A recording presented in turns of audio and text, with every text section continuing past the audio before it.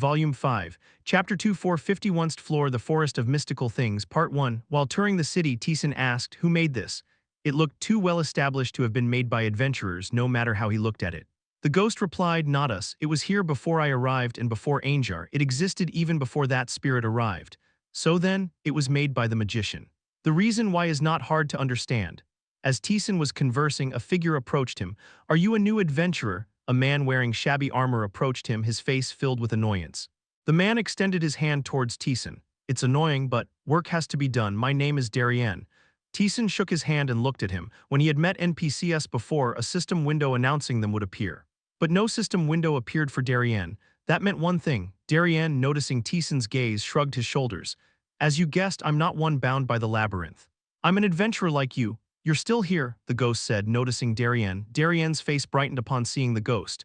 "The hero, if you're here, does that mean you're dead? That's why I'm here." "Are you picking a fight?" "No, no." Darien suppressed his laughter, his face looking delighted at the prospect of the hero dying and appearing before him as a ghost. "Let's get the tour over with quickly so I can rest." "Follow me." Darien walked down the road. Taesan looked around again. The scenery didn't seem at all like a labyrinth, numerous buildings, and roads that were damaged but still paved. And beyond the village, a vast space was visible. This place felt more like a world of its own than a labyrinth. As you can roughly see, this place is different from before, whether you move forward or end up stuck here like us. Everyone here was an adventurer. Or rather, used to be. As he said, Taesan saw many people, but not a single system window appeared for any of them. "It seems like you've lived quite a long time." The age of the buildings and the layout of the village indicated that they had been here for a long time.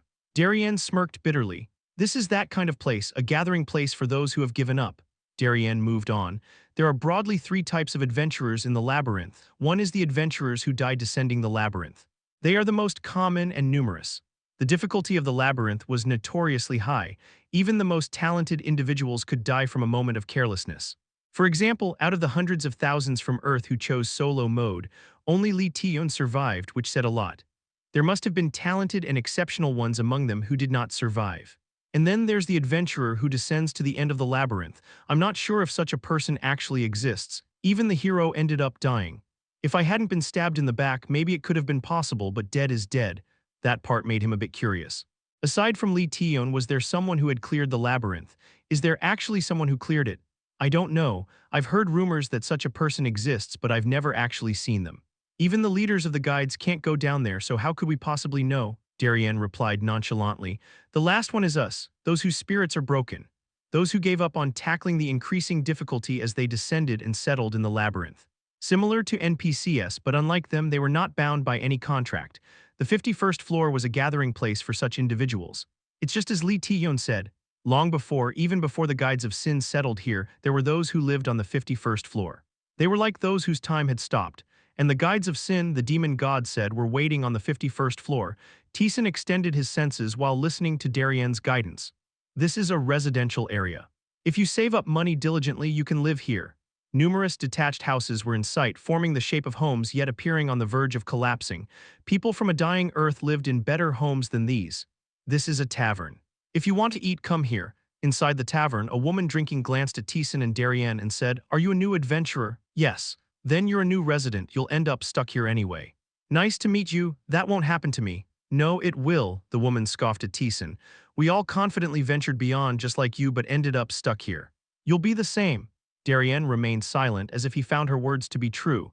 From this series of conversations, Taesan could tell his values and theirs were fundamentally different. This conversation would definitely not progress any further. Leaving the woman behind, Darien continued to guide him through the village. "This is the church. Those who want to pray come here." The exterior of the church was also crumbling, revealing the inside. "There's no one praying. They sleep to meet God," Taesan chuckled. "It's just as the story goes." Lee Taeyeon had said the 51st floor was a place for those with broken spirits. That's why she believed she could rest here. But the moment she truly understood the 51st floor, she realized that was a vain dream. This place was the labyrinth. The labyrinth gave nothing to those who do not brave its depths. And these were the people with broken spirits who did not brave it. Such people building a village, gathering food, and having enough materials to repair buildings was unlikely. The goods themselves could probably be obtained from shop owners. But gathering the money for it was the problem. If they combined their strength to kill monsters, they could supply themselves with gold, but the amount would not be substantial. After all, they were those whose spirits had been broken. They wouldn't want to risk their lives fighting. Therefore, the 51st floor was always short on food and the buildings were crumbling, and those whose spirits were broken always envied those who moved forward. Total shut-ins. You too, if you stay here for hundreds of years, you'll end up just like that. Maybe. Even Lee Tion seemed like she would go crazy if she stayed here too long, so she quickly left. What do you guys do here? Nothing, Darien answered indifferently. We do nothing. Only I sometimes act as a guide upon the request of the labyrinth's manager, but even that's becoming too bothersome. It's killing me. Those who despaired at the difficulty of the labyrinth, those who gave up and sat down, they were completely consumed by a sense of powerlessness. It's even worse than the guides. No, perhaps these were what the guides would become in the future. Those who lost their way, that was the adventurers of the 51st floor. It's really bothersome, but I still have to complete the guide I took on. Darien pointed with his finger toward the end of the village. There an impenetrable forest lay ahead. You want to go down here, right? Taesan nodded. It might not seem possible, but I'll tell you anyway. Somewhere at the end of that plain, there's a unicorn with a blue horn.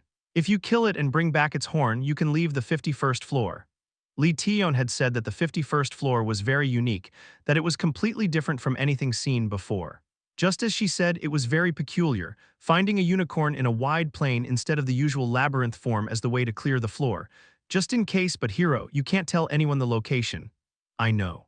I don't plan to tell anyone about the path itself. The strategy for the labyrinth is to rely solely on one's own strength without anyone's help. Well, that's already been broken. Lee Tion thought Taesan was in easy mode and spilled all the information about solo mode. That information was now in Taesan's head. Just so you know, you can enter any house to sleep. If you want to eat, go up to the labyrinth and somehow scrounge up something. It might be blocked due to penalties, but if you struggle, you can get a small amount of gold. That's enough to buy from the shop owner. It was as if he was saying Taesan was bound to fail and return here. Taesan shook his head. I don't plan to come back. No, you will, Darien twisted his lips. I was like you too. I descended the labyrinth faster than anyone. I was full of confidence that I could go all the way to the end, that I could clear it. But I ended up stuck here. Not just me, everyone here felt that way. Darien pointed past the forest. Those who can get past there are either supported by the guides or are beings different from the rest, like dragons. Yeah, like that demon that passed before, otherwise no one can get past. Darien spoke as if his view was the absolute truth. The hero beside you is the same. He descended the labyrinth but ultimately didn't clear it and died. Well, that's true, so I won't say anything, but it's pretty shameful for you to mention that. Darien ignored as if he didn't hear and continued. So you'll be the same. Come back and try to adapt here. Sorry, but I'm different from you guys. Taesan shook his head. I can't just lie down at the bottom and scrape the bottom. I'd rather die trying to descend. Darien's face twisted momentarily. He retorted with a face hurt in pride. Yeah, let's see you prove it. That's the plan. Taesan entered the forest. The sight was filled with an incredibly colorful palette.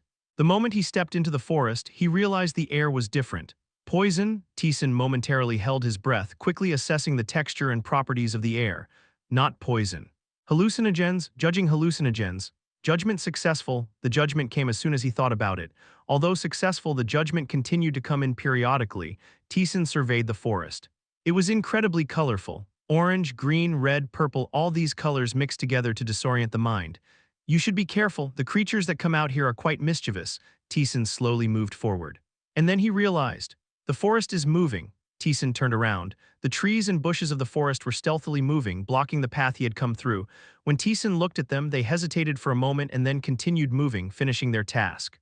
With a wry smile, Taesan walked forward. A bit further, Taesan saw a corpse in his field of vision. It was a completely rotten skeleton. He assumed it was the body of an adventurer who had gone ahead, but Taesan clicked his tongue. Whoever it was, they had bad taste. Did you see through it? As if a freshly rotting corpse would appear right in front of me just now, and in this labyrinth, impossible. He hadn't found a single corpse while descending the labyrinth. It meant there was an entity, perhaps the manager, who took care of the bodies. Therefore, the skeleton must have been deliberately placed there by someone. Click, clack. No sooner had he realized this than the skeleton rose up. Taesan punched towards the skeleton, rushing at him with its arms flailing wildly. Crack. The skeleton crumbled and did not move again. Simultaneously, he could hear giggling laughter. The laughter came from all around. It was a high-pitched laughter like that of a child, but it was thick with murderous intent. Feeling a momentary murderous intent, Taesan stamped his foot. King. White light pierced the tree and the spot where Taesan had been. Taesan quickly ran towards the source of the light but found nothing there. You dodged it. You dodged it. A voice filled with light laughter echoed. Will you dodge this too? King. Lights flew in succession. Two from the left, one from the right, and two from the front. Taesan drew his sword. You activated flow. King. The light collided with the sword and was deflected. Then, twisting his body, he dodged the lights that the sword hadn't intercepted. Kugwagwang, the light pierced through the trees. Taesan concentrated his mind, but he felt nothing. Surprise tinged the voice of the fairy. You dodged that too. This is fun, Taesan murmured. The light just now would have been life-threatening for a regular adventurer on the 51st floor.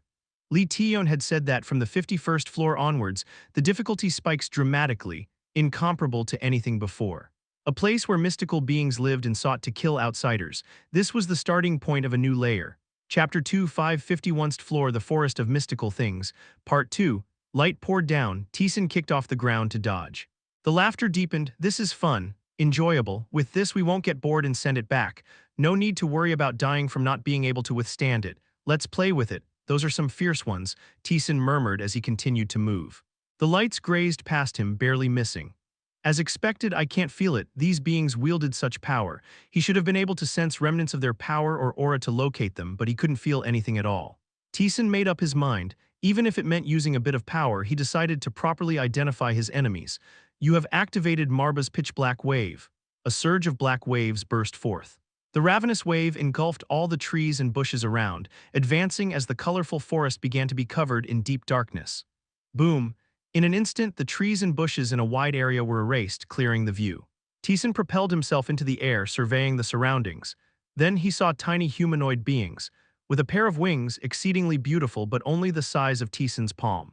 Fairies, and they were much farther away than Taesan had expected. Even if Taesan ran towards them, they would have enough distance to escape. The fairies widened their distance from Taesan even more.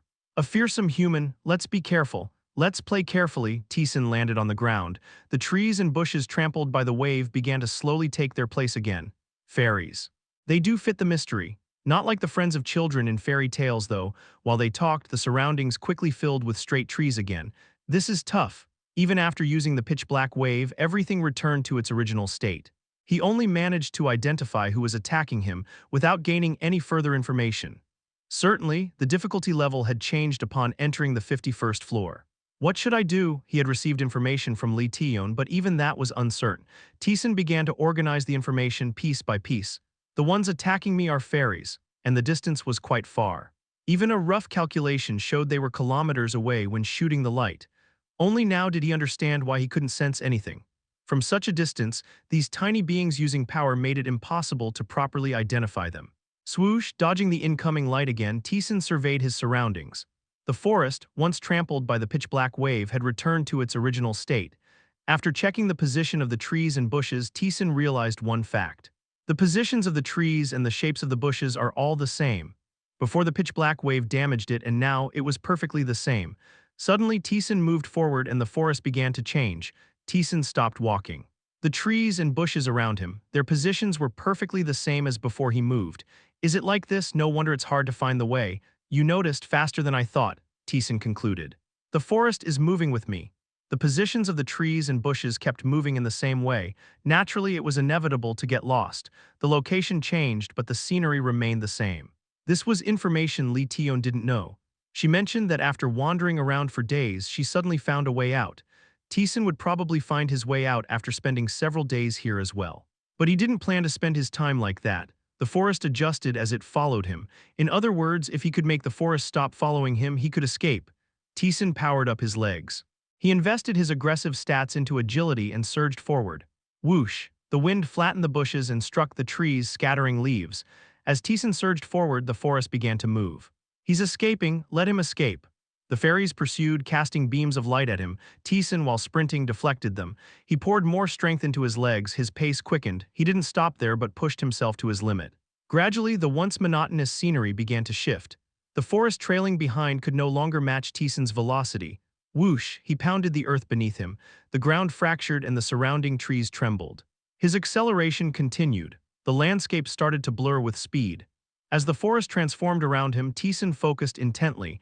He extended his senses in every direction, taking note of everything he passed. In doing so, Taesan detected an unfamiliar energy from afar.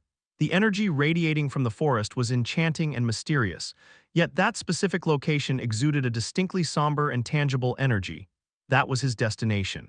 Taesan veered off course. The fairy's playful laughter gradually became distant. Rumble, the forest's branches ascended, the trees merged and expanded, forming a massive barrier.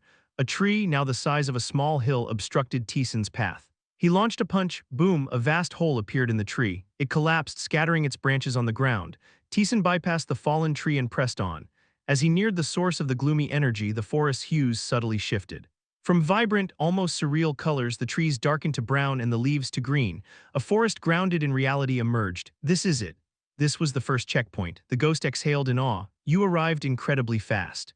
I expected it to take at least 3 days, only possible with your extraordinary stats. 51st floor, the forest that tailed adventurers. There was but one solution: time. As time elapsed, the pursuing forest twisted and slowly, a new path would reveal itself. Until then, one had to wait, but Taesan with his speed broke free. For a typical journey on the 51st floor, this feat would have been unattainable. It's the ugly one's territory. It's boring there, let's go back. The fairies giggled and vanished. Whether they truly disappeared or not, no further lights were directed at him. Taesan observed the transformed forest for a moment before stepping into it. The deeper you go, the more you'll encounter unique, typically unsolvable floors. Such floors usually have a guide. You'll see more of these as you proceed. The ghost spoke. True to his words, within the forest stood a small wooden house. Taesan rang a bell beside the house. A tinkling sound resonated and footsteps could be heard approaching the door from inside. These damn fairy brats, if I catch them, they're dead. The door burst open with a loud noise. The figure that emerged looked up at Taesan and scowled. Who are you? An adventurer, Taesan replied.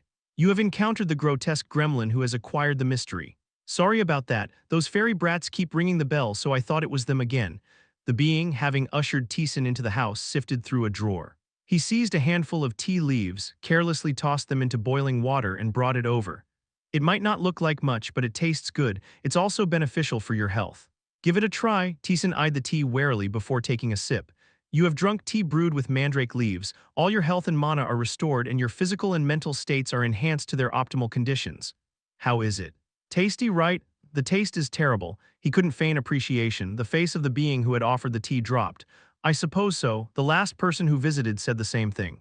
When will I ever master such a skill? But the effects are incredible. What is this? It restored all health and mana. Moreover, it enhanced physical capabilities and fortified the mind. It felt akin to the effects of leveling up. And this was offered not as a quest reward, but simply for partaking in the tea. Adventurers might not find it, but here such things are common. It's nothing special. The being sat on a chair made of leaves. I'll give you a few to take with you when you're done here. A non-hostile NPC existing on the 51st floor. There was one reason for its existence. The being spoke. You're an adventurer. I am a being bound to the labyrinth because I desire something. You know what I might propose to you, right? Taesan nodded. The being smiled broadly. Good, the previous guy was okay, but he couldn't get me what I wanted. Same with the ghost behind you. How about you? The being leaned back in the chair and asked. Be honest with me, what do I look like? Taesan looked at the being's face. It was grotesque, only half the height of Taesan. Not only was it short, but its proportions were also distorted, making it look bizarre. And its face was hideously twisted.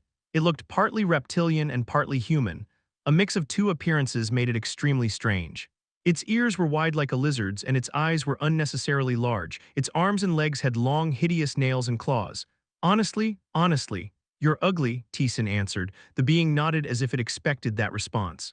I look terrible. It's inevitable due to the characteristics of the gremlin race. However, aside from me, all beings here are beautiful and lovely. It was evident just by looking at the fairies. Despite being incredibly cruel, those small beings were as beautiful as the ones in fairy tales. Unicorns, sea serpents, the raplas, they all possess enchantingly beautiful forms. Yes, that's why they appear in fairy tales and are objects of human longing. But what about me? His face contorted. I've been granted the mystery to stay on the 51st floor, but I'm here all by myself looking like this. I'm the only one who looks bizarre. The fairies always insult me for being ugly, and the sea serpent sends me looks of disdain indirectly. It's irritating. Crunch, the leaves crumbled in his fist. Do you think I wanted to look like this? What am I supposed to do about being born this way? Even if I create my territory and stay there, those fairy brats come to pick a fight almost every day. Just because I'm ugly, just because I look terrible, he rose abruptly, unable to contain his anger. I am a being of mystery just like them. I should be a being that receives both the fear and longing of humans. The gremlin, spewing his distorted anger and jealousy, slumped back down. They persecute me because I'm ugly. He smirked, revealing his crooked teeth. Then if I become beautiful and they turn ugly, I could persecute them, right? Yes, that's what I'll do. As the gremlin murmured, a quest appeared. Subquest start. The gremlin is a being of mystery. Although he has settled on the 51st floor, the residents here despise and belittle him due to his appearance.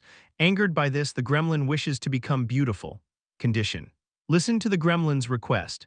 Reward a method to clear the 51st floor, and treasures from the mysterious forest as much as he is satisfied with. Chapter 2 651st Floor, The Forest of Mystical Things, Part 3. Will you accept it? He glared intensely as he spoke. Taesan nodded. Yes. If Lee Tion's words were true, breaking through the 51st floor required first clearing the quests given by the gremlin. Although there might be other methods, this was the standard route, so there was no reason to refuse. Subquest accepted. The gremlin smirked. First, it's about those damned fairy bastards. They're very proud of their wings. Tear them off and bring them to me. That's brutal. They boasted to me first, called me a lowly creature that crawls on the ground without wings, told me to get out of their territory. I wonder what they'll say when their wings are torn off. The gremlin chuckled and waved his hand. Go. Is there nothing in it for me? Taesan inquired about items or skills for clearing the quest, but the gremlin responded indifferently. Why should I give you anything? You should figure it out on your own, he pointed at himself. I gave you a quest because I want something from you. This time his finger pointed at Taesan. The rest is up to you. Bring it and you get rewarded. Fail and you don't. Simple, right? What if I want to give up on the quest and go back? Then I'll send you back. The gremlin spoke without showing any emotion. I'm not forcing you. Whether you take my quest or leave the forest to go back, the choice is yours. The gremlin didn't particularly hold on to Taesan. His attitude was as if whatever choice Taesan made, he would have to bear the responsibility.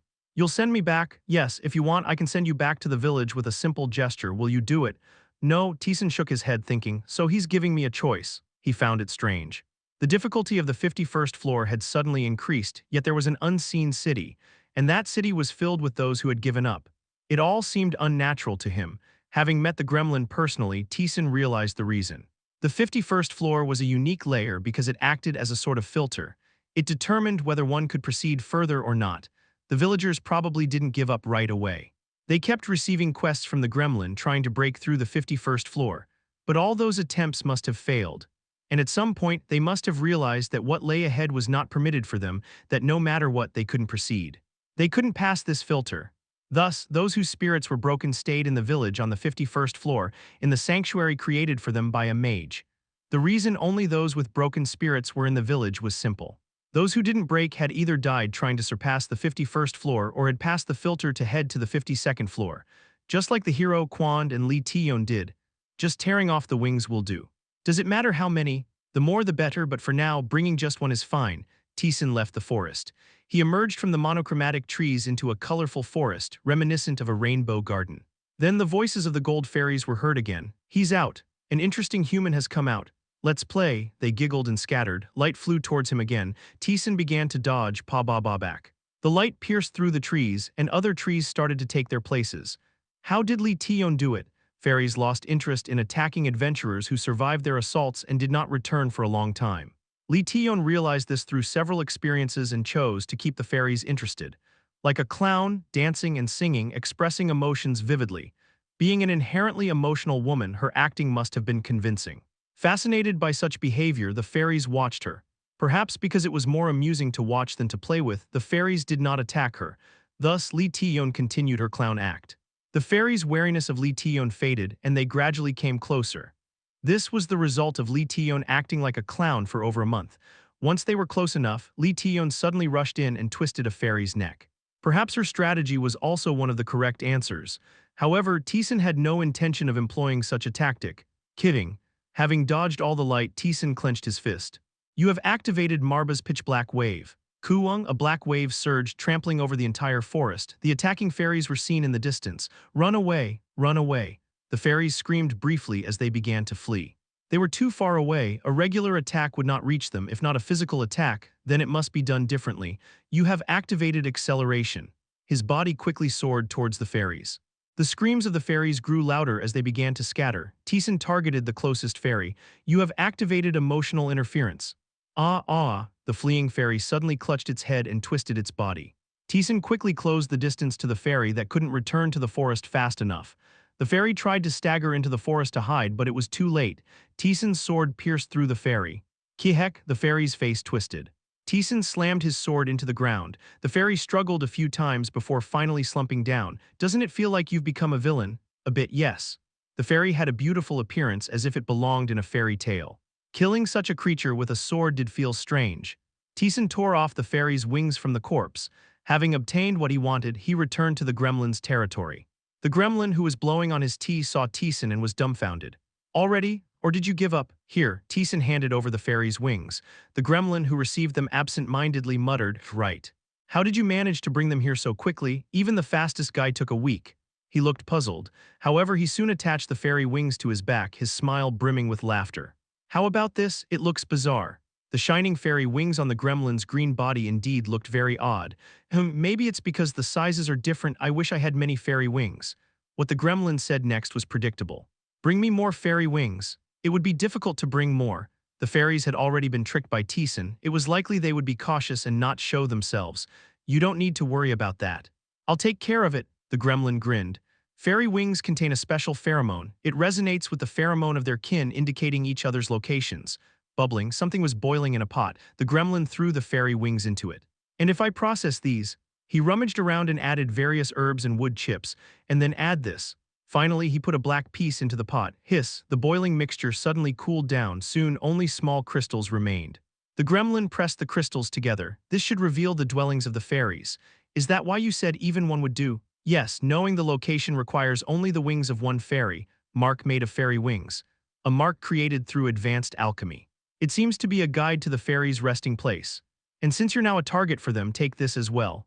The gremlin scraped the remaining crystals, mixed them with something, and sprinkled the finished product over Taesan's entire body.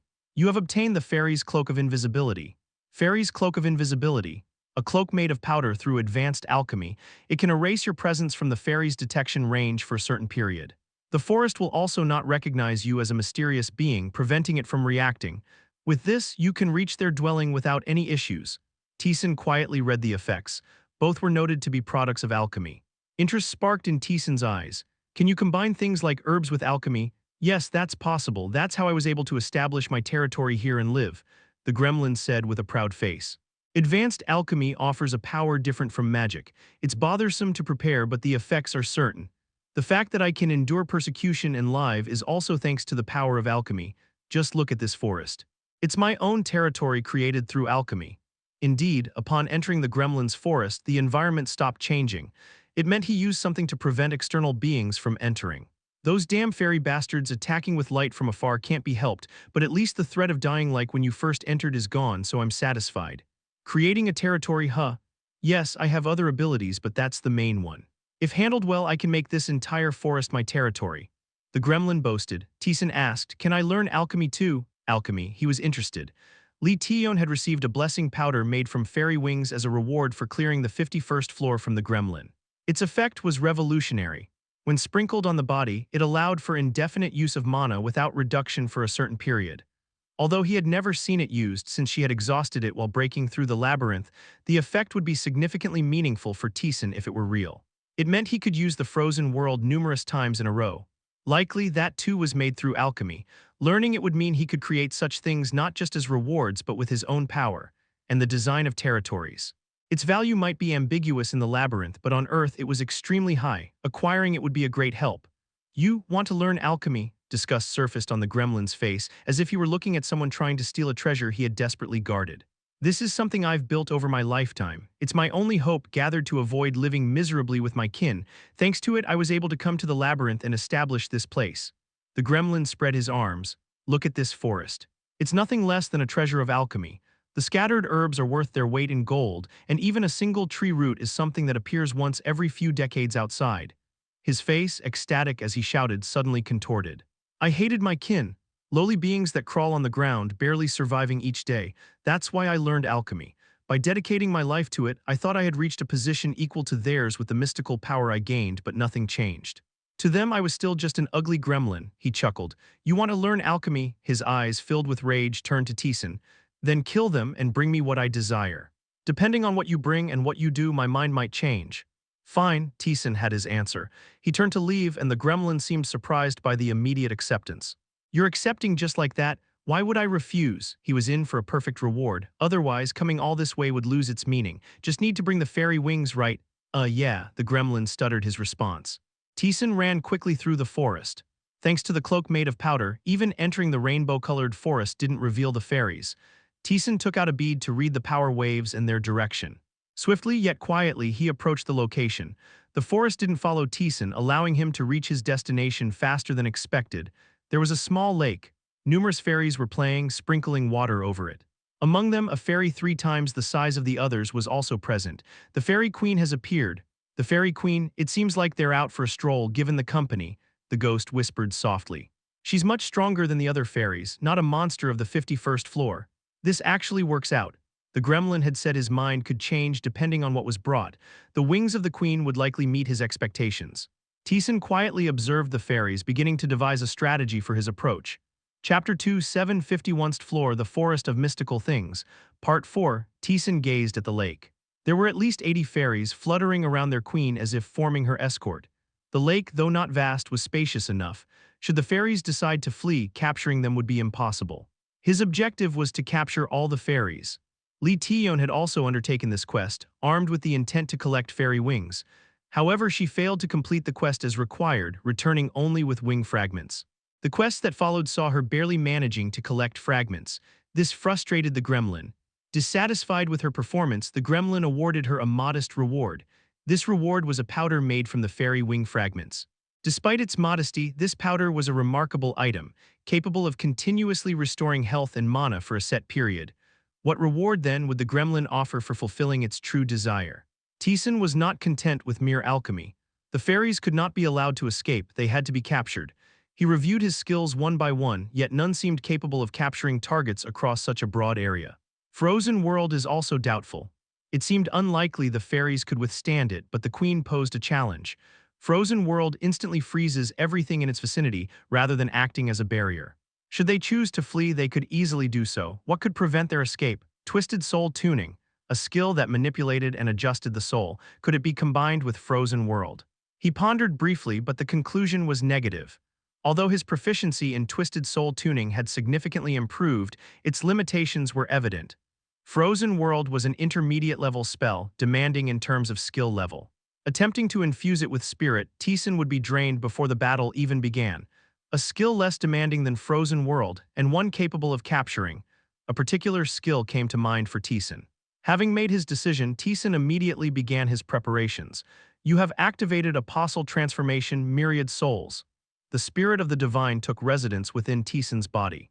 A powerful aura seeped through the mantle of powder and dispersed. Strange, it's weird. At that moment, the fairies sensed Taesan's presence and hesitated. In response, Taesan clenched his fist. You have activated Marbaz's false flame. Flames erupted. Taesan focused his mind and took control of the flame. The fire originating from the lake rose like a barrier encircling it.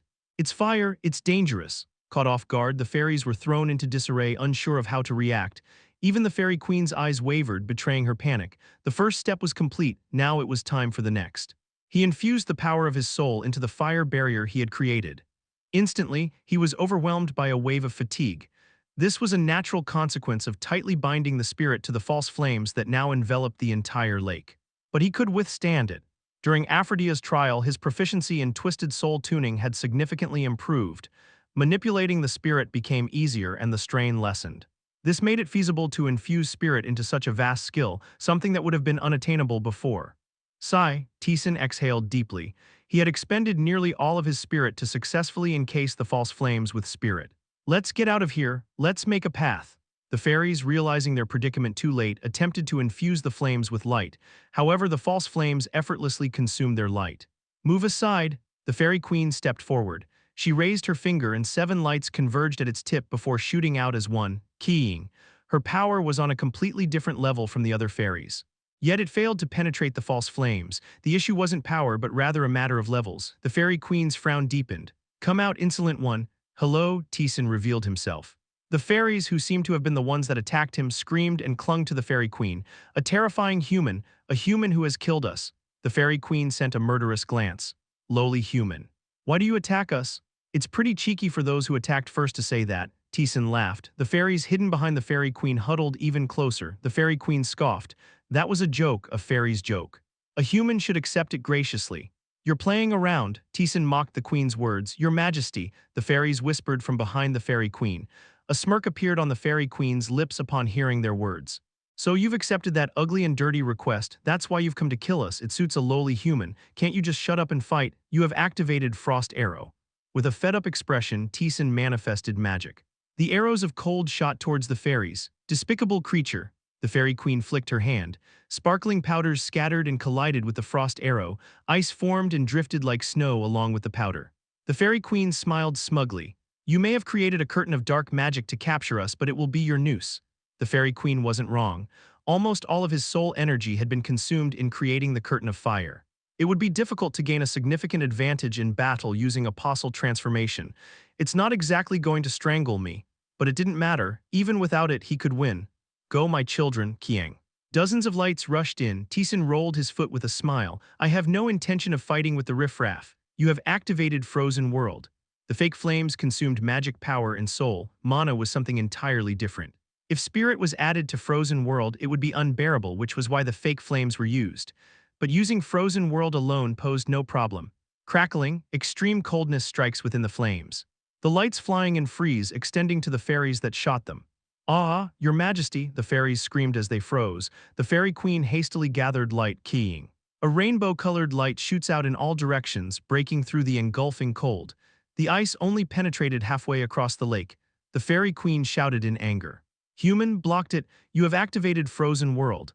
Crashing, the coldness struck again. The Fairy Queen's face hardened. She gathered light again and shot it towards the incoming cold. Crash. But the incoming cold was too much and too massive.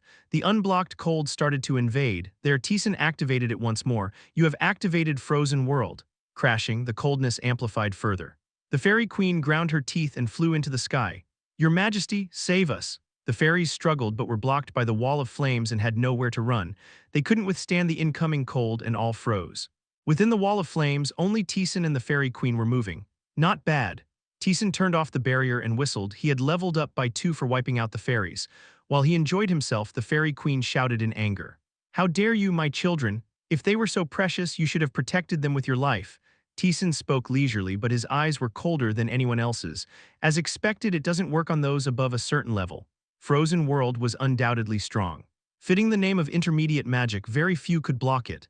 But it was, after all, area of effect magic. It couldn't produce that much power against a single target. For someone like the Fairy Queen, who surpassed a certain level, blocking Frozen World was no issue. Human, a gaze blazing with anger targeted Taesan. I will kill you. The Fairy Queen spread her wings, majestically attacking from the sky as if to judge the human. The powders from the wings scattered, shooting at Taesan like bullets. There were too many to block. Taesan raised a shield. Crackling, a dull impact was felt beyond the shield. Despite being very small powders, the impact felt like he was being hammered. Kiang, a rainbow light lingered on the Fairy Queen's fingertips. Taesan put away his shield and kicked off the ground. Dodging the incoming rainbow light, he rushed towards the Fairy Queen. Then the Fairy Queen flew even higher. Lowly human. A creature that crawls on the ground, you cannot reach me. Who says so? Taesan kicked off the trees around him. Stepping from tree to tree, he quickly approached the Fairy Queen. The Fairy Queen, with a sneer, raised her finger. A creature that crawls on the ground trying to reach the sky. Kiang. A rainbow light was shot out in curving branches. The light that could not be avoided came from all directions. It was impossible to dodge in an unstable position from kicking off the trees. Your first attack nullification has been activated. The light was erased. The Fairy Queen's eyes shook greatly. What? Taesan kicked off the trees and rushed even more towards the Fairy Queen. The Fairy Queen ground her teeth and flew higher. She ascended to a height that was absolutely unreachable. The Fairy Queen gathered light with an annoyed face. Taesan gave a final kick off the last tree and exerted his strength. You have activated Leap. Crack. The tree could not withstand the force and broke. Taesan's body instantly flew towards the Fairy Queen. The Fairy Queen swallowed her breath and moved her wings. Her body moved to the left, dodging Taesan's attack. You've made a decent effort, but this is it. A creature without wings can only fall when trying to fly in the sky. Taesan, who had no wings, could not move in midair. That's what the Fairy Queen thought. You have activated midair leap. Taesan kicked off again. The Fairy Queen, gathering strength, found her neck grasped by Taesan's hand. Let's play on the ground together. You have activated landing. Cough, they crashed to the ground together, making a loud noise. The Fairy Queen gasped for breath. Human. Having crashed to the ground, the Fairy Queen burst out in rage. Rainbow light extended from her hands. Sparkling powders poured out like a storm, trying to engulf Taesan. Taesan, without even defending, stabbed his sword into the Fairy Queen's chest. Why are my attacks? The Fairy Queen couldn't understand. Her attacks continued to be erased as they made contact with Taesan. Unaware that he possessed attack nullification, it was an impossible situation for her. Taesan grabbed her wings and exerted force. The wings were torn away. Human, she exploded in rage, undoubtedly strong. Taesan could tell that an enemy of this level was not something you'd typically encounter on the 51st floor, but it was the same for Taesan. Crack. Continuously stabbing his sword, he trampled over the Fairy Queen's struggle. Soon she coughed up blood and collapsed. Your level has increased. Your level has increased. Your soul ascension has been activated. You have obtained the Fairy Queen's wings. His level increased by 4. It was an unprecedented level increase he hadn't experienced before. Certainly, the rewards from the 51st floor onward had changed. Both the quest rewards and the level increase were much higher than before.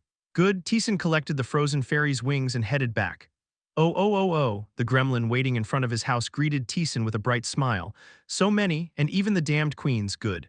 Very good, he laughed out loud, hurriedly attaching the queen's wings to his back. Fiddling with the wings with a dazed face, he shouted to Taesan, "Keep doing this. If you do it till the end, I'll give you not just alchemy but also whatever you want," he said with bloodshot eyes. Next, locate the blue snake deep in the forest river, tear off its scales and bring them to me. Chapter 2 851st Floor The Forest of Mystical Things, Part 5. Most beings tied here are twisted, but this one is especially so. The ghost spoke to Taesan, who was searching for the river. All who are bound here came seeking something. But I still don't understand the gremlin's purpose. A hero who sought revenge, lilies who sought magic, Anjar who was searching for his god, each had a clear and recognizable goal. However, the ghost could not discern why the gremlin had come to this place. They reject all others, immersing themselves in their own world, and desire to be like those who reside in the same place, even if it means strangling themselves. They won't last long and will die, won't they? There was no restriction against inhabitants of the labyrinth harming each other. For instance, Lilies felt fear and sensed death when she was forcibly moved to a room with an orc. This meant the residents of the 51st floor could very well kill the gremlin. What exactly does it desire? I think I know, the ghost tilted its head at Taesan's response. You know. The mind of that madman. Even though the ghost had cleared the 51st floor and passed the gremlin's quest, it still didn't know what the gremlin desired. Taesan muttered. It's all about doing it right, Lee Taeyeon. Having cleared the 51st floor, she had learned much about the gremlin. Because she had told Taesan everything in her previous life, Taesan knew why the gremlin had come to this place. The gremlin's alchemy is exceptional, isn't it? Well, honestly, there's no one to match it. With the right materials and intent, it could survive even in the depths. That such a talent belongs to the gremlin, truly it's the end of days. The ghost clicked its tongue, its voice subtly filled with contempt for the gremlin. The gremlin is a lowest-tier monster without any particular intelligence, worse than a goblin. That's what makes it quite unique. That's the problem. The conversation came to an abrupt halt when they stumbled upon a vast, endless river. Is this the place? You have activated the searing orb. Flames erupted one after another into the river, causing the temperature to boil fiercely in an instant. Kurururu, the water trembled and soon a massive being emerged. It was a snake adorned with sky-blue, luminous scales. A blue snake has appeared from the deep river. Human, the snake flicked its tongue, glaring at Taesan. This is a sacred realm, not a place for humans like you to enter. Leave at once? That's not for you to decide. Taesan drew his sword, causing the snake's pupils to narrow. You hasten your own death, Kuwang. The river surged violently in response to the snake's anger, threatening to engulf Taesan and break through the forest. Sha'ea, the snake opened its mouth wide at Taesan, who countered with his sword. Kang, with a loud noise, Taesan was pushed back. The snake had enough force to repel him in a direct confrontation. You have activated Flow. Dodging the snake's attack, Taesan swiftly moved his feet. You have activated Frozen World. Crackling sound, the overflowing river froze over instantly. The sudden chill unsettled the snake. How can a mere human possess such power? Taesan kicked off the ground and charged at the snake, a beautiful snake with sky-blue scales. Its power was immense, and its scales were so hard that the only way to attack was by targeting the reverse scale above its forehead. The snake, aware of this, did its best to protect its forehead, but to Taesan that wasn't much of a concern. You have activated Strong Blow. You have activated Addition. You have activated Acceleration. You have activated Continuous Attack. Putting force into his sword, Taesan struck the side of the snake. With a loud noise, the massive body of the snake staggered. The blue snake from the deep river takes 503 damage. How? The snake's defense was indeed solid, but only at the level of the 51st floor. Taesan's power, far surpassing it, could penetrate it. Kung, the snake thrashed about, devastating everything in its path. Taesan, avoiding the attack like a rapid current, thrust his sword into the snake's tail. Shaya, the snake screamed. Teeson pulled out his sword, splitting the tail and splattering blue blood. You human, struggling, the snake flew into the river. Teeson followed into the river as well. Foolish, this is my realm. Ugly terrestrial life cannot survive here. Thinking it had an advantage, the snake bared its teeth again, but Teeson moved as if he's not resisting the water with the same speed as on land. Crack, kayak, forced action. And breathless attack. With these two skills, being underwater didn't pose a restriction. The snake desperately tries to survive but is ultimately crushed. Soon after, the snake dies. Shaya. Your level has increased. Your soul ascension has been activated. You have obtained the blue scales of the snake cradling the river. The second quest was also cleared. Teeson returned to the gremlin with the scales. The gremlin couldn't contain his laughter. That arrogant snake, the one that mocked me every time I fetched water, is dead, this beggar. He hastily gathered the scales and the fairy wings together. With this, I can also become one of them. I'll be a companion too, really, the ghost smirked. The forest beings wouldn't like the gremlin who made them kill their own kind, but the gremlin laughed. I'll become a companion because they mocked me for being a gremlin. And they laughed at my wretched appearance, so when I become like them they will accept me too. Madman, the ghost shook its head as if it couldn't understand. Teeson, who had been quietly observing the gremlin, opened his mouth. Do you think they will accept you? The gremlin's face, which had been smiling, hardened. You won't gain anything by doing so. Shut up, the gremlin yelled loudly. You don't know anything, what I want, why I'm here. Why I give quests to you guys. Oh, the ghost showed surprise. It had never seen the gremlin explode in anger like this before. It meant that something in Teeson's words had touched a nerve in the gremlin. The gremlin growled and swung its hand wildly. Just mind your own business and bring me the next quest. A leaf from a flower settled in deep green, bring me that. All right, Teeson willingly backed down. As he left, the gremlin sent a complicated look towards his back. He reacts like that, it's a first. Teeson roamed the forest, searching for the location the gremlin mentioned. There, a giant flower was emitting poison and encroaching in all directions. Rafflesia, you have activated breathless attack. Teeson stopped his breathing. The Rafflesia moved its stem, trying to capture Teeson. Crack. He moved his sword to cut all of it and consecutively activated the searing orb, hitting the Rafflesia. The petals of the Rafflesia began to scorch. The emitted poison became even denser. Not just affecting breathing, but now starting to affect the skin directly. Attack nullification wore off quickly, and health began to slowly decrease. Dragging this out would not be good. You have activated Adventurer's Will. Teeson twisted his body to dodge the flying stems and deeply embedded his sword into the flower's core. You have activated Critical Point. You have activated Wedge. He activated Frozen World to hold the stems and harshly drove his sword into the designated critical part. Rafflesia takes 45-89 damage. The body of the Rafflesia trembled. Teeson crushed the resistance and finished it off. Your level has increased. Your soul ascension has been activated. You have obtained the leaf from a flower nestled in deep green. He completed the third quest at an astonishing pace. Through this series of quests, Teeson came to a realization. It's a sort of test. The first quest, suppress the fairy that attacked from a distance beyond your reach. The second quest, obtain scales from a snake moving in water, not on familiar terrain. The third quest, win against an enemy that continuously inflicted harm just by breathing. Even if they couldn't defeat them like Teeson, obtaining scales or leaves meant they had to succeed in their strategy. It meant strategizing against enemies in various environments, utilizing everything they had built up and the experiences they had gained so far. Why they stay in the village, I now understand. Lee Tion also mentioned that it took her nearly a year to clear this place. As Teeson began his journey back to the gremlin, he muttered, the guides were in the village. Did you notice? There's no way they could survive here. The demon god said that the guides of the 50th floor were waiting on the 51st. So when Teeson first saw the village and didn't find the guides, he assumed they were waiting for him in the forest. It was the optimal environment to target him. But having experienced the forest firsthand, Teeson realized this was not a place to hide. For adventurers of the 50th floor, even immediate survival was not guaranteed in such a place. Meaning they were hiding in the village, waiting for Teeson to pass by. Why they were hiding, he didn't know, but it was something he could find out by going there himself. Upon his return, the gremlin didn't explode in anger as before. He simply gave a complicated look. So you've caught that damned plant too, quite fast, good, it's over, it's all over now. Is it the unicorn now? Yes, just that damned beast left to catch and it's done, the gremlin said, handing over a small powder. Take this, you have obtained the enchanting powder of temptation. Sprinkle this on your body and roam the forest, then you'll be able to find the unicorn. Do you know when it will show up? I don't know. That beast is too whimsical, but it should be within a few days. Teeson sprinkled the powder on himself. A rainbow hue began to envelop his entire body. It's too bright, that's what it likes, so there's no helping it. After handing everything over, the gremlin quietly watched him and then spoke. You said you know why I came here. Yes, Taesan nodded. The gremlin asked gloomily. Then tell me, what should I do? What must I do to achieve what I desire? I don't know that, but I can tell you this much. What you're doing now, you won't gain anything from it. You know that yourself, don't you? Taesan's answer made the gremlin's pupils shake. The gremlin quietly closed his mouth and went inside the house. Taesan watched his back for a moment and then moved. It was the last quest, but there wasn't much to do. Just roaming around until finding the unicorn and following it was all that was left, so the purpose of going somewhere immediately disappeared. Thus, Taesan began searching for the place Lee Tion had mentioned. The ghost asked as Taesan meticulously inspected each tree. Are you looking for the place that woman mentioned? If I find it, I can gain a significant advantage. Is there really such a place? I passed through the 51st floor too but didn't know it existed, so I thought there were no secret rooms here. She wouldn't lie about it.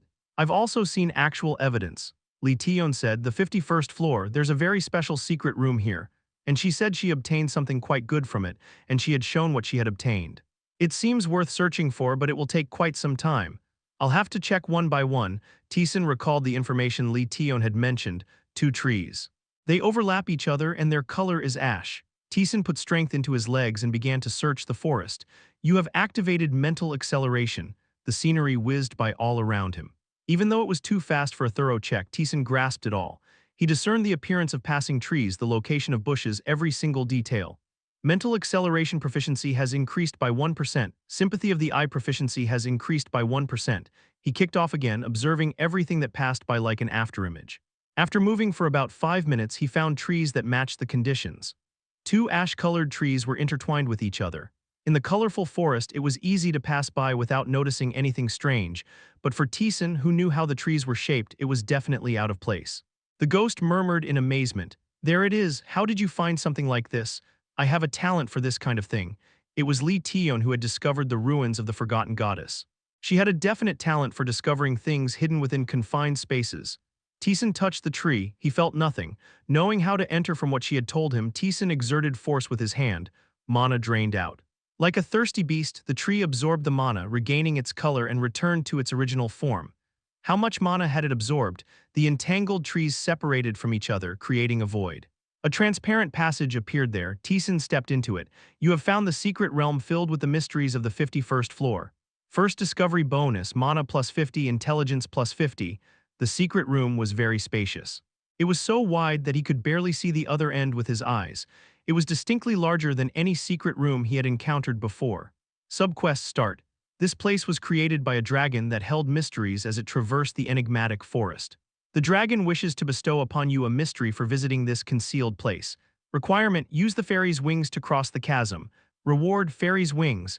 A dragon that held mysteries. The ghost's voice was filled with astonishment. Do you know who it is? I haven't seen it but have heard about it. It's known to reside in the depths, but that thing created this place. Probably out of boredom. Whether from boredom or some other purpose, there was a reward to be had. Taesan accepted the quest and received a skill. You have obtained the special activation skill, Fairy's Wings Temporary. You have activated Fairy's Wings Temporary. Rainbow-colored wings unfurled behind Taesan.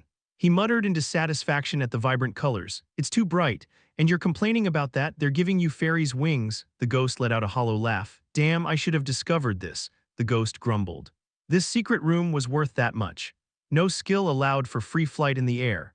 Although he could potentially acquire it given the skill's acquisition condition, even Taesan had not managed to obtain it until now.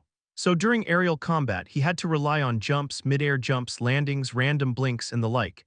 It wasn't that he couldn't respond, but it was extremely inconvenient and limiting. Even when facing the Fairy Queen, if she decided to flee and fly far away, there was no way to pursue her. Among the monsters, those capable of flight were numerous, leaving players at a disadvantage against them. But Lee Tion was different. With the fairy's wings, she immediately moved to engage any flying monster. There were times when Taesan dealt with the monsters on the ground, and Lee Tion focused on those in the air.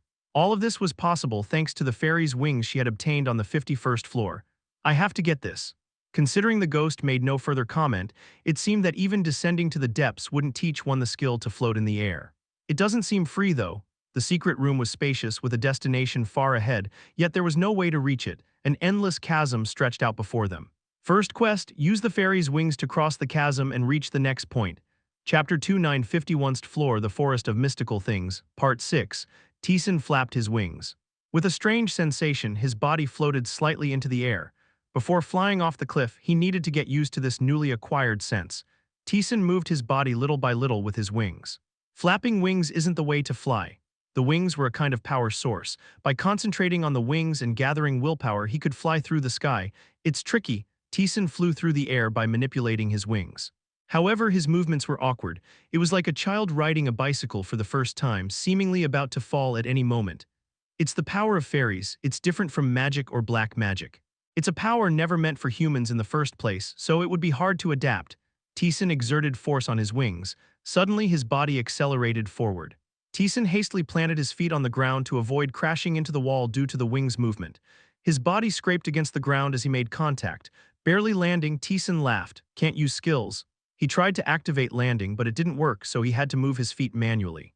This meant there was a possibility that attack nullification wouldn't activate either. I need to adapt. Taesan continued to manipulate his wings. After repeated practice, he realized that the wings were somewhat similar to a sports car. If he moved slowly and carefully, control wasn't difficult. However, attempting to accelerate beyond a certain speed suddenly made it hard to control. The problem was the sudden change in speed. You have activated mental acceleration. He moved his wings again. The accelerated mind made the movement of objects appear slower. The moment the wings tried to accelerate beyond a certain speed, Taesan concentrated his mind. Boom, the direction changed. He continued to concentrate his mind to attempt to control the direction. He turned left before reaching the wall in front. Before hitting the wall to his left, he turned left again. After a series of movements, Taesan found himself back at his starting point. Is this good enough? It wasn't entirely satisfactory, but it seemed sufficient to pass the current quest. Taesan spread his wings towards the endless abyss. Whoosh, his body soared through the sky. It wasn't a leap or an aerial jump, he was literally flying. Flap, he accelerated with his wings. The distant destination grew closer. The moment the destination came into view, Taesan exerted strength into his wings. Boom, suddenly his body halted and the air exploded around him. First quest passed. Second quest, use the fairy's wings to cross the cliff and arrive at the next point. Another cliff unfolded before Taesan. And on the cliff, a few walls were erected as if to challenge him. The 51st floor's hidden room. This place, created by a dragon harboring mysteries, grants visitors fairies' wings. And to obtain the fairies' wings, one must complete a series of quests. The one who cleared the most quests could obtain superior wings. Lee Taeyeon made it through the third stage. Judging it impossible to proceed further, she stopped there. The wings Lee Taeyeon obtained allowed unlimited flight distance and lasted for 1 hour. It was quite an achievement for just the third stage. Taesan kicked off the ground. He spread his wings and flew across the abyss. The moment he was about to collide with a wall blocking the way, he changed direction and passed by the wall. Then, another wall hidden behind it came into view. Taesan quickly maneuvered his wings to descend below the wall. Then he surged upwards. Taesan landed at the next destination. This isn't so hard. Second quest passed. Third quest, use the fairy's wings to cross the abyss and arrive at the next point. Taesan gazed at the next abyss. There was nothing there. It seemed as though he could simply fly across like the first abyss. But that couldn't be all there was to it. Taesan concentrated his mind and kicked off. Thud. He spread his wings and soared at high speed to the next point. As he flew, something began to hurtle towards Taesan. He narrowly twisted his body. Arrows, they were incredibly fast, making them difficult for Taesan to dodge. Whiz.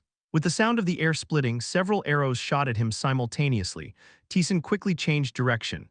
Then arrows targeted the new direction Taesan had moved to. Dodging those, yet another volley of arrows was launched at him. Taesan realized that the arrows were fired whenever he moved. This meant he had to continuously change direction to dodge the arrows and reach his destination. This is tough, Taesan focused. His wings, like a supercar, accelerated beyond a certain speed, making them challenging to control. Taesan planned to use that to his advantage. Boom! Instantly his wings spread and his body surged forward. As he accelerated, arrows were launched at him. Taesan twisted his direction and shot upwards. Just before reaching the ceiling, he dashed forward. Whiz, Taesan turned left like a jet, evading the incoming arrows. He moved in a straight line, not a curve. It was a decision to not control the explosive acceleration but to change direction and move forward, and it worked well. The flying arrows missed Taesan and vanished into the distance. Thud. Taesan arrived at his destination. Third quest passed. Fourth quest, use the fairy's wings to cross the abyss and arrive at the next point. Taesan looked towards the abyss on the other side. Like the previous abysses, it appeared empty. But anyone who had come this far would know better. Invisible dangers lurked. Lee Taeyeon had given up here. She nearly perished at the third abyss. Barely surviving, she concluded that proceeding further would be too risky.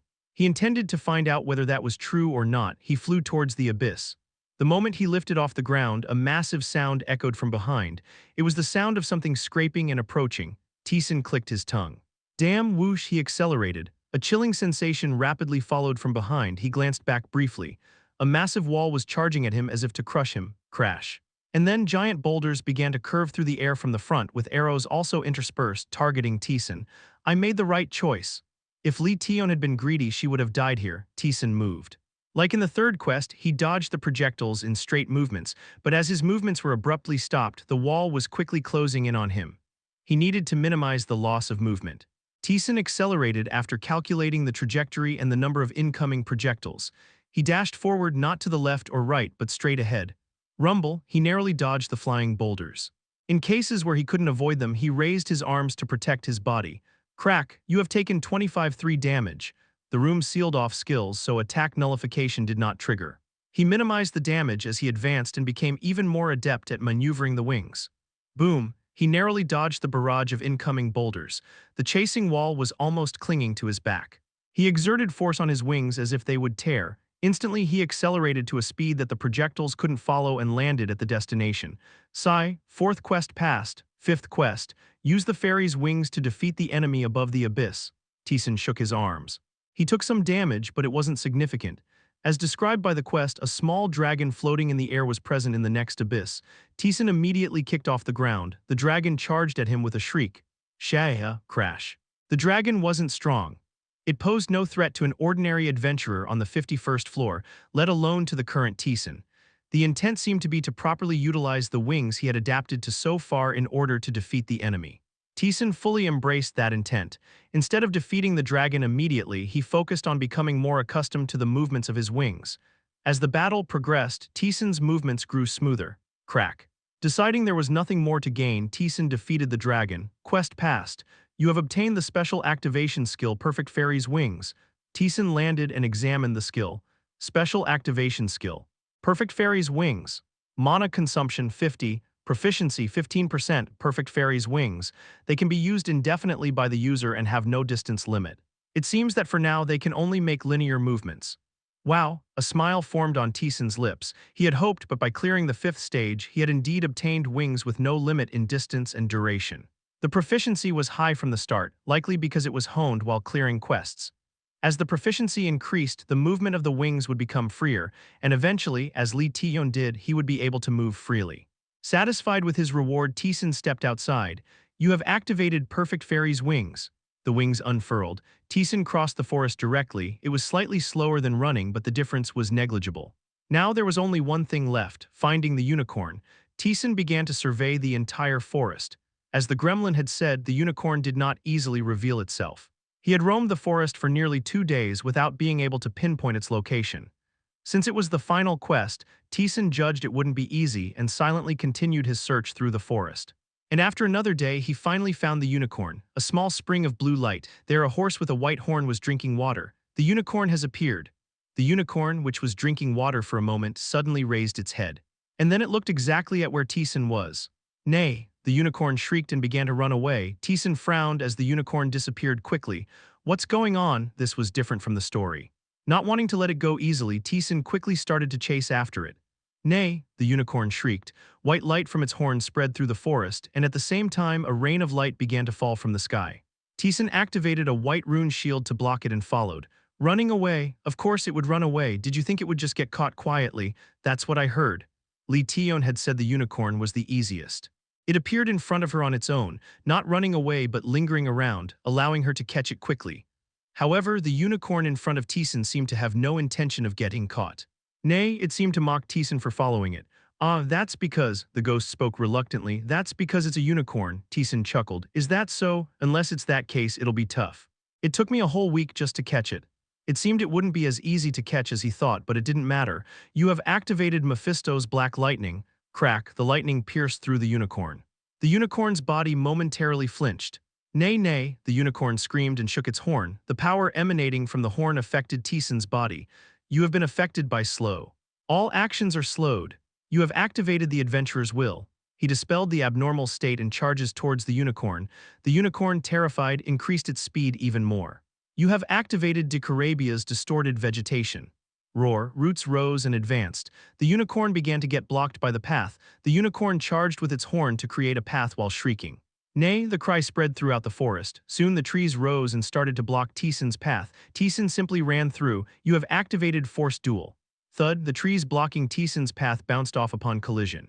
You have activated the deer walking on the wind path. You have activated a small spark. The wind carried the flames, spreading them in all directions. The forest burned, and the places where the unicorn could hide gradually disappeared. The unicorn neighed and kicked off the ground. Nay, the unicorn, flying high into the sky, started to laugh towards the ground, knowing that the human Taesan couldn't reach it. You have activated Perfect Fairy's wings. Wings spread from Taesan's back. He rushed towards the sky. The unicorn, alarmed by the sight of the approaching Taesan, twisted its body. Taesan also maneuvered his wings to pursue the unicorn. You have activated acceleration. The body accelerated again in the sky. Although the unicorn increased its speed, it started to get closer. Realizing it couldn't escape, the unicorn suddenly started to move freely in the sky. Since Taesan could only move in straight lines, he kept missing. Nay, then the unicorn mocked Taesan again.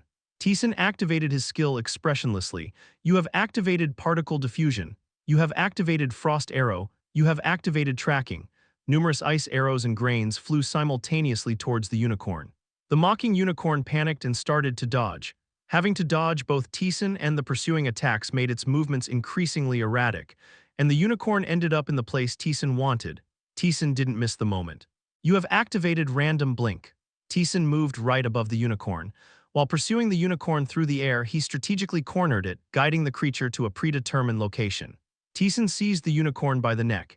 In a state of panic, the unicorn attempted to flee, but Taesan firmly planted his foot on it, preventing its escape.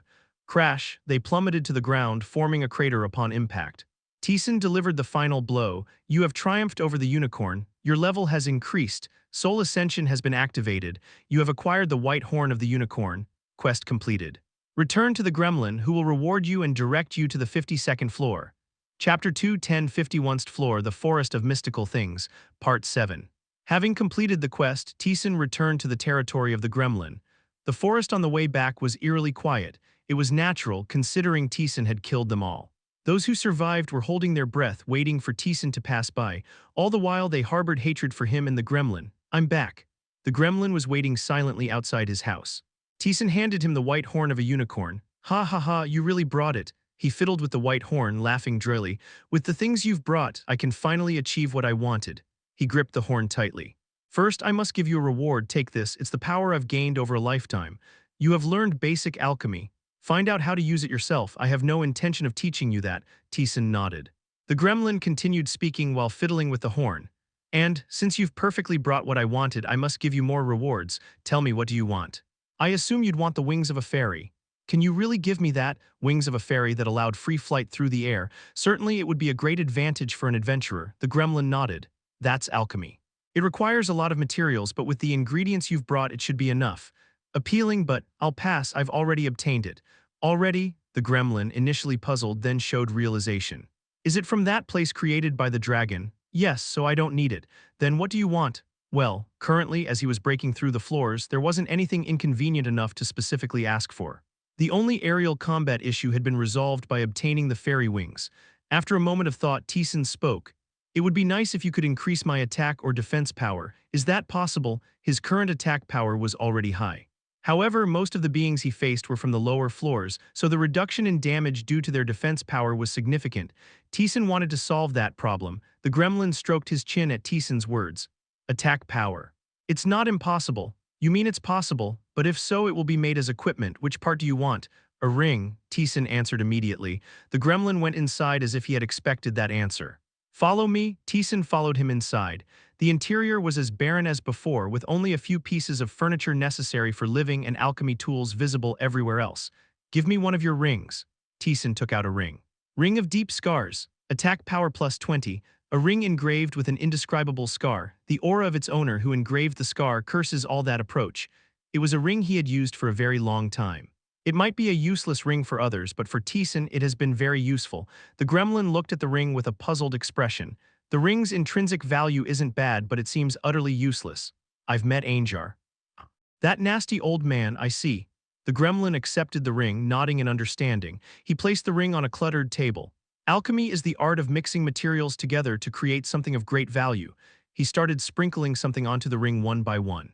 However, unlike magic, alchemy isn't a safe art. It's unstable and seeks that instability. Strong materials mix and clash, and the power generated from their reaction is what's captured in the ring. He sprinkled white powder, then green powder. The powders collided, generating heat that melted the ring. The gremlin continued his work. Taesan watched the incomprehensible process repeat. About 10 minutes later, the gremlin sprayed a blue liquid towards the melting ring and quickly ducked under the table. Boom! The moment the liquid met the sparks, an explosion occurred. It was a massive explosion that could have blown away everything inside the house. Debris hit the walls and fell. Only the table, seemingly treated with something, firmly remained in place. Cheek. After the explosion, the ring reappeared, now imbued with the powders. The gremlin peeked out and picked up the ring. It turned out well. Take it, Ring of Deep Scars refined by alchemy. Attack power plus 150. A ring engraved with an indescribable scar. The aura of its owner who engraved the scar curses all that approach. Petals that engulf everything and living fog have combined with the water from the explosion. The attack power had increased by an astonishing 130. Taesan was taken aback by the unexpected change. Looking intently at the ring, the gremlin shook his head. Just in case you're wondering, you won't be able to achieve this level if you tried now. Even a slight mistake in the process can lead to failure, and the equipment itself could be destroyed. That's tricky, but it also meant that if one could improve their skill, such transformations were possible. If it were easy, everyone would be doing it. From now on, you figure it out.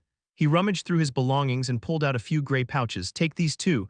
You have received 5 pouches of blessed powder made from fairy wings. Blessed powder made from fairy wings. Continuously recovers health and mana for a certain period. The recovery speed is quite fast. The effect was similar to what Lee Tion had received, but even better. With 5 pouches, it looked like they could be very useful in dangerous situations. Taesan accepted the powder. The gremlin then handed him a compass. This compass will guide you to the path to the 52nd floor. Then he started to tidy up. Now go, I have no more business with you, Taesan, holding the compass, asked. Do you really think you can be satisfied with that?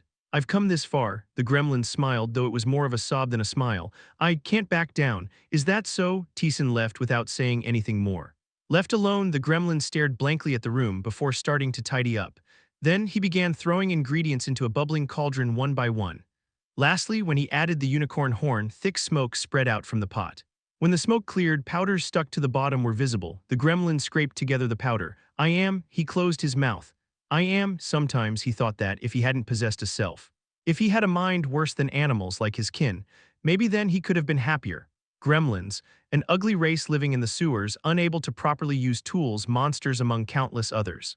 Among them, he was the only one with intelligence. It was despair in itself. Moreover, being inherently small, he was subjected to the contempt and violence of his kin. Monsters are less than animals. And animals, when survival becomes difficult, kill their weakest offspring first. The gremlin barely escaped from his kin and parents trying to eat him. Entering deep into the forest, the gremlin was determined to abandon the gremlin race, to acquire abilities and live among other races worthy of his intelligence. Entering the boundary of magic, he worked desperately in the forest alone, gathering ingredients and nurturing his strength without anyone's help. As a result, he obtained alchemy skills unmatched by anyone else. Pleased with his achievements, he ventured out of the forest. With his current self, he could be like humans. He diligently read books left behind by humans in the forest, learning their language and writing. Since he could communicate, he could be of help to them and live together. He believed that. Until the first human he met was amazed by a talking gremlin and threw him behind bars. He became a circus animal. He shouted desperately, claiming he could use alchemy, that he could be of help to them, that they could be together. But no one listened to his words. They were merely amazed that a gremlin could speak. That's when the gremlin realized it didn't matter what he learned or had. Even with whatever power he possessed, he was still just a worthless monster. The same was true when he was released by a group known as the Monster Liberation Group. They regarded the gremlin with curiosity, not as a sentient being. He returned to the forest. And he delved madly into alchemy, gathering information until he discovered the existence of the labyrinth. The labyrinth, a place where all the world's mysteries converged. The gremlin was excited. There he believed his existence could be accepted. He believed he could converse as an equal with others. And so he entered the labyrinth. But in the labyrinth he remained just a gremlin. Mystical, beautiful beings still scorned him. It's the gremlin that's the problem, he sobbed. No matter his achievements or accomplishments, no one recognized him, no one accepted him, no one befriended him. He was alone his entire life. Driven to madness, he made a decision. Then it would suffice to no longer be a gremlin, to become like them. He looked at the clumped powder with dangerous eyes. This was the end, whichever way it went. Picking up the powder, he staggered out. The gremlin headed deep into the forest. It looked dangerous. It's his own choice, I have no right to stop him. Lee Tion had said this while expressing regret. She wanted to help, but she couldn't, but Taesan couldn't stop him either. Whatever he said, the gremlin would react just as he did with Lee Tion. Whatever the outcome, it was the gremlin's own choice. As Taesan returned to the village, he collected various medicinal herbs and flowers from the forest. Perhaps because he had learned alchemy, he noticed things he hadn't before. Flower bearing blue blood. It carries the aura of cold flames. Its repulsion is strong, making harmony difficult. Root hidden deep. It carries the aura of solid earth. Its repulsion is weak, making harmony easier. It easily combines with specific attributes. What's all this? Just phrases that were hard to understand. The ghost didn't seem to know much about alchemy either. Alchemy. I've only heard of it, never seen anyone but the gremlin use it. Learning the basics must be quite hard, right? It'll be difficult alone. Doing it alone seemed like it would require staying in the forest for at least a month unless someone helped. Taesan, after collecting materials, arrived at the village. At the entrance to the village, Darien was waiting, his face visibly brightened upon seeing Taesan, a vastly different expression from their last encounter. You're back. How did it go? There's no reason for me to come here anymore. Did you pass? Yeah, Darien's eyes wavered, but he forced a smile onto his lips. Congratulations. I knew you could do it. Taesan looked at Darien pensively. What do you want? The last time he left, Darien had hurled insults at him. There was no reason to treat him warmly now. No, I feel sorry for speaking too harshly before. You risked your life to get here and I didn't even properly congratulate you. He grabbed Taesan's arm and pulled him into the village. Come on in. I'll celebrate for you. Taesan looked at him expressionlessly. Anxiety showed on Darien's face. He took a step. Seeing Taesan follow, Darien's expression brightened. The moment Taesan stepped into the village, he could feel a chill sensation brushing through him, a force he hadn't felt before. It was emanating from the bottom of the village. Finally ready then, Taesan muttered. He had thought the guides would be waiting in the forest, but the forest was a place they couldn't live. Meaning, as he passed through the village, the guides were inside, quietly waiting for him to pass by for some reason. I hope it's not disappointing. Taesan entered the village. Chapter 2, 1151st Floor, The Wolf That Brought Destruction to the World, Part 1. It's already too late. The force emanating from beneath the village had grown very dense and strong since he had left. Even now, no matter what he did, he wouldn't be able to stop them, so his first thought was to enjoy it, to see what they had prepared and with what they intended to catch him. Darien led him to the village tavern. There, adventurers with awkward faces greeted him. Hello, nice to meet you, they approached Taesan. It was acting so poor that even a 3-year-old child wouldn't be fooled. Taesan barely suppressed a chuckle as he accepted their hospitality. Look, we've prepared something special with great care. They brought out the dishes. The food was quite plentiful, roasted chicken legs, a well-prepared vegetable salad, etc. All were foods he hadn't seen on his way through before. Taesan sat down at a table laden with dishes. Darien urged him with a smile. Go on, eat up. Taesan started with the salad, chewing thoughtfully, tooey, and then he spat it out. Poison, not a strong one though, a slow-acting poison, right? What? Unfortunately, this kind of poison won't work on me. Darien's face turned cold. You noticed. I thought about pretending to be fooled a bit longer, but the acting was so bad it was embarrassing. Taesan placed his hand on the table. As he exerted force, the table shattered and the dishes crashed to the ground. Were these lavish dishes also part of the deal you made with the guides? Lee Tion hadn't mentioned the lavish dishes. These people wouldn't have hunted the monsters themselves. It must be one of the things given by the guides as part of their cooperation. You're nothing, Darien shouted angrily. Even if it's the 51st floor, it's just the middle of the labyrinth. It's nothing. The moment you defied the guides, you were dead. Them kill me, Taesan sneered. Darien drew his sword with blazing eyes. Just die quietly. Boom. They all charged at once. A woman drew a dagger and a sturdy knight swung his greatsword. Taesan rolled his foot. He grabbed the greatsword, twisted it out of the way, kicked the owner of the dagger, and narrowly avoided the swinging sword to strike down with his own. Crash, cough, ayak, in a single breath all 5 of them were laid out, their faces flushed with anger as they rushed in then halted abruptly. What? Why is this? It seems you thought I was similar to you guys, having just cleared the 51st floor. That's a misunderstanding. He could handle dozens of them rushing at him without any trouble now.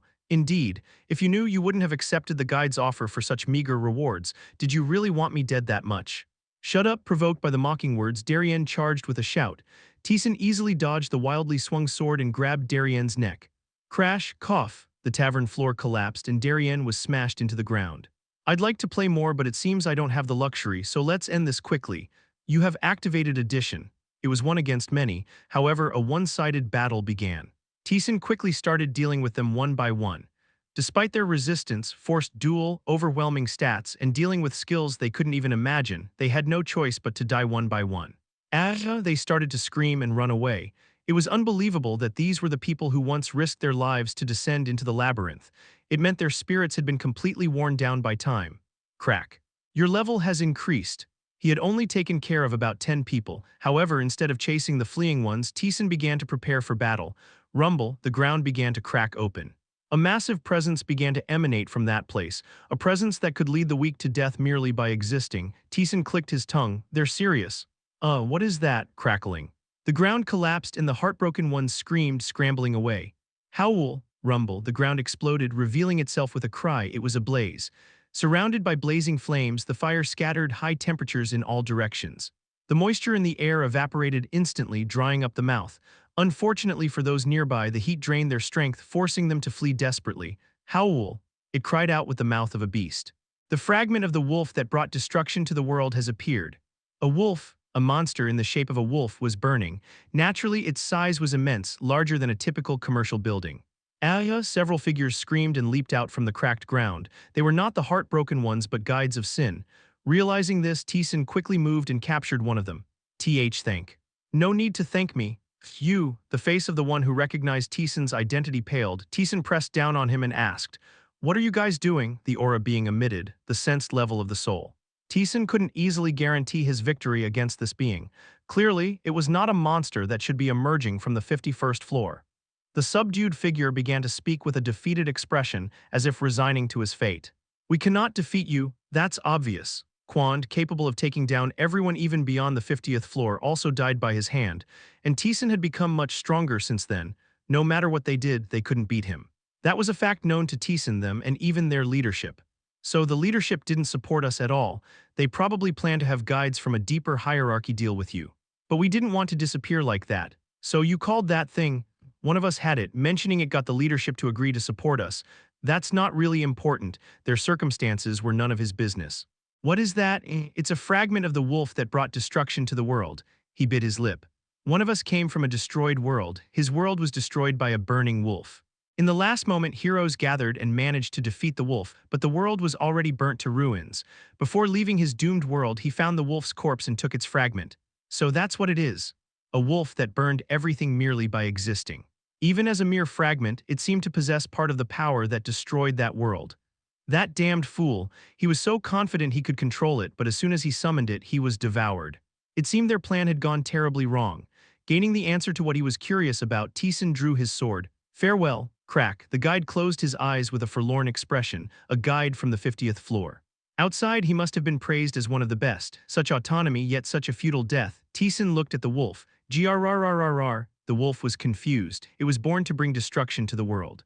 That had been its mission since creation, the only purpose it had lived for. Thus, when the time came, the wolf arose and brought destruction to the world. Even though it died in the end, the wolf was satisfied that it had fulfilled its mission. But suddenly it found itself in a strange place, and with only a fraction of its former power. Growl. The wolf's pupils dimmed. Much had changed, but nothing was different. Its mission was the destruction of the world. So it would just have to destroy this world. The wolf, assessing its surroundings, instinctively looked at Taesan. That being was the most threatening thing here, one who could kill it. As soon as it realized, the wolf howled. Howl, ahya. Those hiding behind buildings clutched their ears. Unable to withstand it, they vomited blood.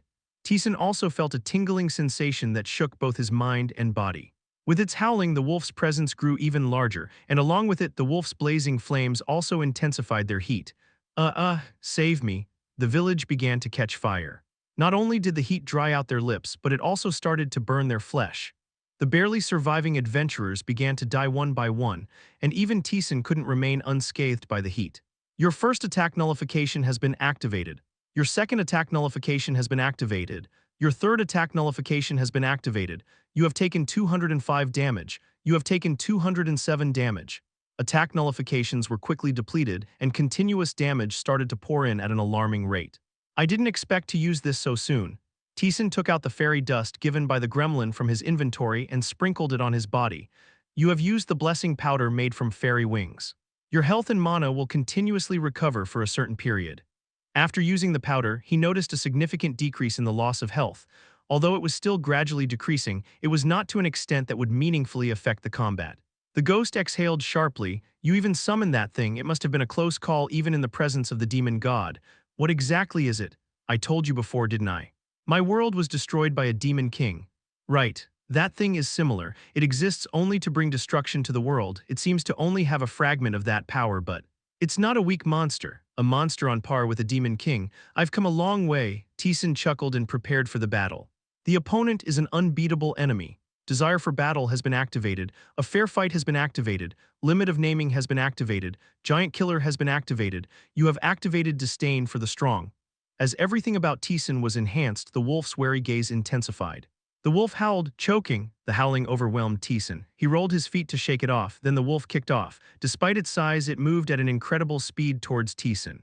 Taesan raised his sword to meet the wolf's claw, which was as big as his own torso. Crash, he barely managed to hold his knees from buckling. Taesan realized the wolf possessed much stronger power than him. The wolf moved its other foot and Taesan kicked off the ground to dodge it. System end KRRRKK. The wolf howled again. A series of flame spheres burst forth from its open maw. What does it think it's a dragon? Taesan muttered. The spheres of flame were quite large and numerous, making them tricky to dodge. You have activated perfect fairy wings. Flutter, fairy wings sprouted from Taesan's back. His body accelerated into the sky, dodging the incoming flame spheres. From the air, Taesan activated a skill. You have activated Frost Arrow. Frost arrows continued to activate. Dozens, then hundreds of frost arrows materialized above Taesan, beginning to converge. A giant ice meteor formed. If it's a flame wolf, it should be weak against ice. Taesan lowered his hand. The ice meteor, freezing everything around it, began to fall towards the wolf. Chapter 2, 1251st Floor, The Wolf That Brought Destruction to the World. Part 2. The wolf howled towards the meteor, falling towards it. Kyuhyung, the howling carrying heat, shot out. The meteor was instantly shattered, and even its remnants melted away. Not even moisture remained, nothing was left. The howling, not satisfied, flew towards Taesan. Taesan quickly moved his wings. A hot blast of heat passed right beside Taesan, the wolf that destroyed the world. It must have burnt the entire world. Uaak, those who were hiding seemed to realize they couldn't survive and charged at the wolf. Even staying still, their vitality was gradually eaten away by the heat, so they thought to kill the wolf first. But it was futile. The wolf moved its body with a derisive laugh crack. Adventurers charging with afterimages were all crushed and trampled. They disappeared without even a scream. Their foolish deaths were an opportunity for Taesan. He charged at the wolf, which was taking a brief breath after trampling them. You have activated Apostle Transformation Myriad Spirits. You have activated Acceleration. Kyuhyung. The wolf responded to Taesan, who approached in an instant. It turned violently and slammed down its claws. Taesan raised his sword. You have activated Flow. Kagagegek. Flow deflected the opponent's attack. The path of the claws, which should have been diverted by the sword, did not change. The claws with force overpowered and slammed down in their twisted trajectory. Kagagak, Taesan directly deflected the wolf's claws. The claws grazed Taesan's forearm and stuck into the ground. You take 20/21 damage. Despite a slight graze, a high amount of damage was inflicted. Taesan then pulled his sword and slashed the wolf's flank long. 43 damage to the wolf that destroyed the world. And damage finally appeared. Taesan clicked his tongue and the wolf swung its claws again. You have activated Random Blink. Taesan's body moved above the wolf. The claws sliced through the air, missing their target. As he fell, Taesan gathered his strength into his sword, infusing it with Spirit Strike, and plunged it into the wolf's back. 203 damage to the wolf that destroyed the world. The damage was noticeably higher than when not enhanced with Spirit Strike. Yet the damage was still woefully inadequate. It was uncertain how much health the wolf possessed, but it was clear that this amount of damage was far from enough. A wave of heat rushed towards Taesan, who had landed on the wolf's back. He quickly dodged the engulfing flames. Fighting it in a battle of attrition won't work. What you received was the Apostle's Spirit Strike, and that is the wolf that destroys the world. In terms of level, that side is higher. Even if it's just a fragment, attempting to defeat it immediately was overly ambitious. Unperturbed, Taesan activated Essence Understanding. You have activated Essence Understanding. Fragment of the wolf that destroyed the world. An entity that turns everything to ash. The health was not visible. This indicated that the enemy's full scope couldn't be comprehended even with Essence Understanding, leaving Taesan to deduce it on his own. The wolf was completely engulfed in flames, which served as a sort of barrier, preventing Taesan's attacks from effectively landing. This meant he had to consume those flames. Taesan unfurled his wings. Let's take it slow. Mana was essentially limitless. The powder derived from fairy wings replenishes not just health but also mana. The mana expended on dozens of frost arrows was fully replenished in that brief moment. You have activated Frozen World. Jijijejiok, frost enveloped the world. A piercing winter chill assailed the wolf. Kyuhang, the wolf howled. The encroaching coldness was shattered into fragments. Doesn't it work? Frozen World was a skill effective against many enemies. However, it proved less effective against overwhelmingly powerful foes. Taesan soared into the sky wielding a variety of magic. Frost arrows, scorching spheres, wind explosions, and more continuously harassed the wolf. Krrrung. The wolf grew increasingly agitated. It was desperate to defeat its adversary and lay waste to the world, yet it found itself constantly thwarted. Aowu, a burst of scarlet flames erupted. Before the wolf, flames began to coalesce. These flames intertwined with the wind, swirling together. Kagagagagak, several fiery tornadoes formed. These tornadoes consumed one another, merging into a single massive storm. For a beast, it certainly employs a diverse array of techniques. Taesan chuckled, flapping his wings. The fiery storm pursued the agile Taesan. When he realized he couldn't dodge the attack, Taesan ceased his evasive maneuvers. You have activated Frozen World. Jijijiok ice surged forward. However, the storm hesitated only briefly before resuming its advance toward Taesan. Magic proved ineffective. Taesan infused his entire body with Spirit Strike and lunged at the storm. He brought his sword down upon the storm. Quagwagang, the storm exploded violently. Flames erupted in every direction, attempting to overwhelm Taesan. Taesan fortified himself with more spirit. Kagagagak, he was met with fierce resistance. The intense heat made breathing difficult and challenged the spirit enveloping him. Taesan concentrated deeply. He focused all his attention on the sword as it met the storm, confronting the tempest before him. This was no ordinary storm of flames. It was an assault infused with the wolf's essence, and such an attack always harbored a core. Sensing the storm's frequency and motion through his sword, Taesan deciphered it. Finally, having identified the heart of the hurricane, Taesan plunged into the storm. You take 30-51 damage. You take 20-43 damage. Flames engulfed him. His skin began to redden, starting from the fingertips, slowly burning, suffocating. Ignoring the incoming pain, Taesan plunged his sword into where the core was. Puang, the storm exploded outward, and behind the exploding storm the wolf was revealed, Kang. Taesan blocked the wolf's attack and used the recoil to fly far away. He quickly pulled out a health recovery potion and drank it. New flesh appeared on his burnt skin. His health was dangerously low. It was a risky attack for Taesan as well, but there was also something to gain. The intensity of the flames emanating from the wolf was noticeably weaker. Taesan realized the flames wrapping the wolf's body served both offense and defense. Meaning if it focused on attack, its defense naturally weakened. Then the method of attack was clear. Taesan charged at the wolf. The wolf howled and ran towards him, slamming down its claw fiercely. Kagak, he twisted the sword, deflecting it. The mere aftermath brought damage, but it wasn't unbearable. Taesan, who had slipped under the wolf, moved his sword. You have activated Vital Point Designation. You have activated Addition. Quajik, he slashed the wolf's hind leg. 502 damage to the fragment of the wolf that destroyed the world. Although still not high, the damage was significantly greater than before. The wolf, attempting to burn Taesan, who had dug underneath it to death, spewed flames downwards. Seeing the precursor, Taesan pulled out his shield. You have activated the Aegis Shield. Puang, flames exploded, pressing down on Taesan. However, due to the Aegis Shield, he took no damage. When the shield's invincibility time ended, so did the outburst of flames. Taesan then wedged into the attacked area and attacked again. You have activated Wedge. 1,304 damage to the fragment of the wolf that destroyed the world. Finally, 4-digit damage appeared. The wolf attempted to crush him by folding its legs, but Taesan narrowly escaped. Creating some distance, Taesan examined the wolf's hind leg. A very small wound was visible there. Krrr. The wolf quietly bared its teeth, its gaze fixed on Taesan with wariness. Kyuhang, charging forward, the wolf attacked. In response, Taesan raised his sword. He kicked away the jaw that sought to swallow him and then dodged the incoming claws. You take 40-53 damage. The claws grazed his back. Enduring the pain, Taesan thrust his sword into the wolf's hind leg once more. 20-31 damage to the fragment of the wolf that destroyed the world. Puhak. Blood spurted from the leg. Kyung. For the first time, the wolf's howl was filled with pain. It shook its body violently, scattering flames in all directions like sparks. Taesan utilized his wings, dodging all the sparks with precise movements. He evaded the wolf's leap that was aimed at catching him. The wolf expelled a sphere of flames from its mouth.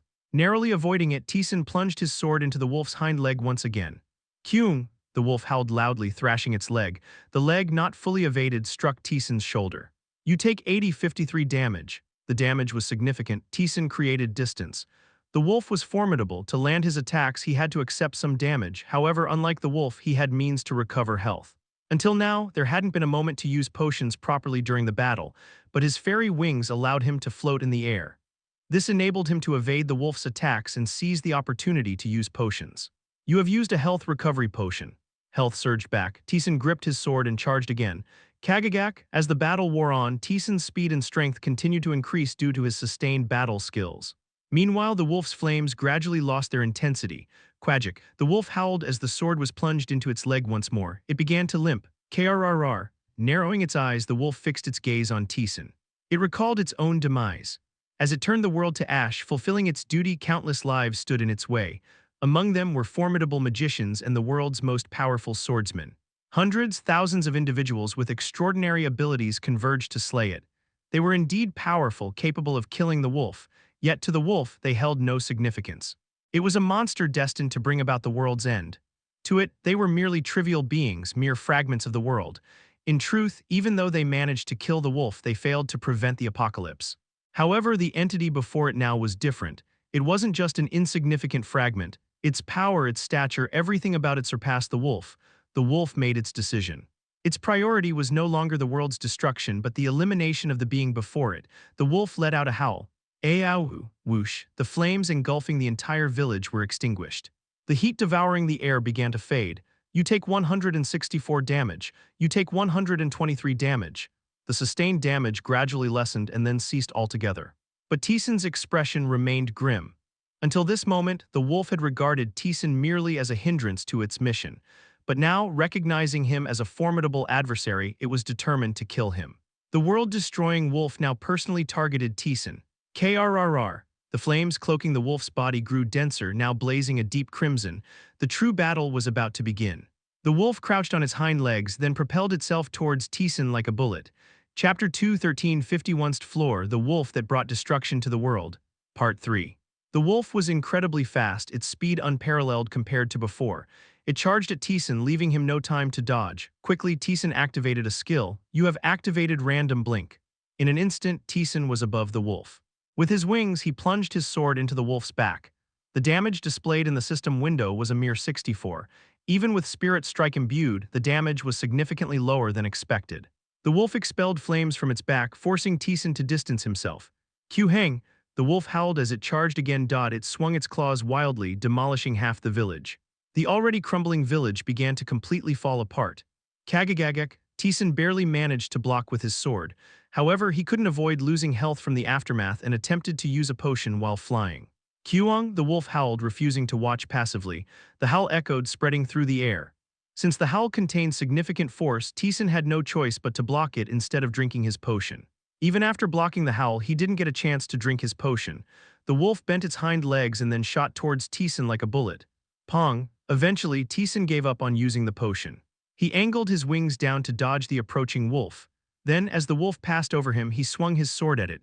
Kagagagak, he tore through the wolf's belly. The recoil almost made him lose his grip on the sword, but he held on with strength. Kiui, he managed to make a long gash across the belly, but it was only a superficial cut, not deep enough to reach under the flesh. The attack didn't work properly because it was blocked by flames. Ow, the wolf howled towards the sky. Then part of the flames forming the wolf dispersed and began to take shape. Several small wolves made of flames appeared. They charged towards Taesan. Taesan clicked his tongue and moved his wings. However, the flame wolves kicked the air and rushed towards him in the sky. Are they trying to make it impossible for me to use potions? With a serious expression, Taesan put strength into the swords he held in both hands. Kong, he struck down at the first wolf that charged at him. However, instead of disappearing with the recoil, the wolf bared its teeth. Each of these small wolves was a flame that made up the larger wolf. They were not weak beings. Taesan imbued his sword with Spirit Strike and exerted more strength.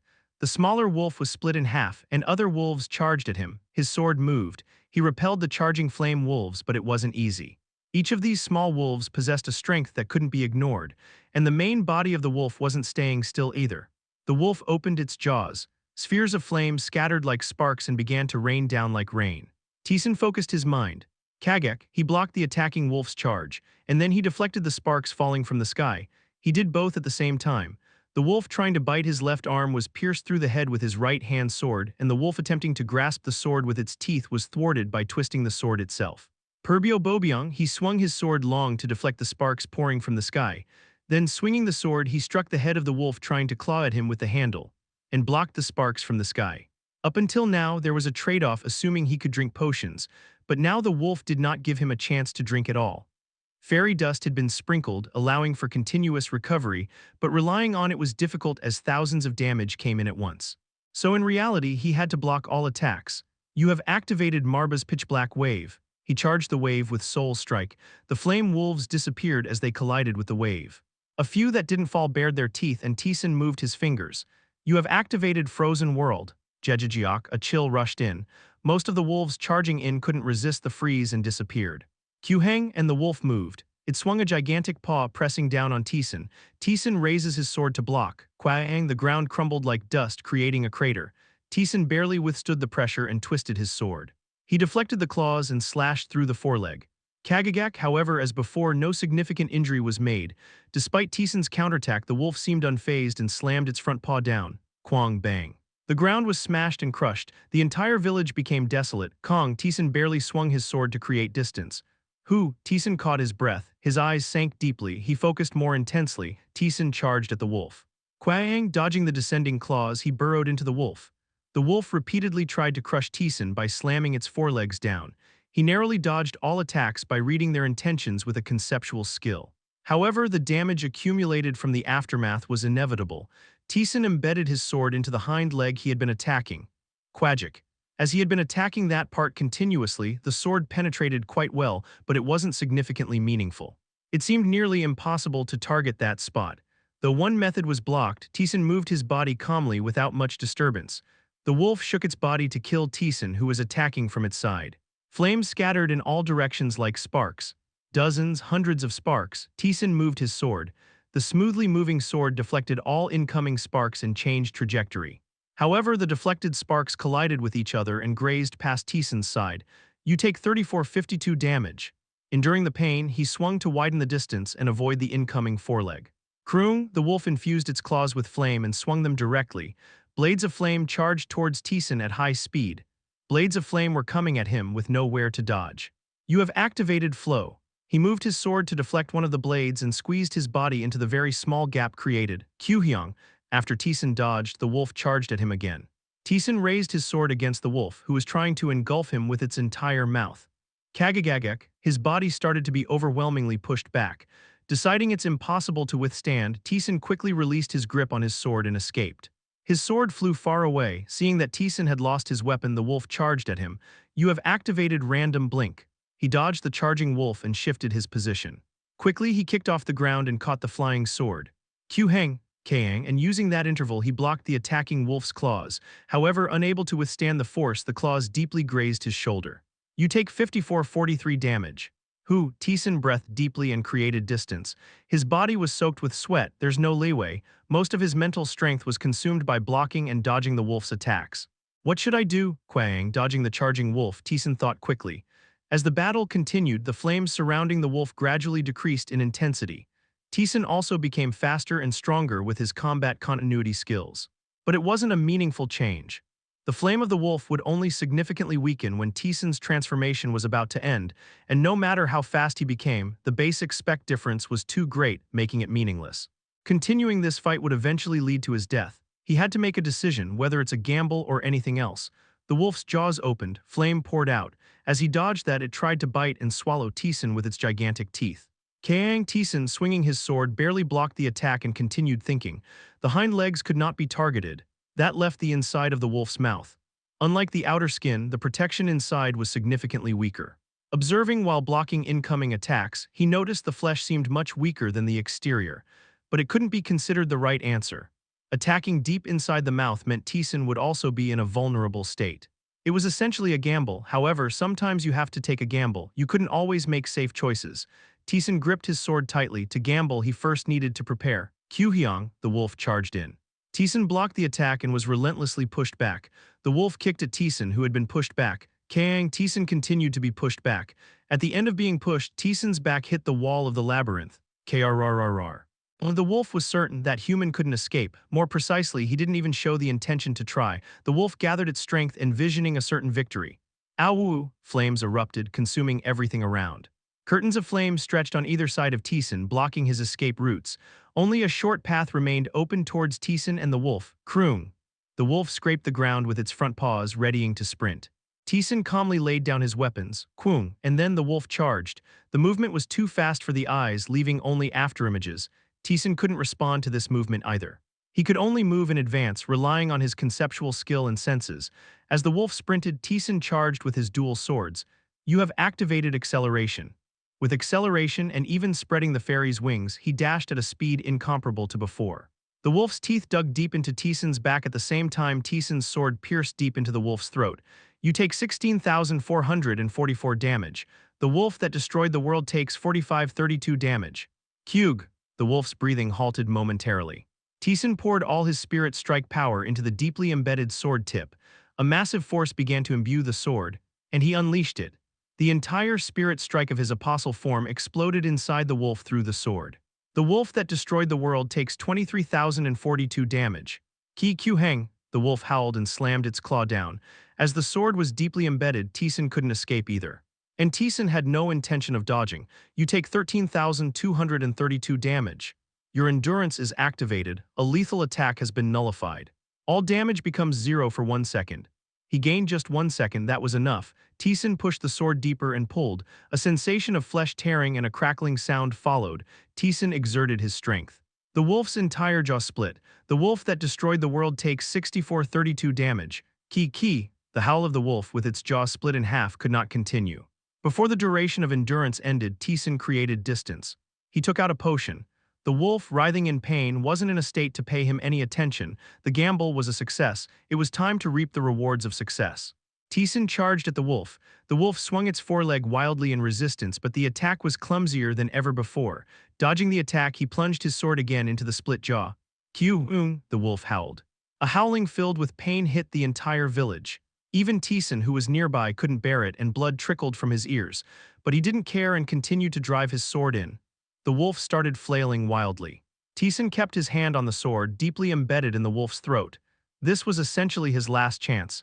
If he couldn't bring down the wolf during its frenzy, he wouldn't win. Kwaijujuk. He clung tightly to the rampaging body of the wolf, driving his sword in even deeper. Soon, the wolf's throat opened. Taesan inserted himself into that spot. Kyug! Trying to expel Taesan, the wolf exhaled. But nothing came out. Kyug! The wolf was in agony. Something inside it started to stir violently. Kyug! Finally, the wolf collapsed. As its faint breath slowly faded, the wolf's belly began to split open from the inside. Taesan, drenched in the wolf's blood, emerged. You have defeated the wolf that destroyed the world. Your level has increased. Your level has increased. Your level has increased. Desire for victory has been activated. Your health permanently increases by 1543, strength by 143, and agility by 111. Your soul ascension has been activated. Your health permanently increases by 3443, strength by 283, and agility by 252. Your soul ascension has been activated. You have acquired the special activation skill Ember of Calamity. Your proficiency has increased by 3%. You have defeated a beast embodying the will of the world. You have acquired the special constant activation skill Opposer of the Great Will. You have fought in terrible heat. You have acquired the special constant activation skill Resistance to Fire Damage. You have acquired the Will of Destruction. You have swallowed the true blood of the wolf that destroys the world. You have acquired the special activation skill Kinship of the Wolf. Chapter 2 1451st Floor Alchemy Part 1 Sai. With the level up, all his health was restored. Mental fatigue vanished completely and his body returned to its optimal state. Are they all dead? How could they possibly withstand that? Taesan surveyed his surroundings. Not a trace of life could be felt. Whether it was the aftermath of the battle, being torn apart by wolves, or not being able to withstand the flames emitted, they all perished. What a waste! If they had managed to take him down, they could have gained much. However, caring for them too would likely have led to defeat due to overreaching. But that didn't mean he gained nothing. He leveled up quite a bit from those he took down before the wolves appeared.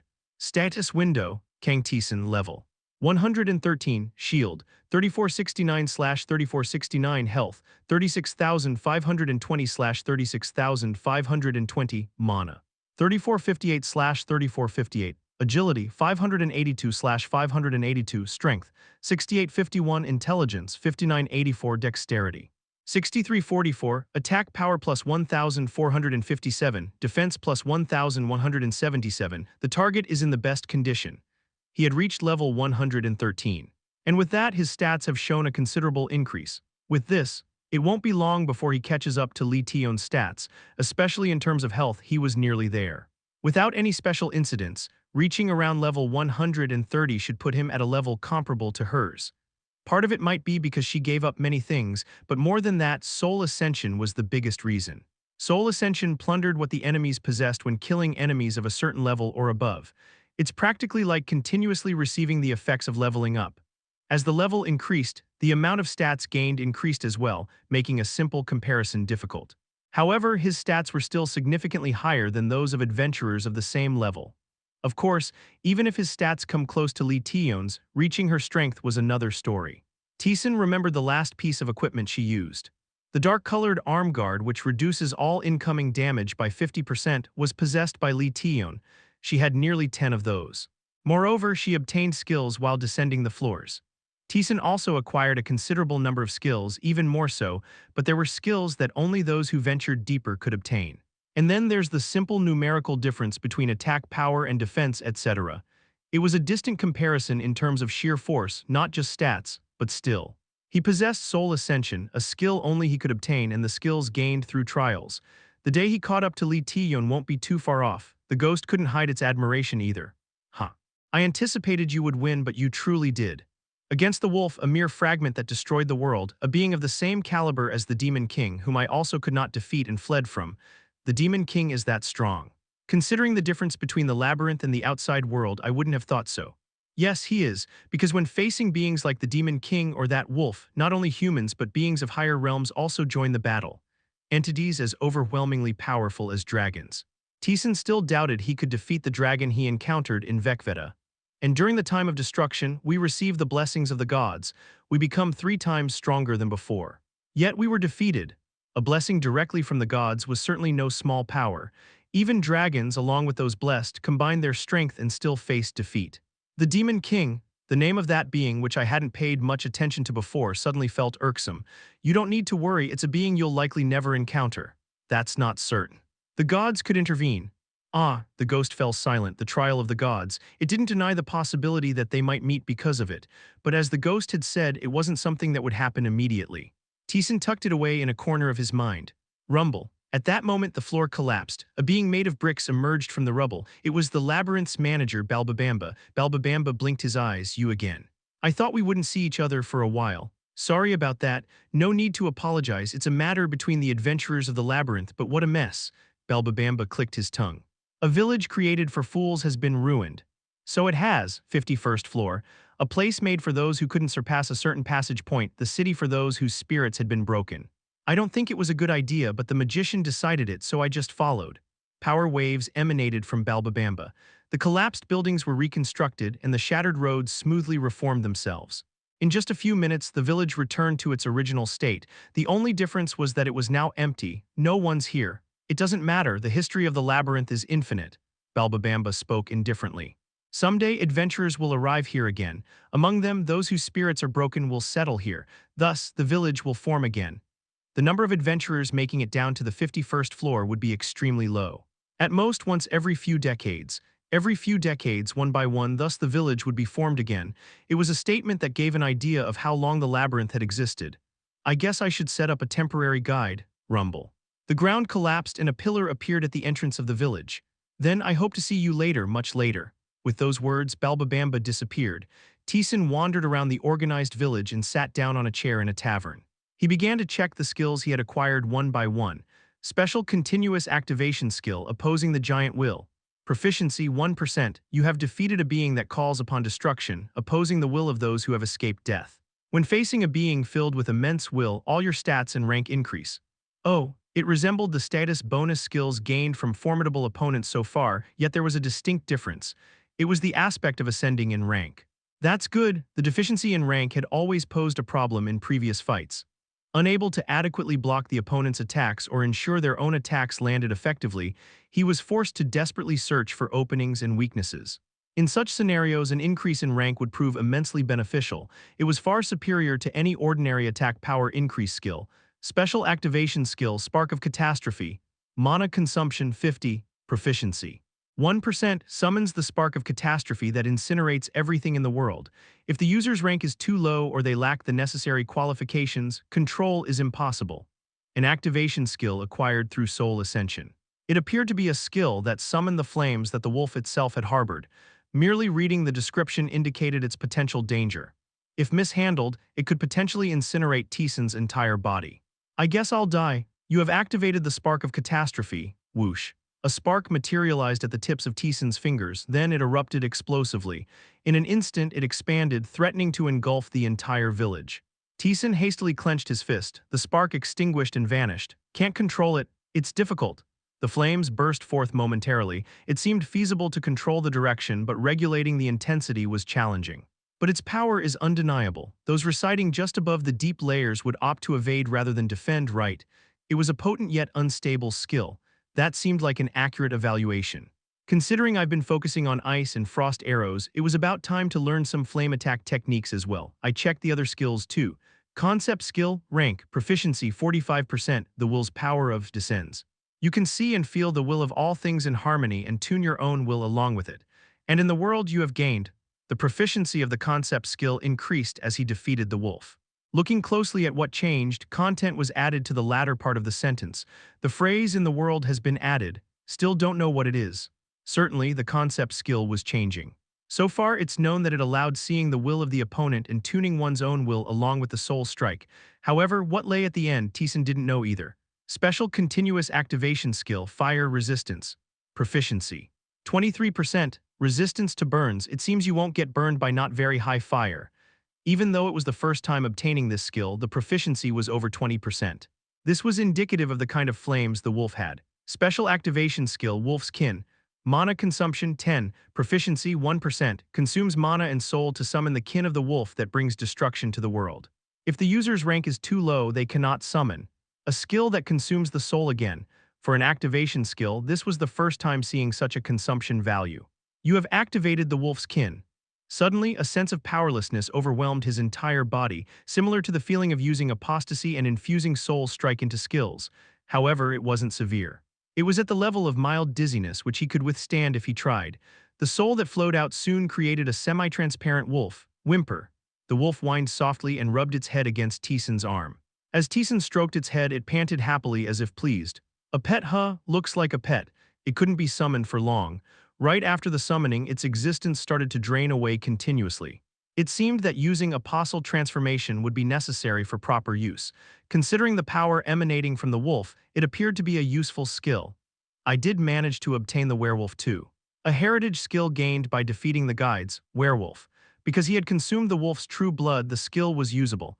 He read the description, but it didn't seem to have significant merit, so he planned to check it slowly. That was the end of the skills. If there was any significant change, it was that the proficiency of ability sword had reached 39%. It was about time for it to change as it approached 40%. And what remained was the ashen aura flickering above Taesan's hand, will of destruction. A great will containing the destruction of the world. That was all. There was no mention of how to use it or what power it held. Having it meant it would eventually be used. Sigh, that was everything. The tasks on the 51st floor were finished. It was time to go deeper to the 52nd floor. Taesan moved into the forest. The forest was quiet. The fairies no longer moved or hindered him. Therefore, Taesan could find his way without any disturbance. By the way, what happened to that guy? Gremlin? Yeah, he seemed quite in danger the last time I saw him. Taesan stopped in his tracks.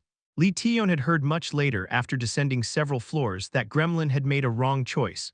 But unlike her, Taesan had handed over a large amount of materials at once, enough for Gremlin to achieve his goals. I should check. There was no need to move immediately under normal circumstances. However, Taesan's quest-clearing method was entirely different from Lee Tion's. Gremlin's choice might have been expedited.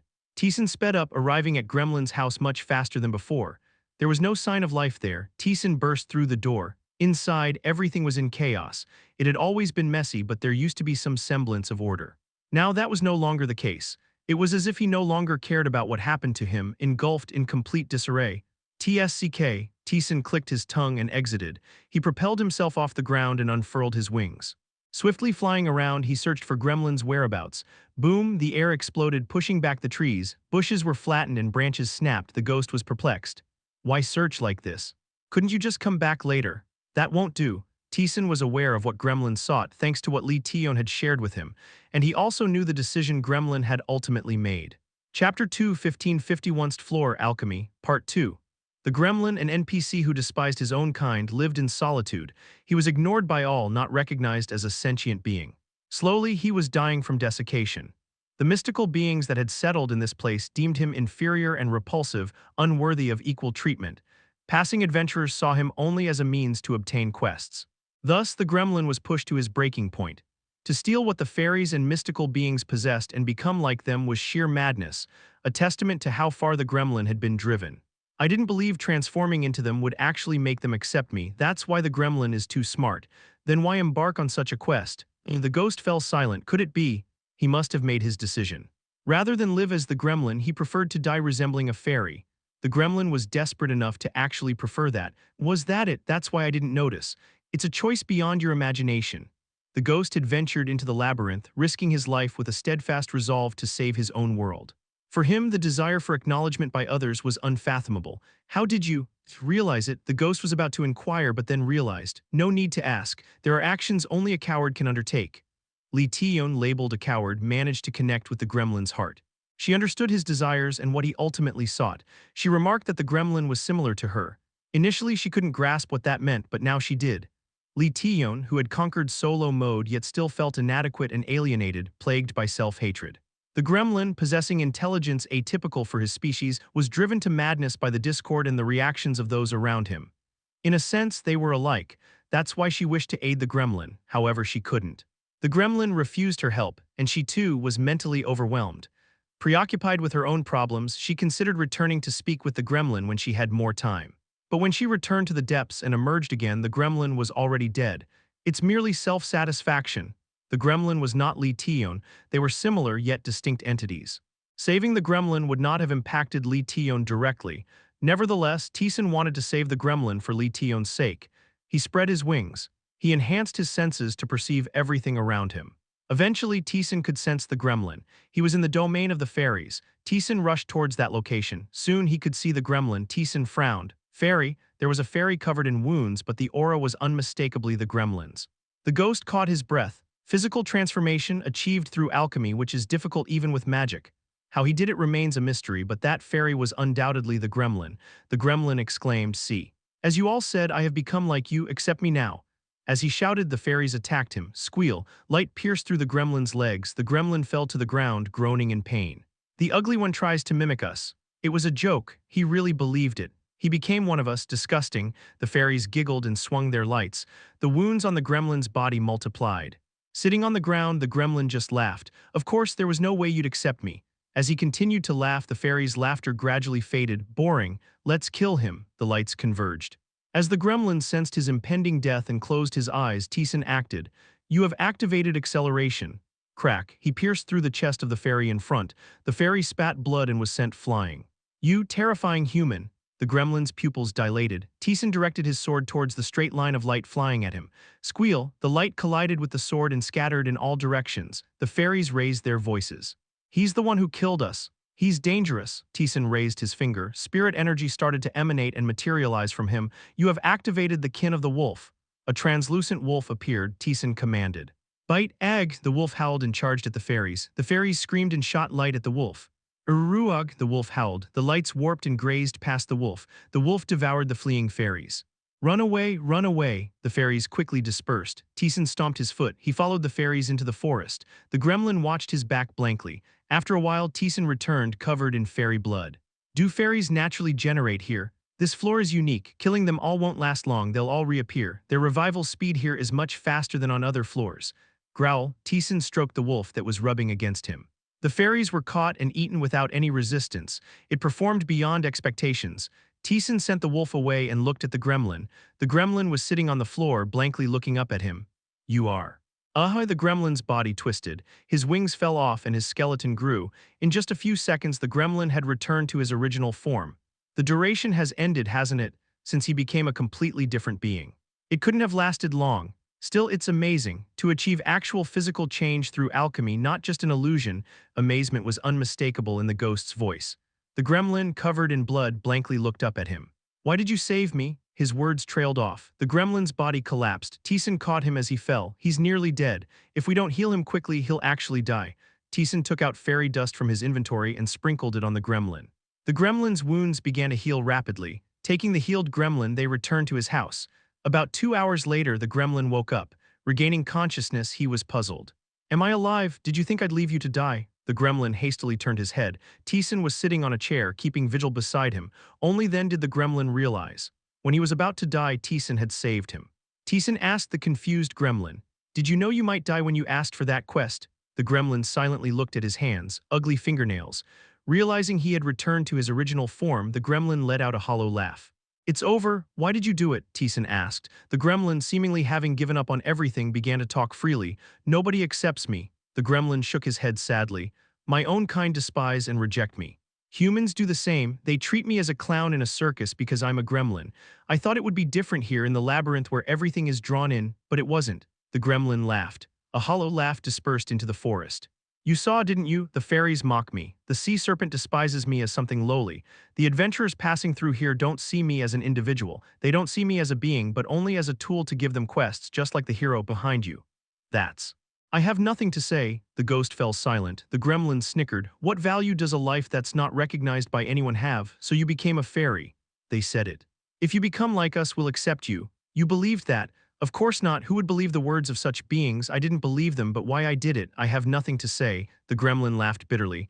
"I just thought, what if? I wanted to grasp at straws." "Is that how desperate you were? Because nobody wants me, I'm just a tool, that's all." The ghost, who had been listening quietly, spoke. "I indeed didn't see you as an individual.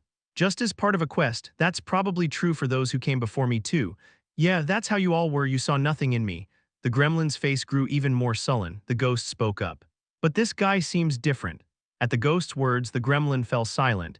"If what you say is true, you're just a tool for completing quests. Once the quest is over, there's no reason to see you. But even after everything was finished, this guy came to save you, didn't he?" Taesan had heard everything about the quest's reward and the way to the 52nd floor from the gremlin. He had no further business with the gremlin. Yet he was here now. The gremlin examined his body. It was smooth, without a single wound. The fairy dust. The gremlin realized that it had been used on him, the reward from the quest. Taesan spoke up. "I don't harbor any special feelings towards you." Taesan cared for people like Lee Taeyeon, Kang Junhyuk, Kim Yongjun, or Kim Hweon, those he had lived with. Having seen too many deaths, he didn't place much value on most humans. "But I don't think of you as just a tool either. If I did, I wouldn't have come to save you in the first place." He viewed him as a life. At those words, the gremlin was deeply confused. Taesan continued. "Can't believe it. A wounded animal feared humans." Lee Taeyeon also said something similar to the gremlin, but he didn't believe her and kept his distance. But Taesan was different. Even after the quest was over, he helped the dying gremlin, used fairy dust on him, and even brought him home. That's why the gremlin was confused. He had always wanted to be acknowledged by someone. He wanted to be recognized not as a tool but as a living being. He had lived his life solely for that. "Me, I didn't do anything, and you're accepting me." Suddenly, the being in front of him says he recognizes him. All he did was give Taesan quests without making any effort. Taesan replied indifferently. "Of course, there are certainly those who don't deserve respect. Among humans, that is, easy mode, Choi Young-hyuk. Like him whose very existence was a bane to the world. But not you. I don't care what your species is, and you have enough ability. I think you, as an individual, deserve to be treated." The gremlin belatedly realized he had been accepted by Taesan. He let out a hollow laugh. For such an insignificant thing, to go through all this trouble to live such a life. "So you feel it's all in vain?" "No," the gremlin shook his head. He chuckled lightly. "It's absurd. Nothing has changed, yet it feels like the world has. There's someone who acknowledged him. There's someone who accepted him as an individual." That very ordinary fact felt incredibly new to the gremlin. The gremlin laughed. "What's your name?" "Kang Taesan." The gremlin had never asked Taesan for his name. He too had not viewed Taesan as a living being but as a tool for his purposes. "Am I the same?" He opened his mouth with a smile. "My name isn't the gremlin, I am Baraza. The name I gave myself when I left my kin and entered the forest, but it's a name that no one has called me by." Baraza's eyes trembled with unease. "Can you call me by my name?" "It's not hard, Baraza," Taesan said. At those words, Baraza smiled brightly. "Then don't die and live quietly, I'll come by occasionally." "Ah, you're leaving? I have my own goals." Baraza wanted to be acknowledged by someone, and Taesan's goal was to conquer the labyrinth. He couldn't be tied down here, knowing that Baraza didn't try to stop him but looked regretful. After a moment of thought, Baraza spoke as if he had just thought of something. You saved my life. And the labyrinth requires a payment in return. You've learned alchemy but don't know how to use it, right? Taesan nodded. Baraza clapped his hands as if pleased. Then it's good. This is my repayment for saving my life, alchemy. A power that can even reach the magic created by the great gods. I'll teach you the proper way to use it. Chapter 2, 1651st Floor, Alchemy, Part 3. Did you go back to the village? At that time you must have observed the flowers and weeds around you and seen how they're described. How was it? I couldn't understand it. After learning alchemy, Taesan had examined the flowers and roots. What appeared in the system window was information about the energy and repulsion, harmony, and combination of these materials. There was no guidance on how to manipulate them to achieve a specific outcome. Baraza spoke as if he had anticipated this. Of course, even with the labyrinth system aiding you, it's not easy. It took me 5 years to master alchemy, 5 years. Even for Taesan, who had lived a long life, it wasn't a short period. You, unlike me, have the labyrinth's assistance to understand the materials, so it won't take as long. But to reach a proficient level, it'll still take about 6 months. Do you have that much time? Taesan nodded. The next return was approaching. He needed to strengthen himself as much as possible before then. Baraza, stroking his chin thoughtfully, made a decision. Then there's a way to learn it more quickly. He raised one finger, just one thing, concentrate on mastering alchemy in a specific area. With this approach, it won't take days. Do you have something in mind? What's possible with alchemy? As I mentioned before, the possibilities vary. You can restore health, torture enemies by administering certain substances, change shapes as I demonstrated. And you can also create a kind of domain. That was precisely what Taesan wanted. I want to learn about domains. Excellent, let's get to it quickly then. Baraza led Taesan outside the house. He began to scatter powders and liquids around Taesan. The domain will be exactly the power you envision. You can define a certain area and weaken enemies within it or bolster yourself. There are various functions, but explaining all of them is too complex, so let's skip that. For now, I'll just show you. He scattered materials in the north, south, east, and west directions around Taesan. Once the setup was complete, he tossed a petal at Taesan Kuung. Simultaneously, an immense feeling of oppression enveloped Taesan. It was as though a giant was exerting its power upon him. How does it feel? It's heavy. Taesan moved his hand. Given this level of pressure, other players would find movement impossible. Baraza, taken aback, tinkered with the powder. You're moving effortlessly. Although I made it hastily, I utilized quite high-quality materials. He adjusted the placement of the materials and removed some. The pressure on Taesan vanished, replaced by a massive concentration of power. Kuwang. Power surged into Taesan. His entire body was fortified and his vision expanded. How about now? Physical enhancement? This was no mere clumsy enhancement. It elevated the skills Taesan possessed, which provided bonus stats against formidable opponents to that level. Baraza clicked his tongue in disappointment. It's a temporary concoction, so the effects are limited. What level could it achieve if crafted properly? It would be beyond comparison to what you've just experienced. The effect wasn't just functional. It had the potential to significantly turn the tide of a battle. It seems you've only given me a rough demonstration of its effects. Now show me how to create it. Baraza presented each of the materials spread around them to Taesan. The domain encompasses north, south, east, and west. You need to position materials in all 4 directions. Their powers clash and merge to create a force. Do I need to place materials exclusively in those directions? No. That's merely the foundation. You're not restricted to the 4 directions alone. However, with your current abilities, even managing the 4 directions would pose a challenge. Baraza proceeded with his explanation at a measured pace. The domain isn't a force that emerges from mere combination. It's crafted from the energy produced by the repulsion between materials directed inward. Do I have to place only those that have strong resistance? That's a bit tricky to say. If all materials resist, the force will disperse outward. To gather it inward, at least one of them must not resist too much. 3 materials with strong resistance, and 1 with not so strong resistance. That seemed to be the basis for forming a domain. It doesn't seem too hard. The problem starts from here. Baraza handed Taesan a crushed petal. Light-deprived white flower, it holds a deep and dense energy. Its repulsion is strong, making harmony difficult. It tries to absorb other things. What you need to focus on here is the deep and dense energy, and the part about trying to absorb other things. These aspects change the domain's effect. Understanding the properties of each different material to draw out the desired effect is practically impossible. The number of possibilities originating from 4 materials easily exceeds thousands or tens of thousands. And that's just for one domain. So what should I do? Memorization, information about the materials was embedded in the mind, remembering all the effects that arose from it. Baraza grinned. You know well, Teeson spent some time with Baraza, memorizing the effects of the materials and the combinations derived from them. Simple memorization, it has been a while. The labyrinth was a place where one could not advance through memorization alone. Understanding and experience were far more important. That's why, at some point, he never made an effort to remember anything. It naturally etched into his brain as he tackled the labyrinth. Perhaps that's why memorizing the combinations of materials felt quite novel. Teeson remembered dozens of materials and embedded the derived effects one by one into his mind. After a full 2 days, Teeson was able to grasp the general effects. Faster than I thought. I expected it to take a week. It's enough to know the important ones. He excluded all the minor, unused effects and focused only on what he would truly use, so it didn't take long. Over 2 days in the forest, he gathered many of the materials he wanted, securing enough for the foreseeable future. So, that's it. Baraza saw off Teeson with a bittersweet expression. Teeson waved his hand. Don't die. I'll come back later. I'm not planning to die now, Baraza grinned. Baraza had fulfilled his wish by entering the labyrinth. He himself did not know, but this was a very rare occurrence throughout the history of the labyrinth.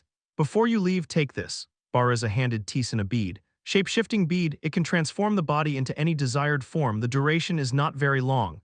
Teeson narrowed his eyes after reading the description. Baraza shook his head. I had more materials than I thought, so I made two. I have no use for it, so take it. You might find it useful. Sure. There was no reason to refuse since it was offered. Teeson accepted it. Baraza bid him farewell. Come visit me again, I'll be waiting. Teeson waved his hand. He passed through the forest. Now the long journey through the 51st floor comes to an end. It was the start of the 52nd floor. At the end of the forest, there was a staircase. Teeson stepped into it. You have cleared the 51st floor. You have obtained the basic reward ankle brace of the heartbroken. You have identified the hidden element of the 51st floor. You have obtained the reward. 52nd floor quest starts. Defeat the boss of the 52nd floor and pass through. Reward necklace of the invisible. Secret reward. He was finally able to receive the rewards of the 51st floor. Teeson checked what he had obtained. Ankle brace of the heartbroken, strength plus 150, agility plus 100, defense plus 100, an ankle brace of one who once broke through the labyrinth. He became a guardian after his spirit was broken.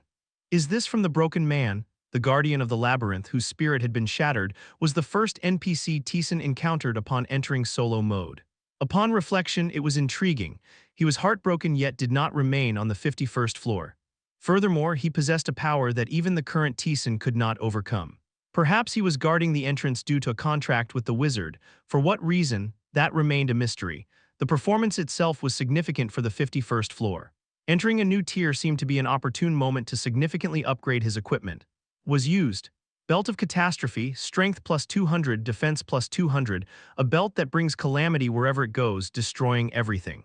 It's unclear whether the belt's power is the cause or if it's simply a product of coincidence. Definitely good, but Teeson cast an uncertain look. The high strength and defense up to 200 were much higher than what Teeson was currently wearing. However, it lacked any attack power. Since attack power was of the greatest value to Teeson now, this was somewhat disappointing. Still, with a defense increase of 130, it was beneficial to switch. Teeson arrived at the shopkeeper, who was always stationed at the entrance. Took you a while. I had a lot to do. That place is a bit, but it looks like you managed to overcome it without any issues. The dwarf, looking at Teeson, curled his lips. There was even a strange power wave, but you overcame that too. Very good, go down to the depths like that and fulfill my wish. The shopkeeper chuckled, his eyes full of longing. Teeson passed by him. The 52nd floor had begun. And the labyrinth of the 52nd floor consisted of the same brick corridors as before. Was only the 51st floor unique? Not all floors are like that. But after the 60th floor it becomes common, and from the depths it's mostly like the 51st floor. The normal labyrinth you see is slowly coming to an end, so enjoy it while you can.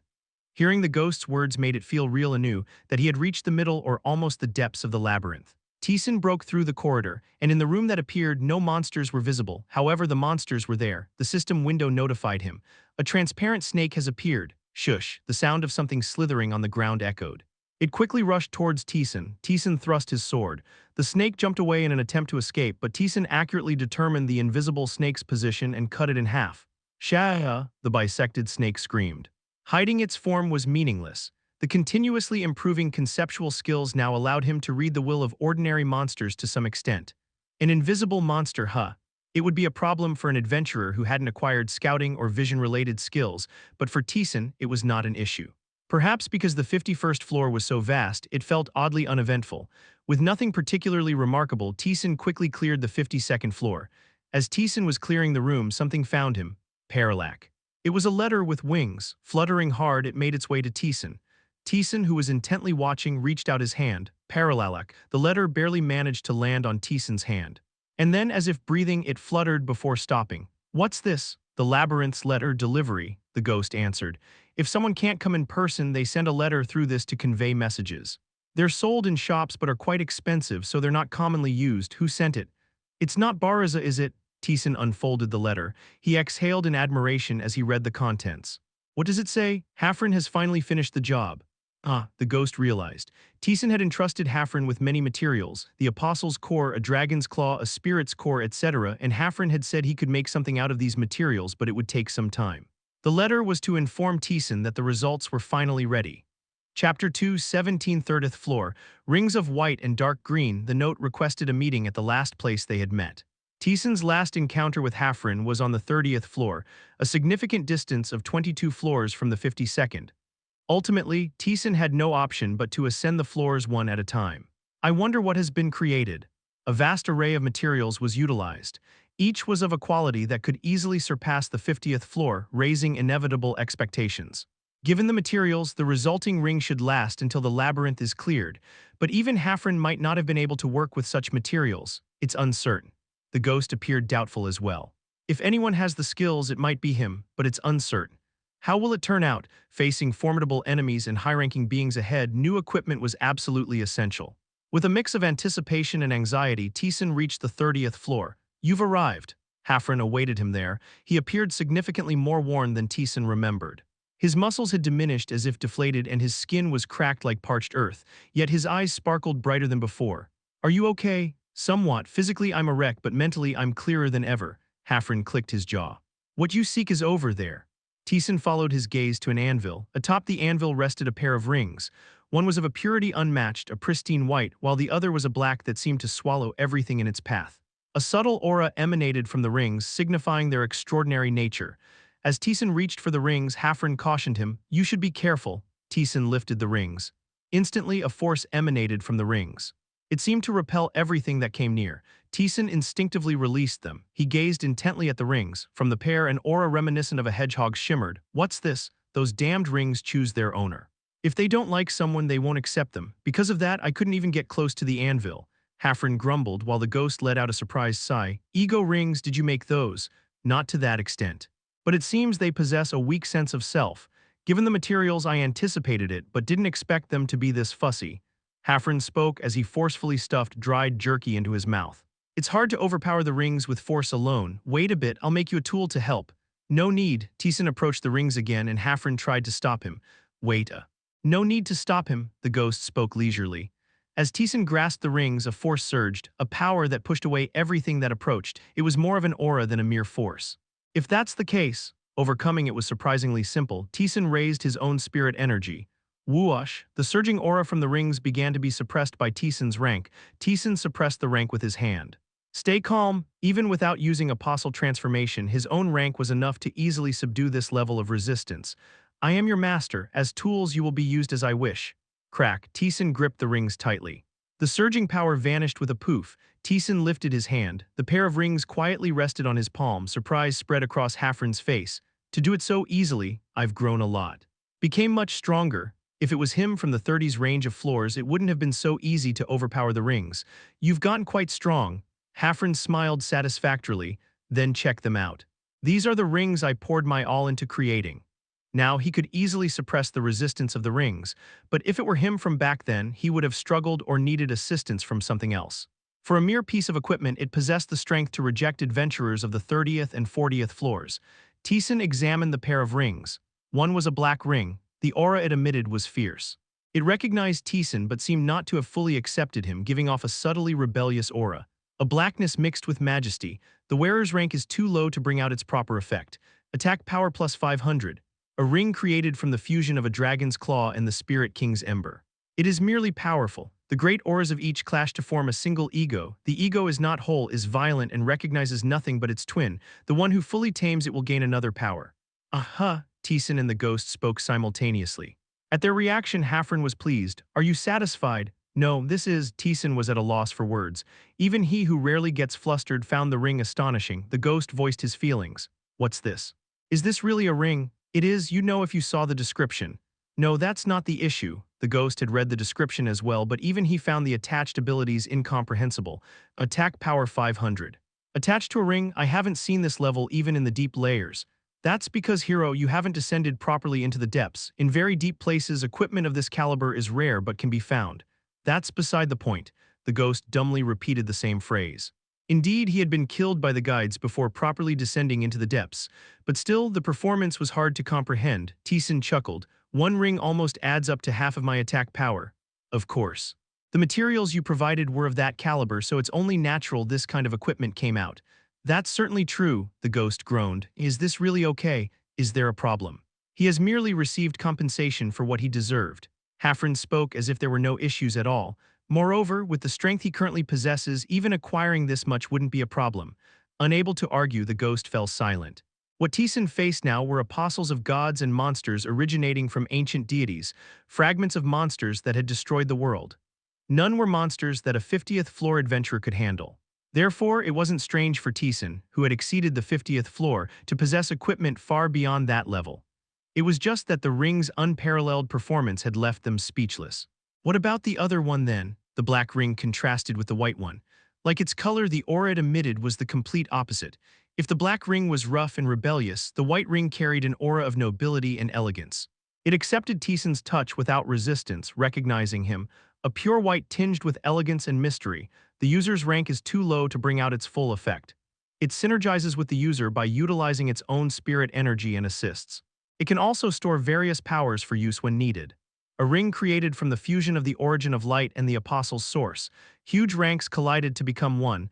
The ego is complete and possesses dignity. It accepts others besides its twin. The one who fully tames it will gain another power.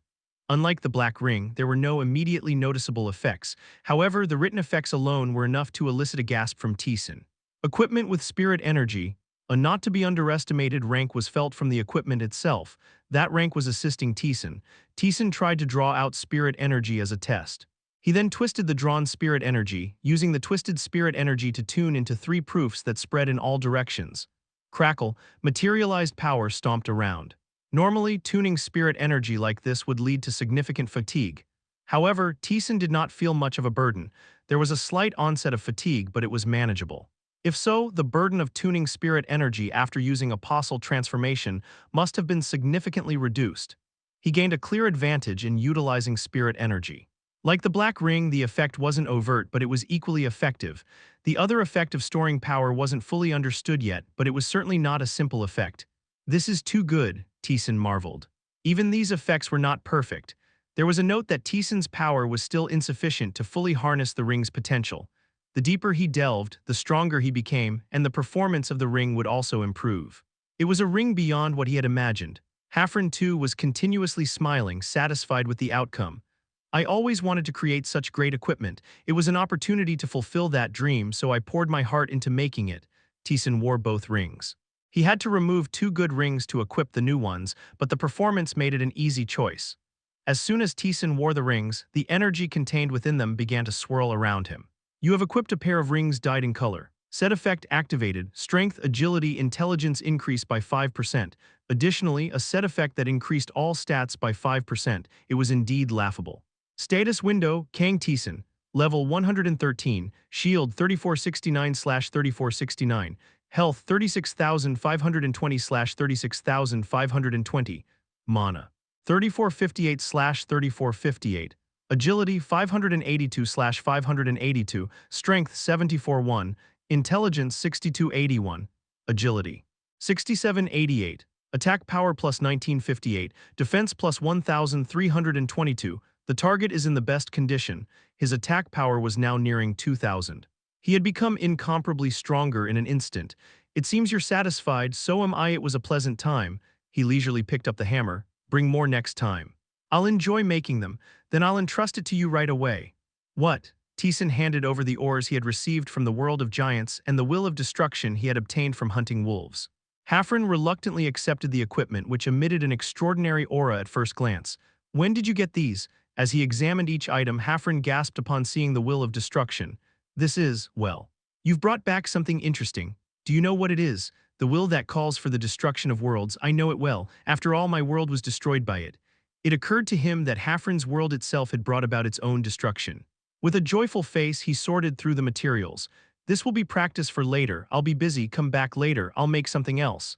Leaving Hafren behind, Taesan descended back into the labyrinth. He arrived back on the 52nd floor. He immediately encountered a transparent snake and stabbed it with his sword. 34-23 damage to the transparent snake. The damage had significantly increased. The snake couldn't withstand the sword strike and disappeared instantly.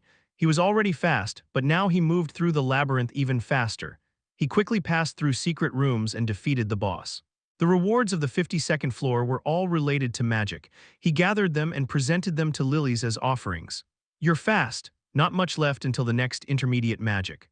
"Keep it up," she encouraged Taesan with shining eyes. And then Taesan reached the 53rd floor. The monster on the 53rd floor was a human-faced spider. It spat out tough spider silk and lunged with its jaws, but it was no match for Taesan. 50th floor series. New entities appeared, but nothing changed. The power Taesan had built up did not fade even as he entered a new tier. As before, only special entities could stop him. Altars of the gods, the immortals, guides. Ancient gods, and then it appeared. "You have discovered the altar of Beatrice." Chapter 218, The World of Spirits and Humans, Aurelia, Part 1, First Discovery Bonus. Intelligence has permanently increased by 100. Mana has permanently increased by 60. An altar, a passage connecting gods and the labyrinth. Taesan looked at the altar. It was an altar with a single pillar erected without any decorations. From there, a subtle aura of nature emanated. Taesan could guess who the owner of the altar was, and the ghost turned that guess into certainty. "The primordial spirit god Beatrice. So it is as I thought. Not a bad god, but..." "You wouldn't know." Taesan had slaughtered numerous spirits.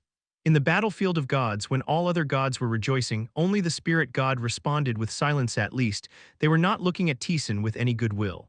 In fact, from the altar, a heavy aura slowly emanated. "What will you do? It wouldn't be bad to not accept and leave, but that's not like you." Before the ghost could finish speaking, Taesan approached the altar. The ghost wasn't surprised, as if expecting it. Taesan placed his hand on the pillar. Sub-quest start. "Beatrice has a proposal for you for finding her altar. If you accept, trials will come to you. If you overcome them, there will be rewards. Reward: Beatrice will decide based on your performance." Unlike before, the quest description did not mention any specific trials. Taesan nodded. Beatrice's interference area decreases. Beatrice descends. The god began to show herself. The entirety of nature seemed to engulf the room with the appearance of Beatrice, different from the gods before. Her form was humanoid, but she had no physical body. She was formed entirely of the wind itself. "Human." A blunt voice resonated as Taesan bowed. "Greetings, deity." Taesan could feel the god's gaze directed towards the back of his head. Unlike before, the gaze wasn't filled with goodwill. However, it wasn't filled with malice either. The spirit god spoke. "This place is where warriors and spirits fight for their lives, although their deaths are regrettable.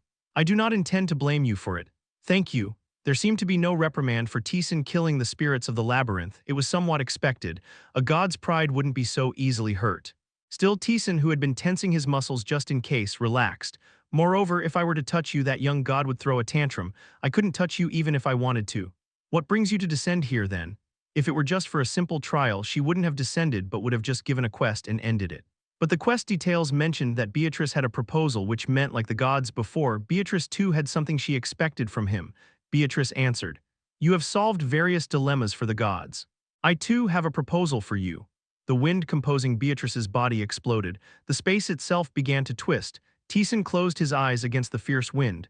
When the wind subsided and he opened his eyes again, Taesan found himself facing a gigantic star. "What do you see? It's colorful." The star had a variety of colors. Blue, green, and brown all filled the star, making it incredibly beautiful. "That place is Aurelia, where spirits and humans live together." Beatrice raised her hand. The world began to distance itself again. In an instant, Taesan was back in the labyrinth. "Your task is to go to that world. May I ask why you are making such a proposal to a mortal?" He couldn't accept a quest without knowing anything about it. Preliminary information was necessary. The wind composing Beatrice began to coalesce. The wind that came together soon took on a form. A wind spirit was born. The newly born wind spirit quickly hid behind Beatrice, seemingly afraid of Taesan. Beatrice, caressing the spirit, asked, "What do you think about the Spirit King? I don't have a very good impression of them." There was a fire spirit king among the guide's leadership. Taesan, who had nearly died at her hands, regarded spirits as enemies. Originally, the Spirit King was not such a being. If anything, a dragon. You must have seen one in the world you visited on that young god's quest. Yes, the dragon had proclaimed itself the guardian of the world. Despite being overpowered by the demon god, its power was undeniably transcendent, unreachable by any but the transcendent and the immortal. The Spirit King is akin to a dragon, a being that protects the world and shields it from external threats. However, the recent state of Aurelia is chaotic and perilous. The world is at risk because the lifespan of the Spirit King who should protect it has ended, leaving the position vacant. Spirits have lifespans too. You must have heard from the spirits you annihilated. You could infer as much. Taesan remembered. The spirit residing in the hidden skeleton had mentioned this. Spirits were entities where nature had gained consciousness, yet by nature they were entities without a self. Thus, inherently unstable, they created spirits that went mad in an attempt to process that emotion. The limit of origin, that is the lifespan of a spirit. Those settled in the labyrinth are those trying to live while denying their lifespan. I do not condemn them, nor do I endorse them, so only the mad spirits ended up pitiful. I do not interfere in the affairs of spirits, Beatrice stated bluntly. The affairs of mortals are for mortals.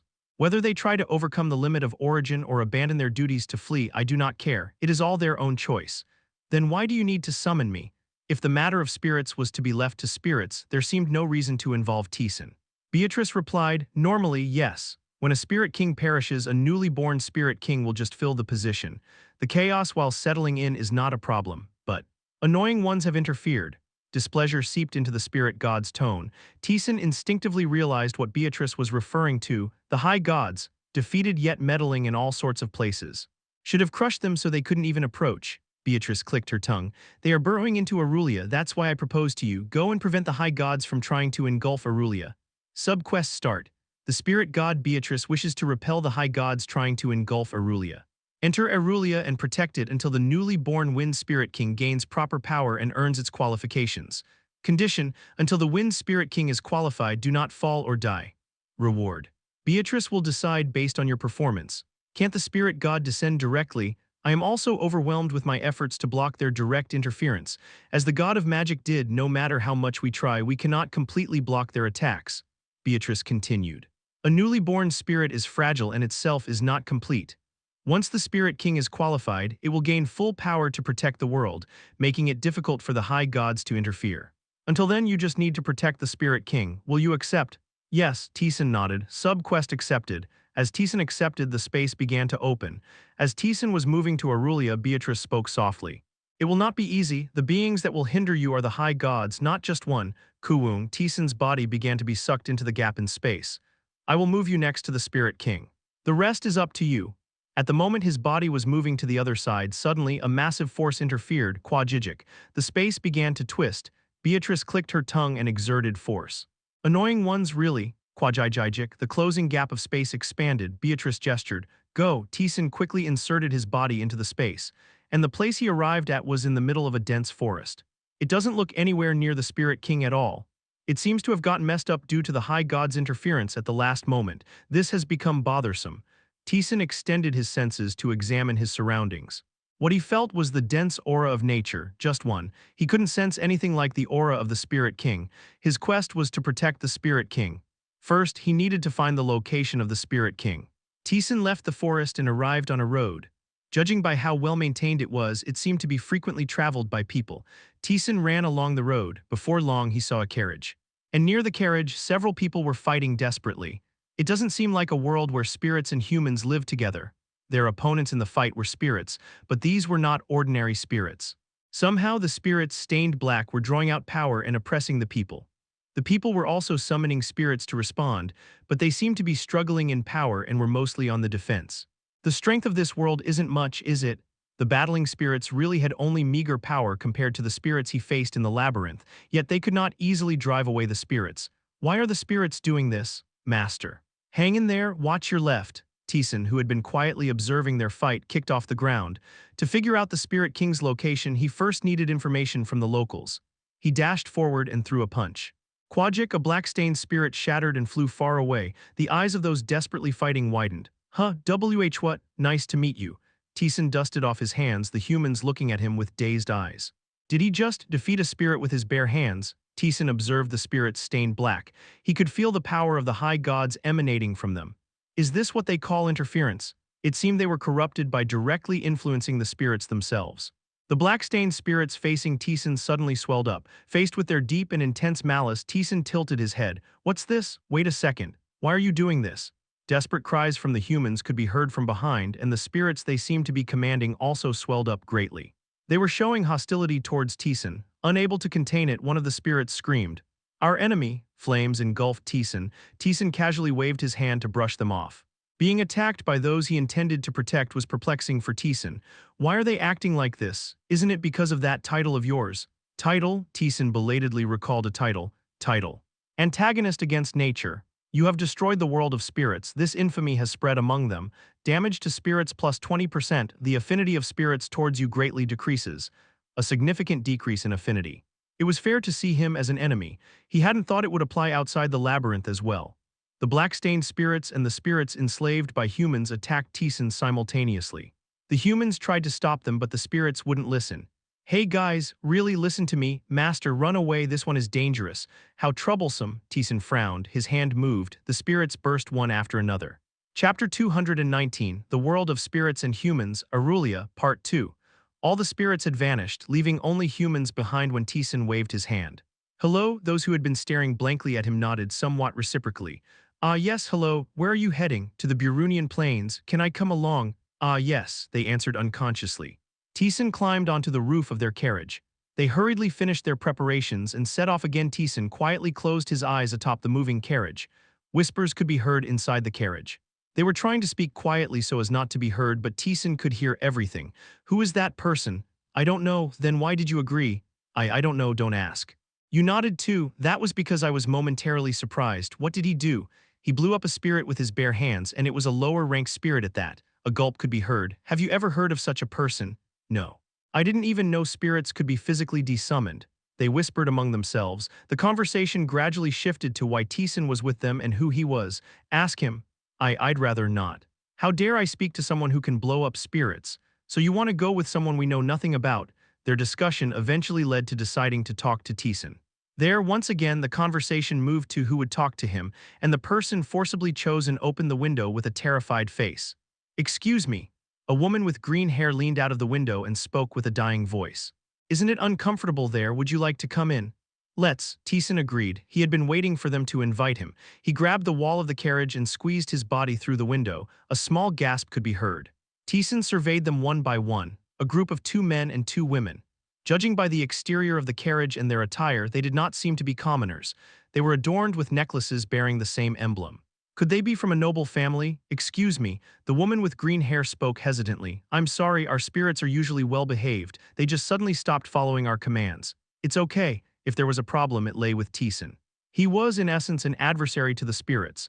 "Having dispelled your spirits, does this mean you can't summon them again?" "No, that's not the case. It was only summoned back. You can summon it again if you wish."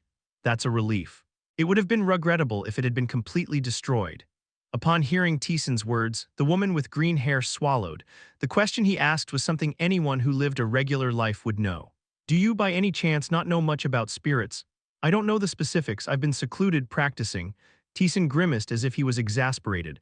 Although the expression was an act, since he was indeed trapped in the labyrinth, it wasn't entirely false. Thus the expression seemed quite genuine. Taesan bore no hostility towards them, and they realized he was not a strange entity. "If you're unfamiliar with spirits, where have you been training?" "In the depths of the mountains." "I don't know the exact location, I just desperately made my way out." The woman marveled. "I've heard of such individuals in old tales, but never thought I'd actually meet one." Seemingly encouraged to speak, the woman began to chatter. "My name is Akian, the one with red hair over there is Perina, the rough-looking one is Bon, and the handsome one over there is Karuin. Are you all from the same family?" "Yes. We are the proud offspring of the Acacia family." Taesan surveyed them. Their hair colors were all different, yet they claimed to be from the same family. Noticing Taesan's confusion, the ghost spoke up. "In a world where spirits and humans coexist, your hair color changes based on the attribute you're born with. Fire turns it red, forest green." Taesan let out a small gasp of admiration, while Perina, the woman with red hair, grumbled. "Even so, we're still in a position to be sold. It's not like we're really being sold, right? Think of it as a good opportunity." but being dragged somewhere you don't want to go is the same, isn't it? I just want to lie in bed. Carriages are uncomfortable, you can't even wash properly.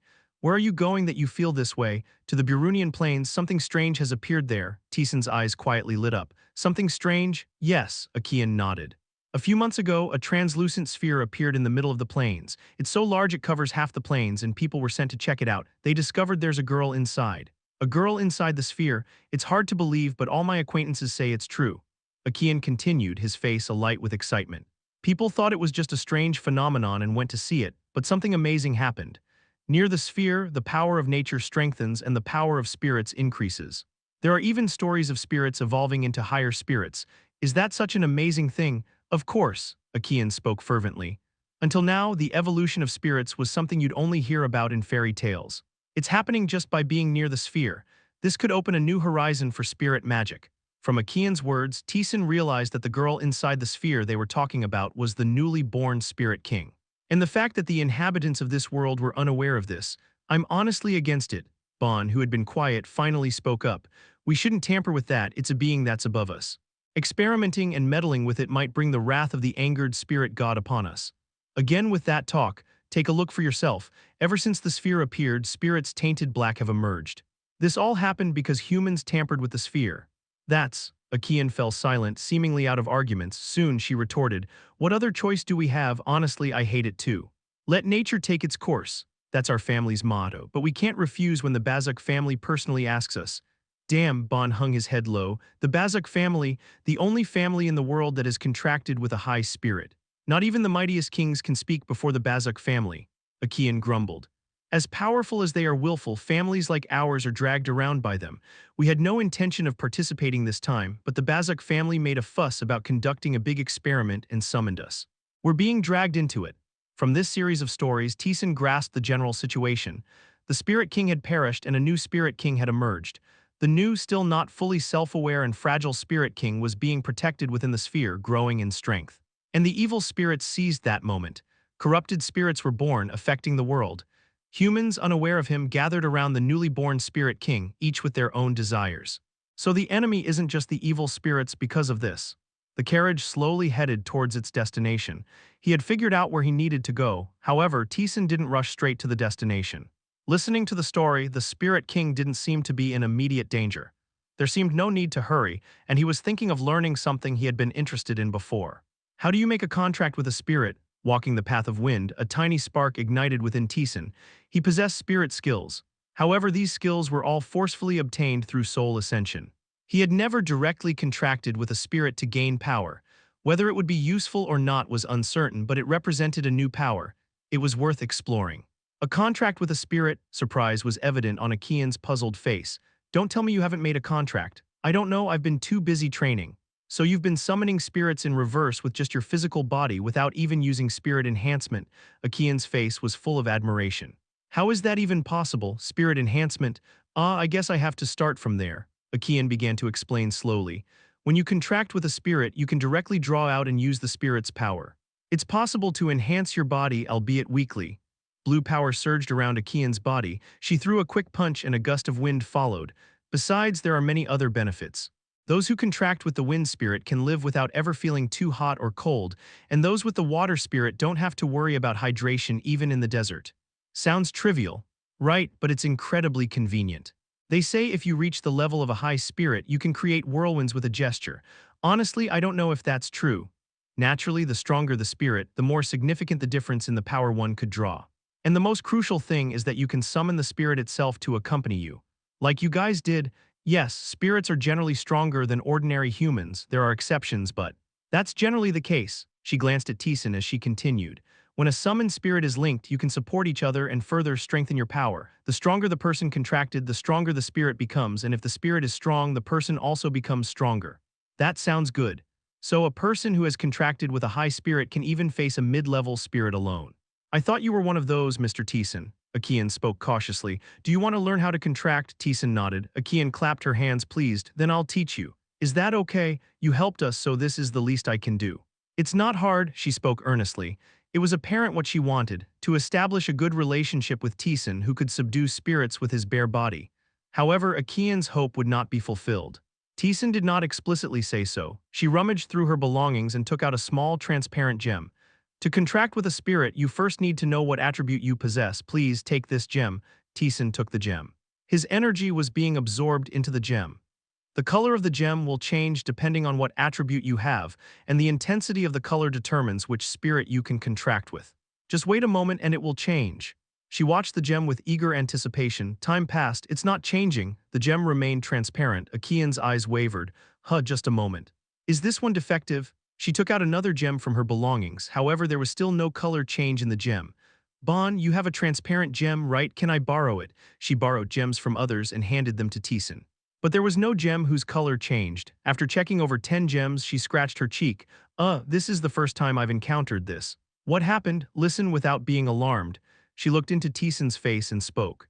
The color of the gem changes based on the attribute a person has. If it's fire, it turns red. If it's water, it turns blue. That's certain. Even darkness would tint it black, but if nothing changes, that means… Akian cautiously spoke. You don't have any attributes. It means you can't contract with a spirit.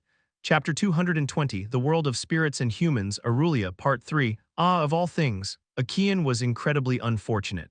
In this world, spirits were everything.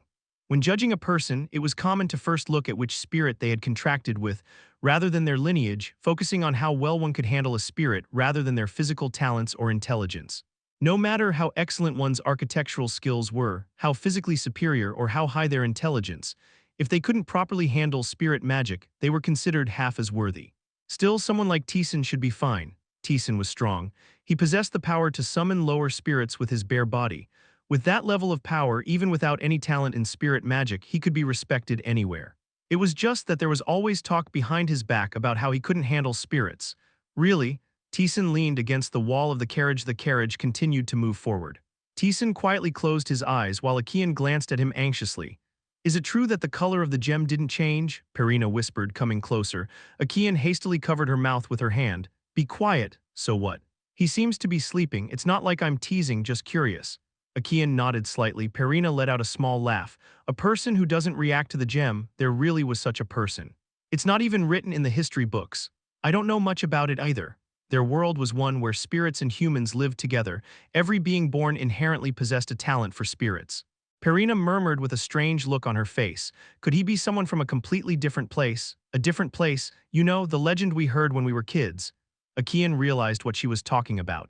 That place called the labyrinth? Yeah. Impossible. Akian shook her head. That's just a legend. There's no way such a place actually exists. That's true, Perina agreed, not having been serious with her suggestion. And Teeson heard all their whispers. He continued his thoughts unconcerned. He couldn't use spirit magic. He had absolutely no talent for it, yet Teeson felt no particular emotion about this fact. It was the same with Aura. This divine power was something only those permitted by the sword god could learn. He had known from the start that spirit magic was a power only beings blessed by a specific world could wield. Just like how people from Earth received the blessing of Rakuratas, the demon god, to gain power. What could there be? Aura was obtained by defeating swordmasters and activating soul ascension to bring about divine blessings. Now that method was impossible. Soul ascension does not activate if there is a significant power difference. During his time on Vekveta, his power difference from the swordmasters wasn't that significant. But now Teeson had become far too strong. Even if he were to defeat a human contracted with a higher spirit, soul ascension wouldn't activate. Teeson remained calm. There had been countless times when learning something was deemed impossible. Yet through it all, Teeson had learned skills like addition, multiplication, and copying. Spirit magic would be no different. I need to start with the basic conditions. The carriage stopped. They got off to have a meal and summon spirits. Master, it's okay. It's because of you that I'm in trouble. The spirits were wary of Teeson, unable to understand why. Could you boil some water? Understood. The spirit sighed and summoned its strength. Teeson approached as he watched. The spirit reflexively spread a barrier. Stop doing that. I have something to ask. Is that okay? Teeson asked Akian, who was scolding the spirit. Akian nodded vigorously. Yes, yes. Ask away. This gem is supposed to show if someone can handle spirit magic, right? Teeson held up the gem. It still showed no color. Yes. What exactly does it mean that I can't make a contract because I lack an attribute? It means exactly that. Hold this for me. Akian handed off the meal preparation to someone else and picked up a stick. He began to draw lines on the ground with it. Contracting with a spirit involves summoning a spirit from the spirit world through a specific method and synchronizing with it. That is, the one calling doesn't actively do something, a spirit from the spirit world has to respond. The lines formed a magic circle. Akian placed his hand over it. Woong, the magic circle reacted.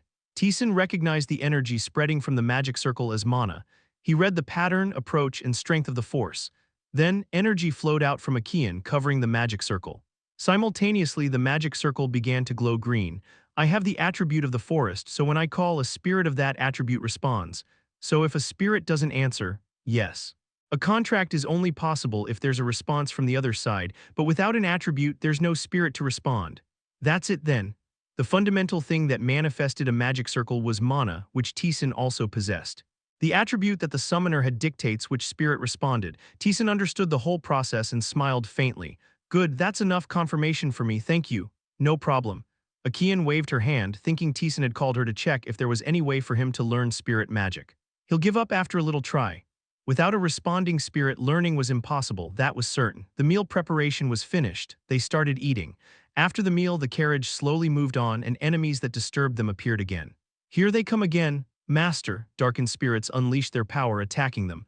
Akian managed to fend off the attacks with his spirit magic, but they were gradually being overpowered. Taesan walked toward the blackened spirit. Upon recognizing Taesan, the darkened spirit swelled up. It charged at him with endless malice. Snap! Taesan caught the spirit. Flames burst from the darkened spirit, engulfing Taesan in a blaze. Akian screamed, Taesan. Sir, my power has increased a bit. Within the flames, Taesan examined the condition of the spirit, his expression unchanged. Has its ego been devoured? Perhaps it can be considered corruption, nothing special. He tightened his grip. The spirit was crushed and vanished. His hand moved swiftly and all the approaching dark spirits burst apart. Akian muttered in a daze, You're really strong. Do you know what these are? No. When the nucleus appeared, these darkened spirits came with it. These spirits don't communicate or contract with other spirits. They only show hostility and attack us. Is that so? Taesan had a rough understanding. The gods were targeting this world in the absence of the spirit king, and the spirit god, Beatrice, was blocking those attacks, but it was unlikely she could stop them all. Simply comparing power, it seemed the ancient gods were even above the current gods, especially since their power was infinite up to a certain point, giving them an advantage. Even the god of magic had to wait until they crossed a line, so it must be the same for the spirit god. That seemed to have resulted in the spirit's corruption. We're supposed to have one, yet they're still causing trouble. As always, the high gods would interfere when he aimed to achieve his goal. Taesan was preparing for that. The darkened spirits advanced again. The carriage moved slowly and night fell before they reached their destination. Taesan could easily move without sleep, but the others needed their rest, so they naturally went to bed. Once everyone else was asleep, Taesan quietly left the carriage. A spirit on guard immediately tensed and gathered its strength. You, don't be overly cautious. I could end you with a mere flick of my finger if I wished. However, I have no intention of doing so. What do you want? Something that will benefit you. I can't trust that. Then don't. Taesan spoke indifferently and walked past the spirit. He ventured deeper into the forest. Perhaps because it was a realm of spirits, the natural energy here was far more potent than on Earth. He unsheathed his sword. Drawing a line on the ground, he created a magic circle similar to the one Akian had crafted, then infused it with mana. He replicated Akian's actions perfectly, pouring mana into the circle, but the magic circle remained inert. There was no spirit of the appropriate attribute to respond. He was aware of this much. The real challenge was what to do next. Will this work? Taesan lifted his finger. A pure white ring on his finger illuminated the darkness. Blended with elegance and mystery, dyed in pure white. The ring, with its inherent spirit, synchronizes with the user, offering assistance. It also stores various powers for use when needed. A ring created from the fusion of the Origin's light and the Apostle's source. Immense forces merged into one. It possesses a unique identity and dignity, welcoming those beyond its twin. The one who fully masters it will unlock additional powers. The ring had two functionalities. It used its inherent spirit to synchronize with and aid the user. And it could hold numerous powers for use as needed. Taesan synchronized with the ring. The ring, endowed with its own consciousness, began to summon power in alignment with its master's will. Wuhong. Energy from the surroundings started to converge towards the ring. However, the energy was faint.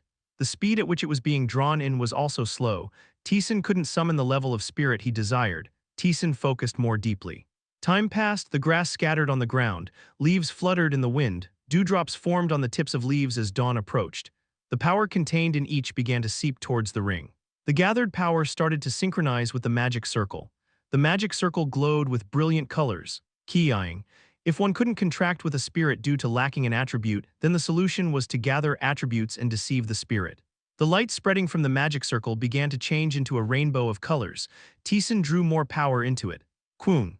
The concentrated power in the ring exploded and permeated the magic circle. At the same time, nature began to converge. The surrounding energy gathered, starting to form a shape. I am Barkaza, a supreme spirit of diverse colors. It was a golem-like green spirit. The power emanating from it was not something Taesan could take lightly. Who has summoned me? Hello? Taesan waved his hand. The spirit stopped speaking upon seeing Taesan. I want to make a contract. I'd rather not hear a refusal, Taesan muttered as he drew his twin swords. Let's keep it simple, really simple. He moved. Chapter 221, The World of Spirits and Humans, Aurelia, Part 4. You are a killer of our kin. Barkaza raised his voice and kept his distance. Taesan tilted his head, puzzled. How does news spread so that the spirits know everything about the labyrinth? The labyrinth and the outside world were separate entities. Considering the title's implication to be hostile, Barkaza was accurately accusing him of killing the spirit's kin. Why are you here? Barkaza looked at Taesan from afar. What do you seek here, human? Nothing much. Taesan pointed his sword at Barkaza. I wish to form a contract with you. A being that has slain us desires to form a contract with spirits. I hope you can view it as self-defense. Anyway, if you want to make a contract, it's simple. If you defeat me, do as you please, and if I win, you enter into a contract with me. How about it? Interest tinged Barkaza's voice. That sounds entertaining. Very well, let's fight. If I win, you become my slave. Barkaza clapped his hands and light spread in all directions like the sun. Taesan closed his eyes, but it wasn't just light that obstructed his vision. It was light that engulfed the mind itself, preventing normal thought. Behold the power of a great spirit. Kung, a rainbow-colored beam descended upon Taesan. Taesan stomped his feet. The light shattered the ground and trees, attempting to pierce him. Kayak, what's happening? Akian and her companions, who were sleeping in a nearby carriage, woke up in shock. What's going on? They had been sleeping peacefully when suddenly a tremendously strong force collided right beside them. Hearing the screams, Taesan stomped his feet. Let's keep some distance.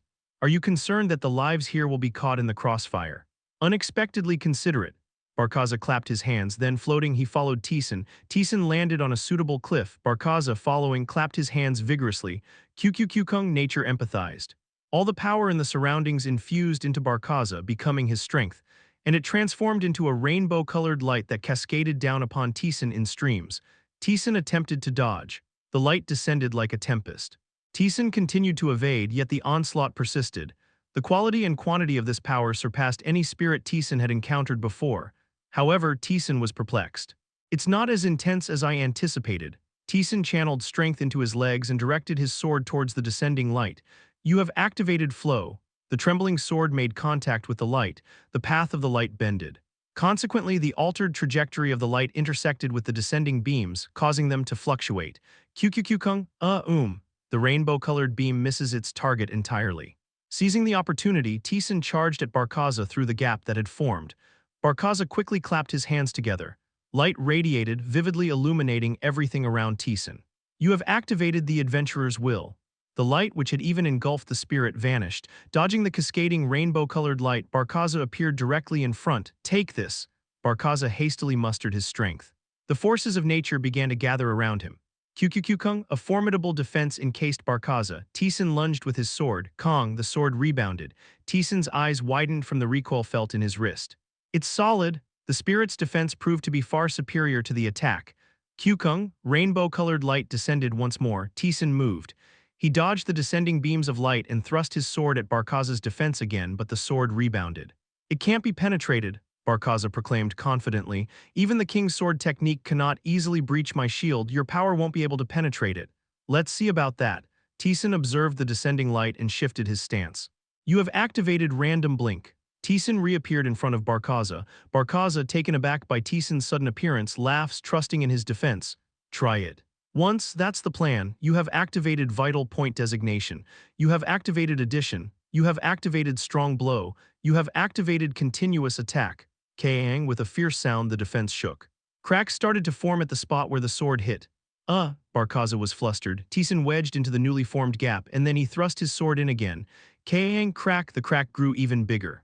Barkaza, in shock, quickly tried to shoot light at the moment Taesan moved his hand. You have activated Mephisto's black lightning. Kung, the light penetrated Barkaza's defense, ignoring it. The uncontrollable rainbow-colored light scatters in all directions, destroying the cliff. In that gap, Taesan swung his sword even more powerfully. You have activated Blade of Fighting Spirit. Kong, the crack spread, creating a small gap. Taesan inserted his arm into the gap and swung it harshly, breaking the defense. At the moment Barkaza hurriedly tried to clap, Taesan grabbed his neck. Kwang, he slammed him into the ground, creating a crater and completely collapsing the cliff. A sudden wind spread throughout the forest. Not yet. Then let's continue. Taesan subdued Barkaza. What followed was a one-sided fight. Taesan, reading Barkaza's will, suppressed and defeated everything he attempted before he could do it. Barkaza could do nothing but be beaten without a decent resistance. I have lost. Eventually, Barkaza conceded defeat in a nearly shattered state. Taesan sheathed his sword. It was still decent. He had known from the start that the opponent would not stand a chance. Taesan had defeated a high-level spirit on the 23rd floor. He had become incomparably stronger since then. It was impossible for a supreme spirit to stand against him. It was rather surprising that Barkaza could create a defense that blocked Taesan's attacks several times. Barkaza grumbled, "Damn strong. Except for the king's shield and sword, there seems to be no entity that can fight you. Are you truly a being capable of killing our kin? How do you know about what happened in the labyrinth? We are beings of the spirit world. Wherever there is a spirit, that news reaches us, even if it is a labyrinth created by a spellcaster. Then I'm curious, aren't the spirits of the labyrinth your enemies? Why would you think that? Because they have escaped their lifespan and duties, running away to the labyrinth." The spirit god, Beatrice, said that the spirit king was a being that protected the world. If that's true, then the fire spirit king had abandoned the world he should protect and entered the labyrinth. Barkaza fell silent at Taesan's words. "Who told you that? Someone you also know. Did a spirit of the labyrinth tell you?" "It's not wrong, they are beings who abandon their duties, but they are still our kin. It would be good to see them as objects of love and hate." Barkaza snorted. "Anyway, I have been defeated by you. If you wish, we shall make a contract. Do you want it?" "Yes." Woong, the power of nature converged to form a shape. It appeared in front of Taesan and Barkaza like a key. "I am Barkaza, a supreme spirit of various colors. I stake my birth and extinction as a spirit to contract with you, becoming your servant. Do you accept?" Taesan nodded and grabbed the key. Power stretched out to both Taesan and Barkaza at the same time. It was a contract and a binding of rules.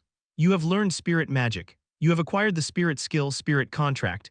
You have made a contract with Barkaza, a supreme spirit of various colors." A new power that Taesan never felt before filled him. Barkaza calmly spoke. "From now on, I am your shield and your sword. I will protect you and trample your enemies. You are my master."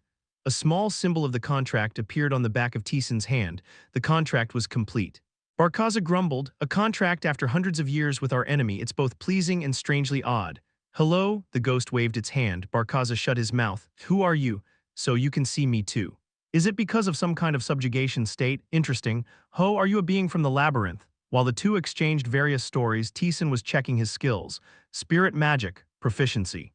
1%, a skill to command spirits and harness their power. It's still very clumsy, unlikely to draw even half of their potential.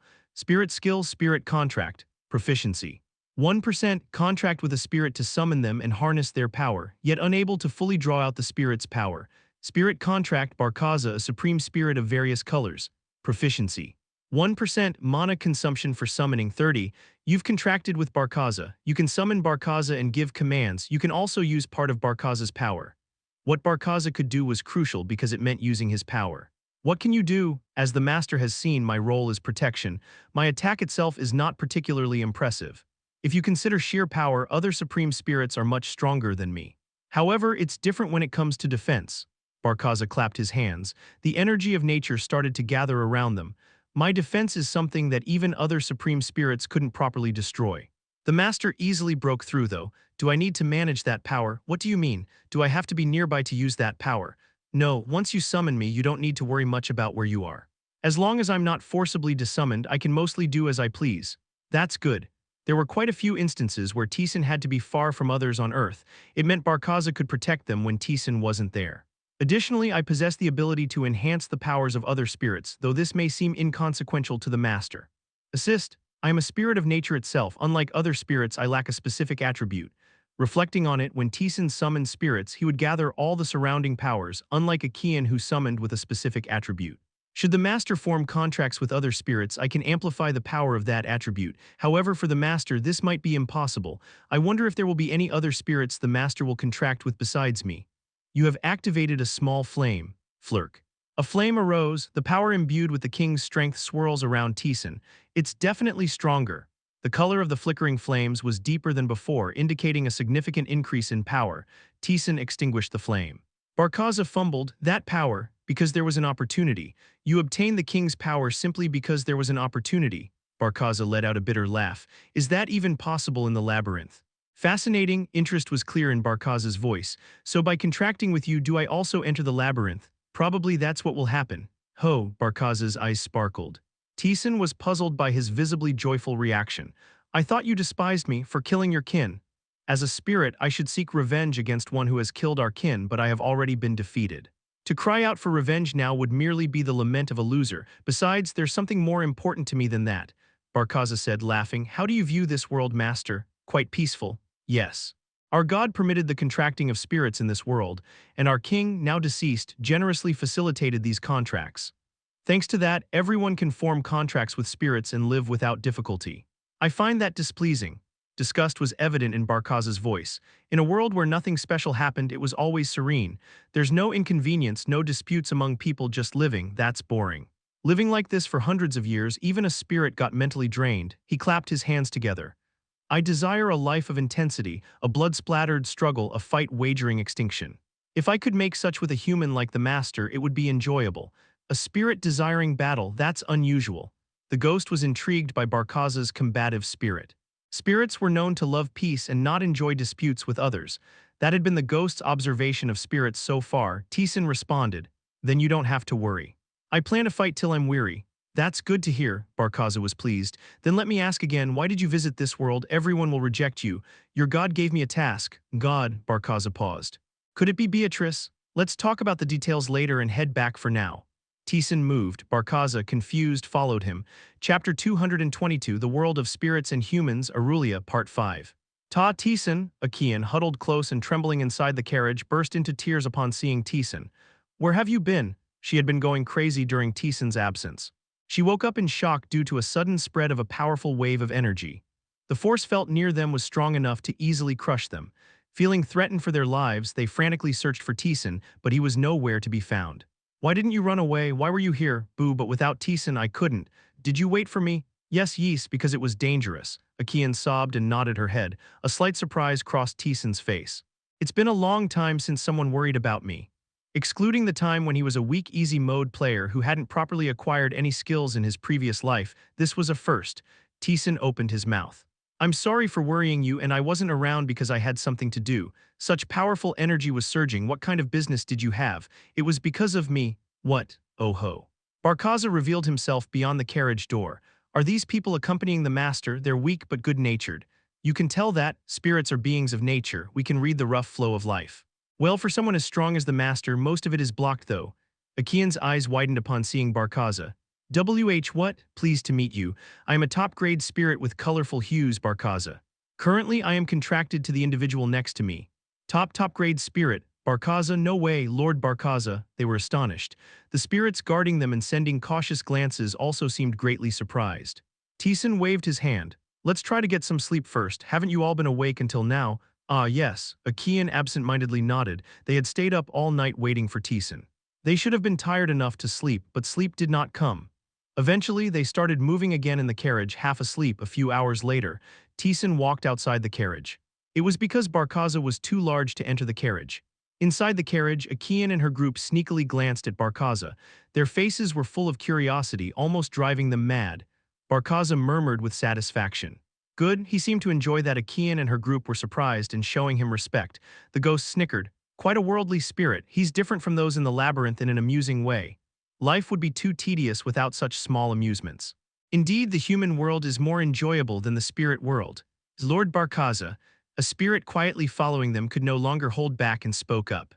Did you contract with this person? What else does it look like? This person has killed our kin. So, Barkaza countered, the spirit asked accusingly, to contract with someone who has killed our kin.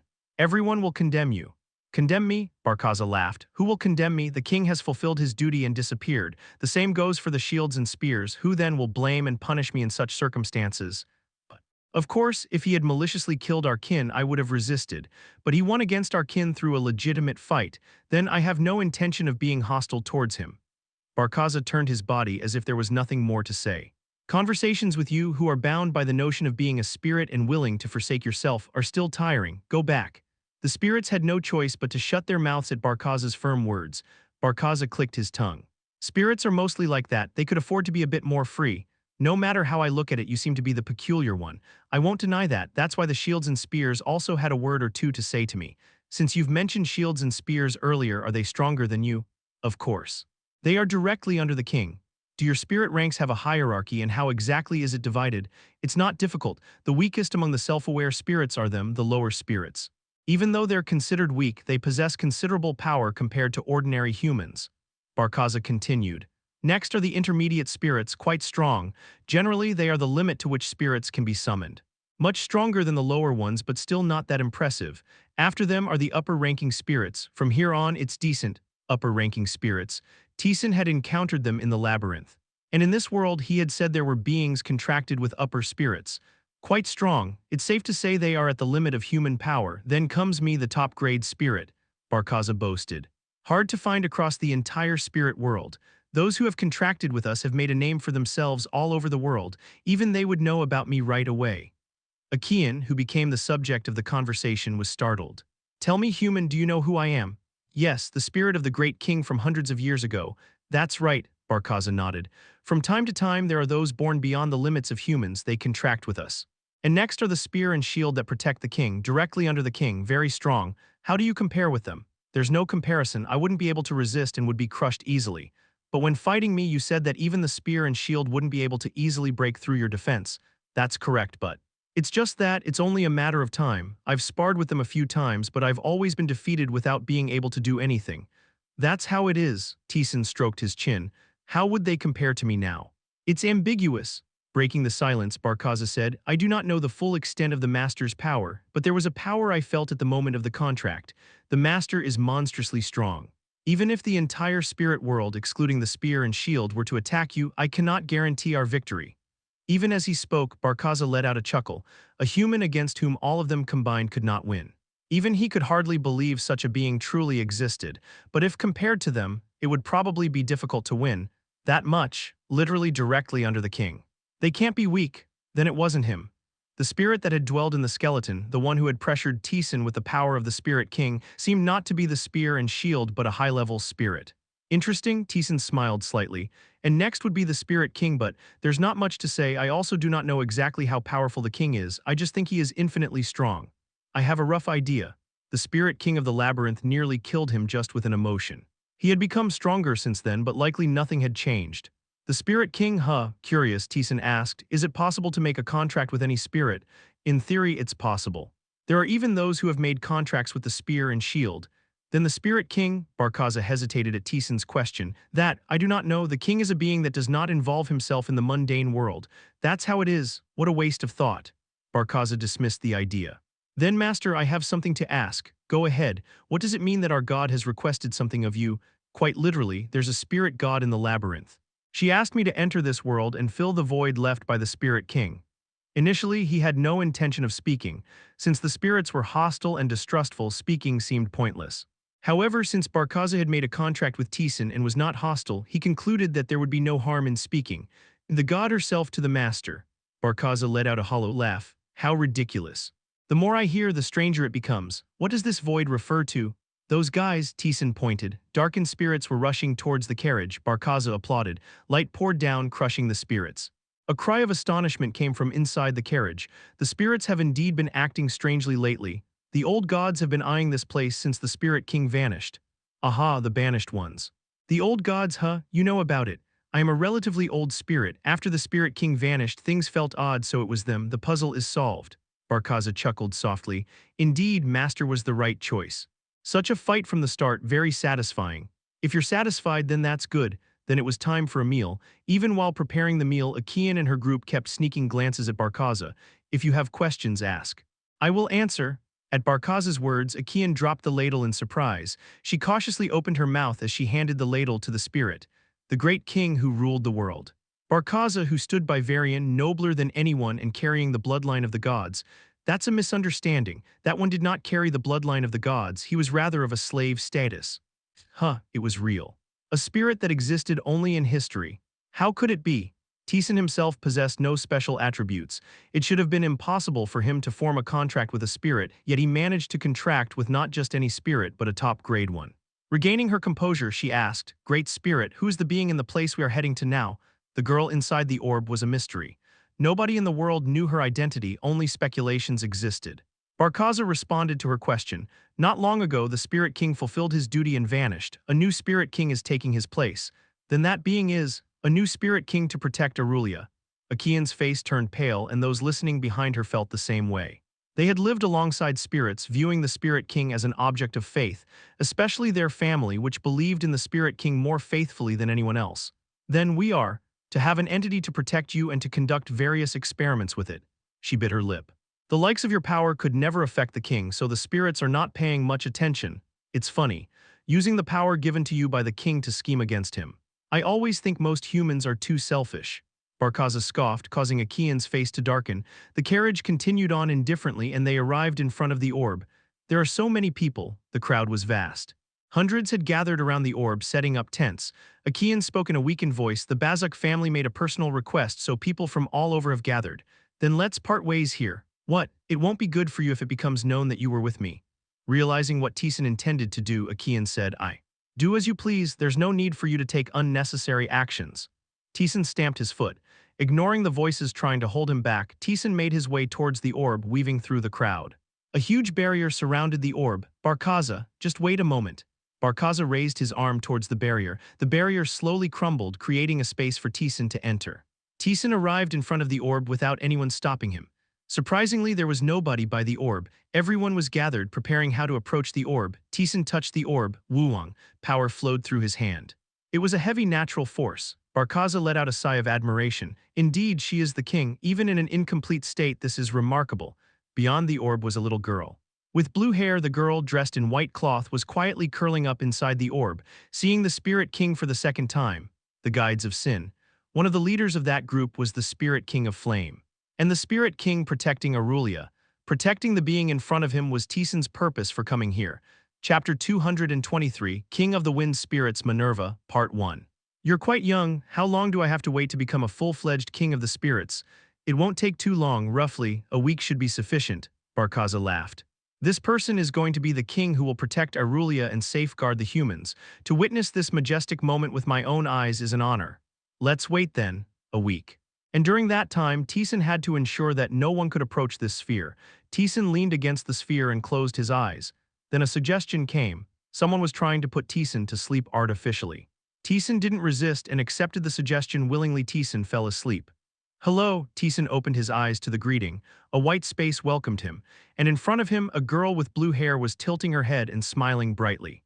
"Nice to meet you. I'm Minerva, the king of the wind spirits." Taesan nodded and took the hand that was extended to him.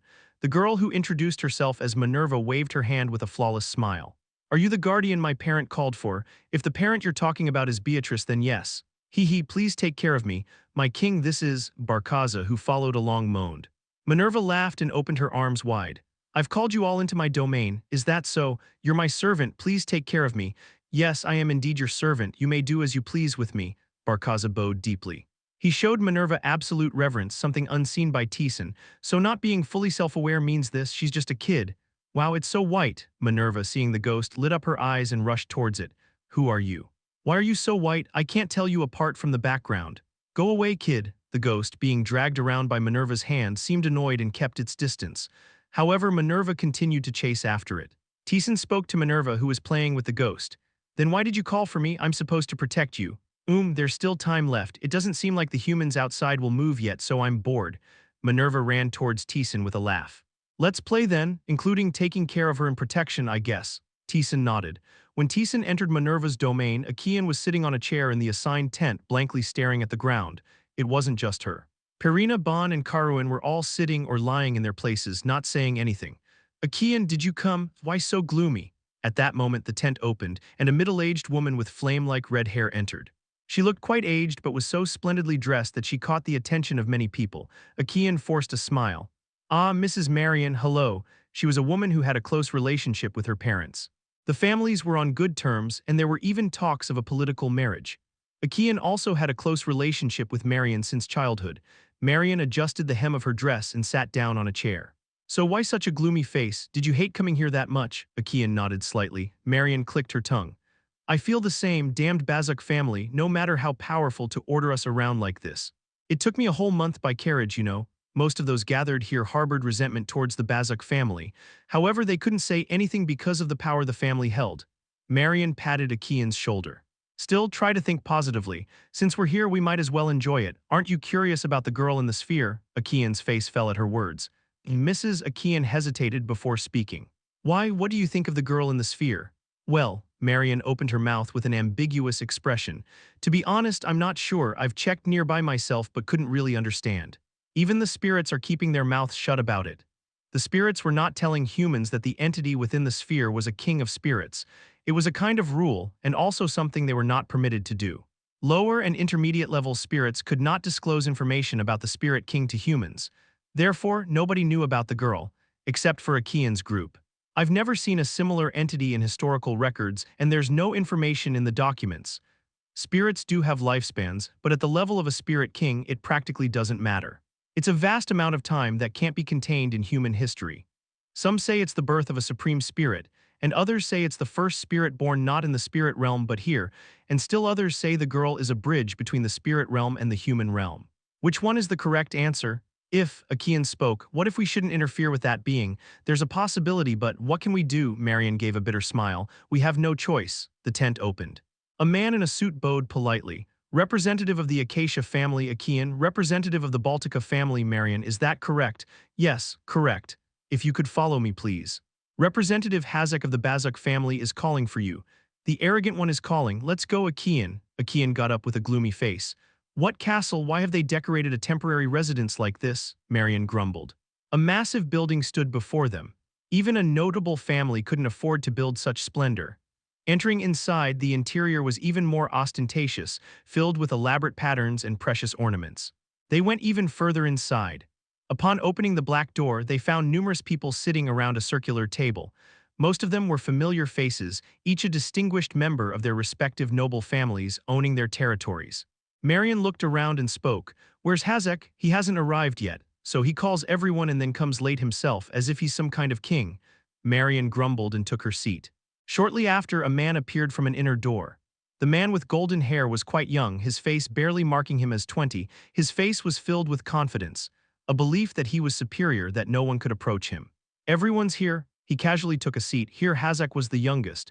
Despite this, the lack of manners in his demeanor made a few frown, but nobody pointed it out. More precisely, they couldn't. He snapped his fingers. Let's skip the tedious greetings and get straight to the point. Explain. A servant stepped forward to start the explanation. As you all know, a few months ago, a giant sphere appeared on the Brunian plains. And there was a girl inside it. People couldn't hide their curiosity. It was surprising enough that a giant sphere appeared out of nowhere, but that was not all. Approaching the sphere, the spirit's powers intensified. There are even rumors of a lower spirit evolving into a middle spirit. At that, the people at the table showed interest.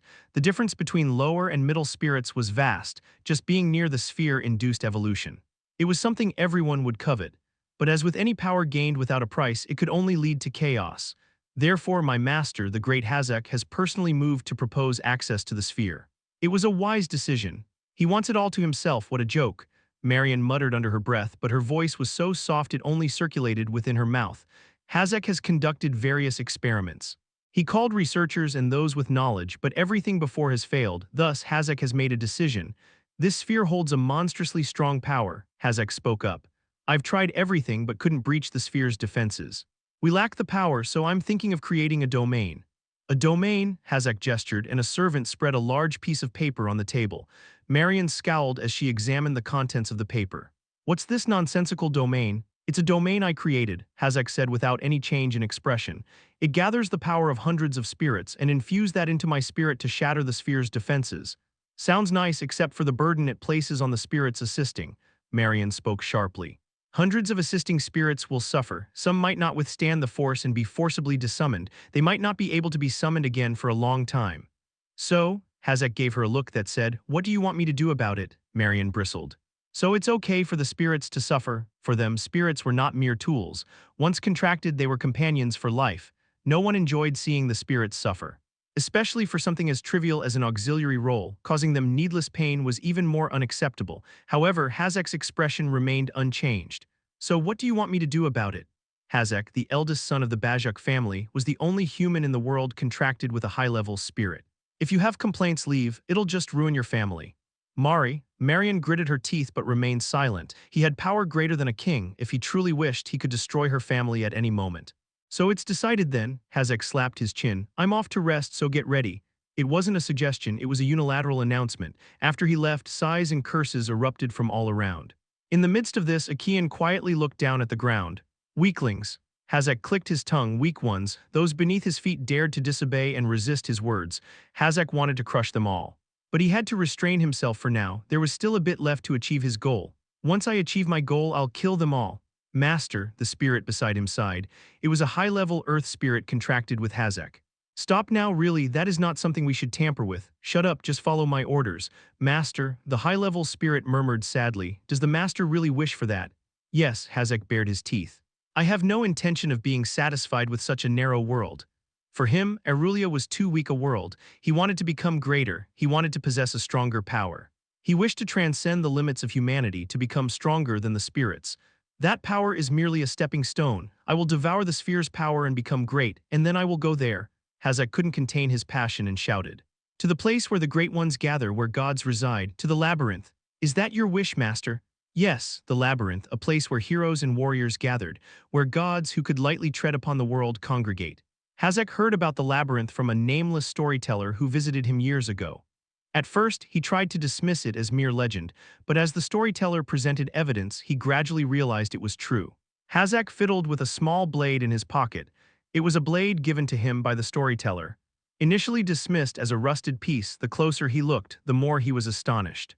The withered blade contained a power capable of overturning the entire world. Though now faded and nearly extinguished by the passage of time, leaving only remnants, Hazak knew that possessing this sword once meant ruling the world. And he was told there were countless such items in the labyrinth.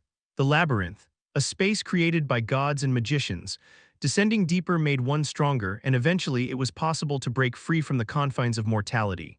Most didn't survive and died descending into the labyrinth, but that didn't concern Hazak. It was a place where he could transcend his limits and become stronger. Hazak wanted to go there. He wanted to become stronger and stronger to transcend mortality. That was his wish. With the power of that sphere alone, I can go to the labyrinth. There I will descend faster than anyone else and conquer it. Hazak shouted, his face filled with madness. And eventually, I will become the great god that the storyteller spoke of. Master, the high-level spirit remained silent. Hazak was consumed by power.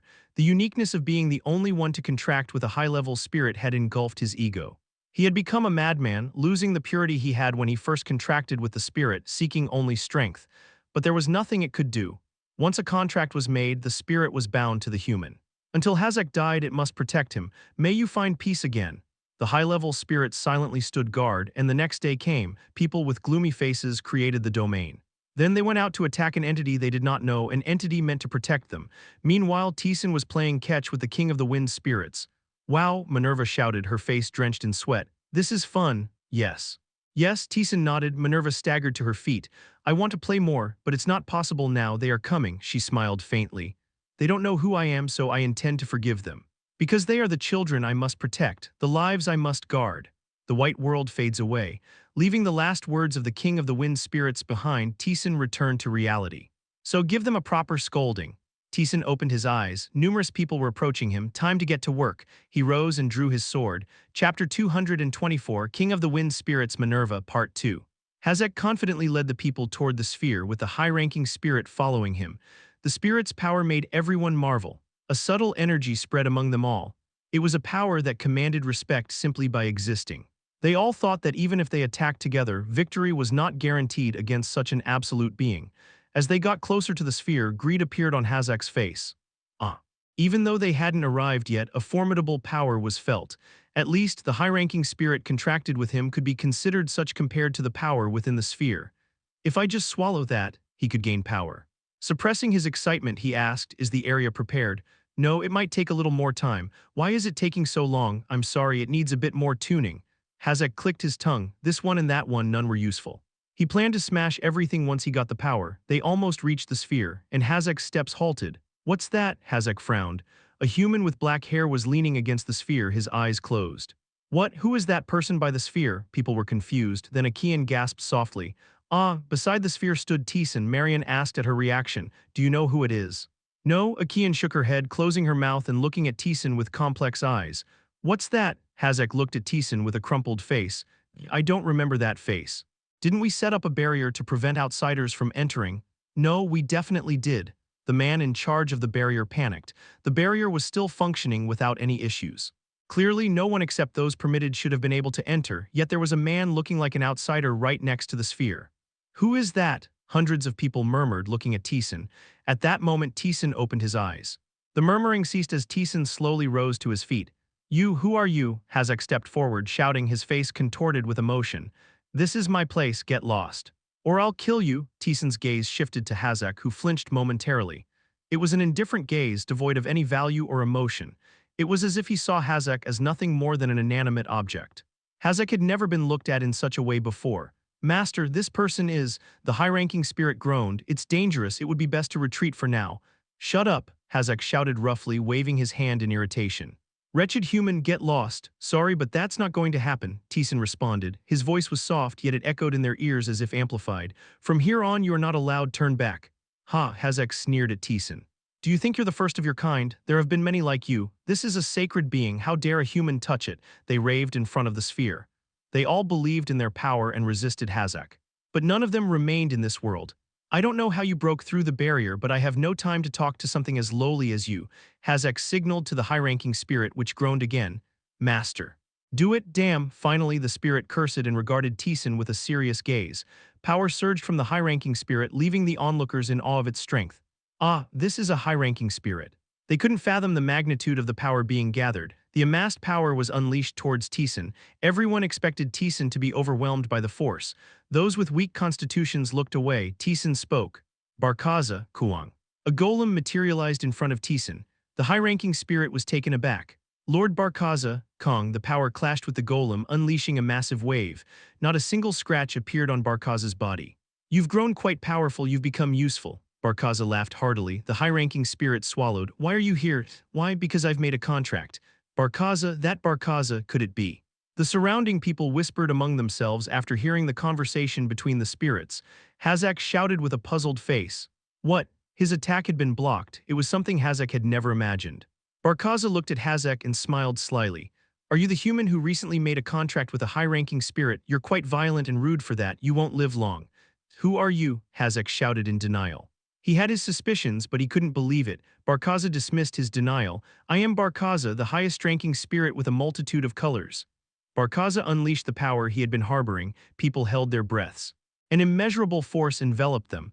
Just the energy emanating from him made the high-ranking spirit look pitiful in comparison. Barkaza stood in front of the sphere.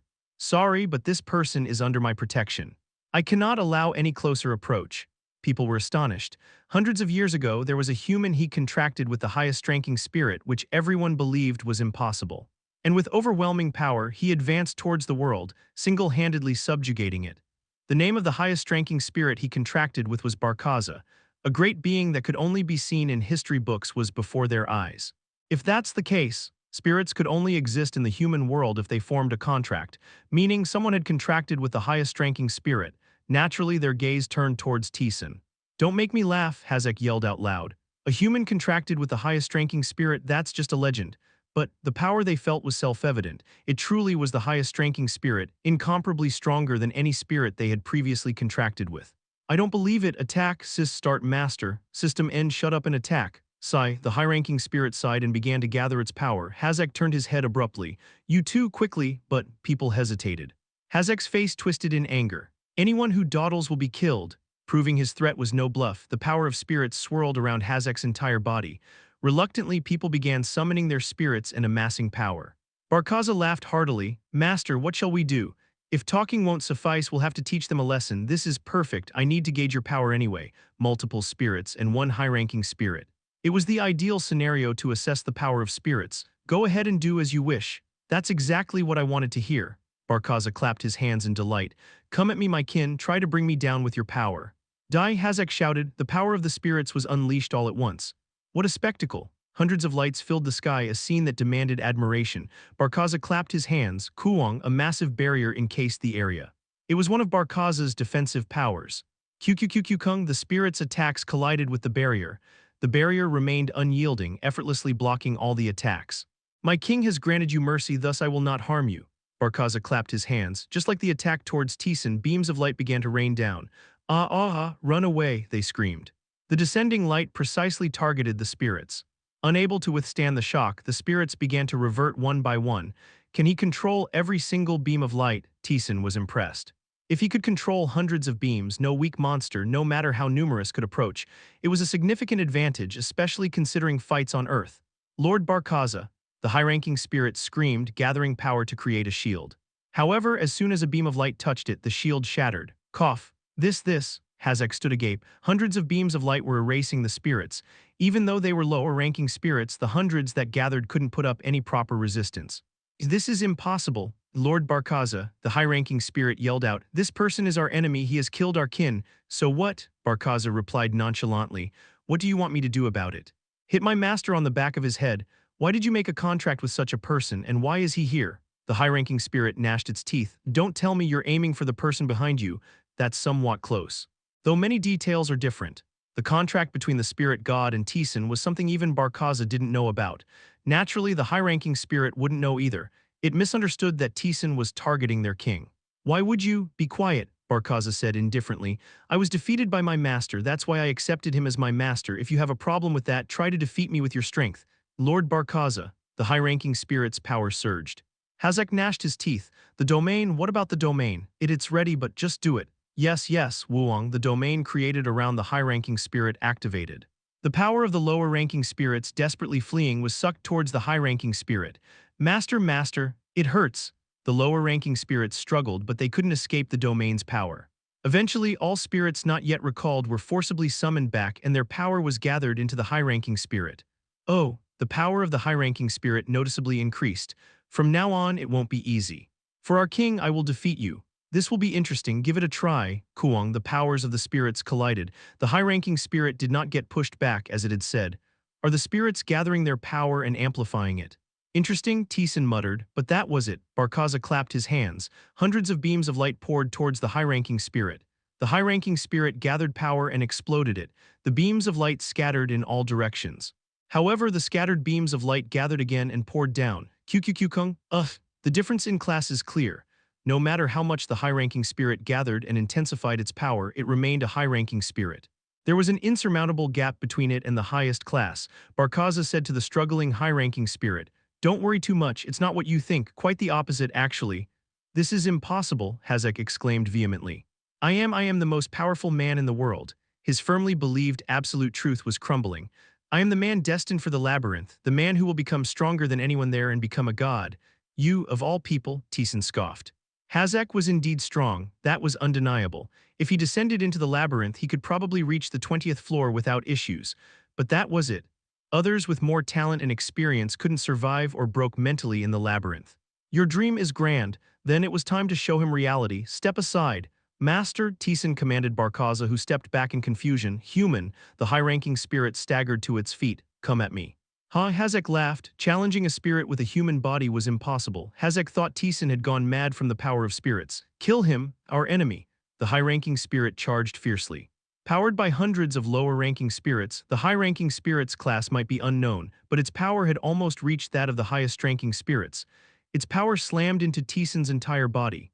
Taesan lightly raised his fist. By the time one could see that the fist had moved, the high-ranking spirit's body had already burst apart.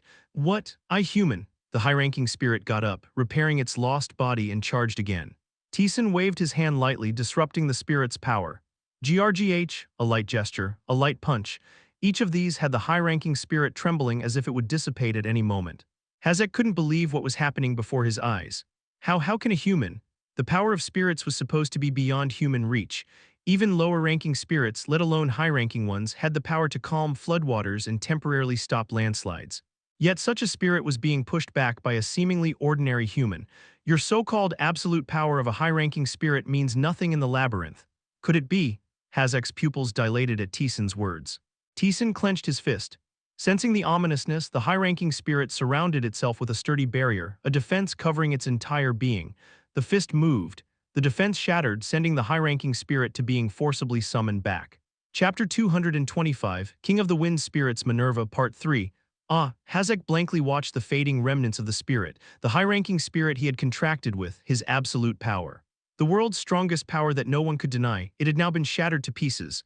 Impossible, Hazek exclaimed involuntarily. No matter, no matter, even if it's a being from the labyrinth. You can't easily eliminate a high-ranking spirit like this. That's not for you to judge, it's for me to decide. Taesan leisurely approached and grabbed Hazek's head. Hazek glared at Taesan with bloodshot eyes. You're a cheater. I don't know what trick you used, but to reverse summon my spirit. Know your place. Nice try. It seemed there was something in the labyrinth capable of reverse summoning spirits, and Taesan had utilized it. Is this a denial of reality due to shock? It happens from time to time, but it's rare for it to be this severe. Such an ugly human. Hazek continued to spew insults, denying what Taesan had accomplished. Taesan, holding his head, quietly looked down at him. Killing him wouldn't be a problem, but the King of Spirits said they were beings she must protect, to scold them moderately. Will this make you come to your senses? Power gathered in Taesan's body.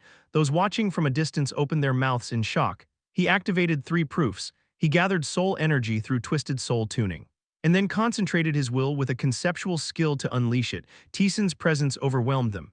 The faces of the people turned pale. They started to suffocate.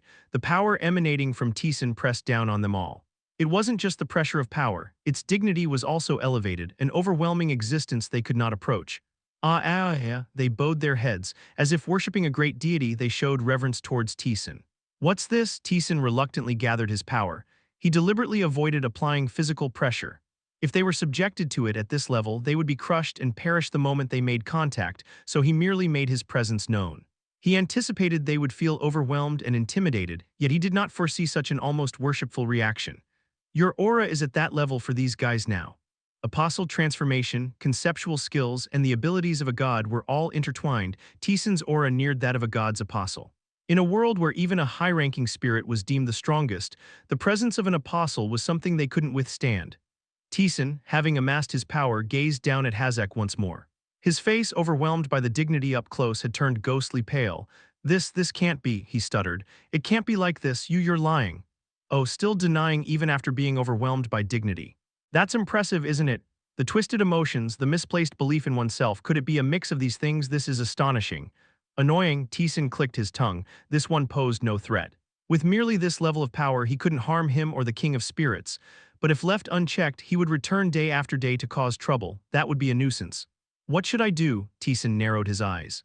As he quietly observed Hazek, Taesan sensed something within him. That is, it was a connection. Taesan focused his soul energy to determine where the connection led. A spirit, it was linked to another dimension. Taesan realized this was the contract between Hazek and the high-ranking spirit. Can it be done? You have activated apostle transformation, myriad souls. Taesan's power ascended further. Barkaza was taken aback. Master. This power is… Taesan reached out to Hazek's connection, but the connection wavered and eluded his grasp. It was a contract between a spirit and a human. No matter the strength of the power or the height of the power, it remained untouchable. But with the power of a god, the story changed. The power of those perfect from birth, now exiled from this world, was inherently corrupt. He manipulated the soul energy with twisted soul tuning. The advanced soul energy made contact with the link. Hazek's eyes flickered. He couldn't be certain, but he sensed Taesan was meddling with something far more significant than anything else. Don't do it, it's too late. Taesan intensified his soul energy. The link was severed. Hazek collapsed, clutching his head. Something vital to his being was fading away. What's this, Master? Did you just interfere with the contract itself? Barkaza was astonished. The contract was a bond directly established by the spirit god with humans. Unless the god herself permitted it, no one could interfere with it. And Taesan had just done so this is how it feels. Taesan stabilized the fluctuating soul energy. He roughly understood how the exiled high gods continued to meddle with this world. Their power was indeed corrupt. It's not perfect. The severed link attempted to reconnect. Likely in about a week, the contract would be reinstated. Interference was feasible, but breaking the laws outright seemed impossible. Yet unaware of this, Hazek merely clutched his head in confusion. What have you done to me? Quiet, Taesan flung Hazek aside. Those observing from a distance were taken aback and caught him. This is not yours to meddle with. Nor are you the entities to do so. Taesan spoke. Though his voice was gentle, it resonated clearly in their ears. If you continue to approach, you too will pay a steep price. In the ensuing silence, Taesan's voice echoed. You're back. In the white expanse, a girl with sky-blue hair. Minerva greeted Taesan. You did well, as expected of the human chosen by Mother. She hugged Teesan's waist and spun around gleefully. Upon Teesan's final warning, the people took care of Hazak and distanced themselves. They didn't seem to be leaving immediately, but at least most of them had lost the will to do anything about the sphere. Most likely they would not approach any further. The group led by Achaean, distancing themselves, looked at Teesan with a peculiar gaze. Fear, respect, and gratitude. For those who were the only ones aware of the sphere's truth, they must have been grateful for Teesan protecting it. Minerva spun around cheerfully. She took out the sphere again and smiled. Then let's play again. Sure, Teesan nodded. The game of catch wasn't anything grand. Teesan threw the ball and the King of Spirits caught it and threw it back, a simple repetition. However, the King of Spirits was greatly enjoying this simple repetition. It's fun. Yeah, sure. It would be nice to have more people to play with. She looked at Barkaza and smiled. Let's play together, if the king wishes, as per the king's will. Barkaza joined in. She didn't stop there and also spoke to the ghost. Let's play too. Annoying, and I can't do that. The ghost was an entity floating without a body. There was no way he could touch the physical sphere, but the King of Spirits casually waved her hand. Then I'll make it. What? A dense energy enveloped the ghost's spirit. This energy materialized into a form and the ghost possessed a newly formed body. Huh. The ghost possessed a form that looked like a mannequin. He moved his body around as if puzzled. A body? Now it's settled. Let's play together. Even the King of Spirits can create a body. The ghost was flustered. He had received a body before, but that was during Pavsha's trial. In other words, it was an act only achievable through divine power. This space is to protect me until I grow up. I can do many things here. Minerva smiled brightly. It's not perfect, but I can lend a temporary body, although it's limited to within this space. Indeed, that's true, the ghost tapped his arm. Then pieces of the arm crumbled and fell, a very fragile body, but it should be enough to enjoy playing. Minerva exclaimed, then let's play together. Well, I didn't know I'd be babysitting too. The ghost grumbled but willingly joined in. He seemed to enjoy having a body for a change. It's better than just watching and not being able to do anything. Barkaza, the ghost, the King of Spirits, and Teesan started throwing the ball. Though it was just throwing the ball, even with the increased numbers, Minerva seemed to enjoy it more than anything, and time passed. The white space gradually began to darken. I'm sleepy. Minerva started nodding off. I'm going to sleep now. See you tomorrow. She waved her hand. The white space receded and Teesan returned to the outside world. Teesan sat down in front of the sphere. Barkaza spoke up. Spirits are born alone. That's why newly born spirits cling to and depend on the beings around them. The king is no exception. Normally, they depend a lot on the spear and shield born after their growth. But this king seems to have chosen the master as the object of dependency. It's not bad. It feels like seeing a child after a long time. The labyrinth's systemic adjustment was fair to both the old and young. Regardless of age, stats were equal. However, children who were not yet mature failed to survive in the labyrinth. Those who survived often died upon returning to Earth. Thus, seeing a pure king of spirits, like a child for the first time in a long while, provided some mental respite to him, who had lived through struggles and in a devastated world. During that time, Hazak was going mad. His office was completely destroyed. Come out, I said come out, he screamed, but nothing happened. He no longer felt the presence of the high-ranking spirit that had accompanied him throughout his life. What the? The link Teesan had severed was beginning to re-establish itself. In a week, he would be able to call upon the high-ranking spirit once more, but Hazak, unaware of this development, believed Teesan had completely severed the contract. Ha ha ha ha. He sat down, his expression vacant. With his head bowed deeply, he mumbled, it's over. The rumor that his contract with the high-ranking spirit had been severed was already spreading. People would scrutinize the rumor and they would come to realize it was true. Then they would mercilessly abandon Hazak. He knew it himself. No one had punished him because he was under the protection of a high-ranking spirit. Without that shield, he was worthless. It's okay, Hazak tried to comfort himself. Just have to enter the labyrinth, only the labyrinth. There he could gain power, something akin to a spirit. Merely by entering, he could acquire power rivaling that of a god. Hazak, who had become obsessed with the labyrinth itself, eventually convinced himself that just by entering the labyrinth, he could gain power. How do I enter the labyrinth? Then he encountered a problem. He did not know how to enter the labyrinth. After zoning out for a while, his face twisted in realization. Yes, that sphere is the gateway to the labyrinth. That damned one was blocking it for that reason. Someone who had preemptively seized power from the labyrinth feared Hazak gaining strength and thus was blocking the sphere. That damned bastard. Daring to prevent me from becoming great. Before long, Hazak was convinced this was the truth. He began to spiral into madness once again.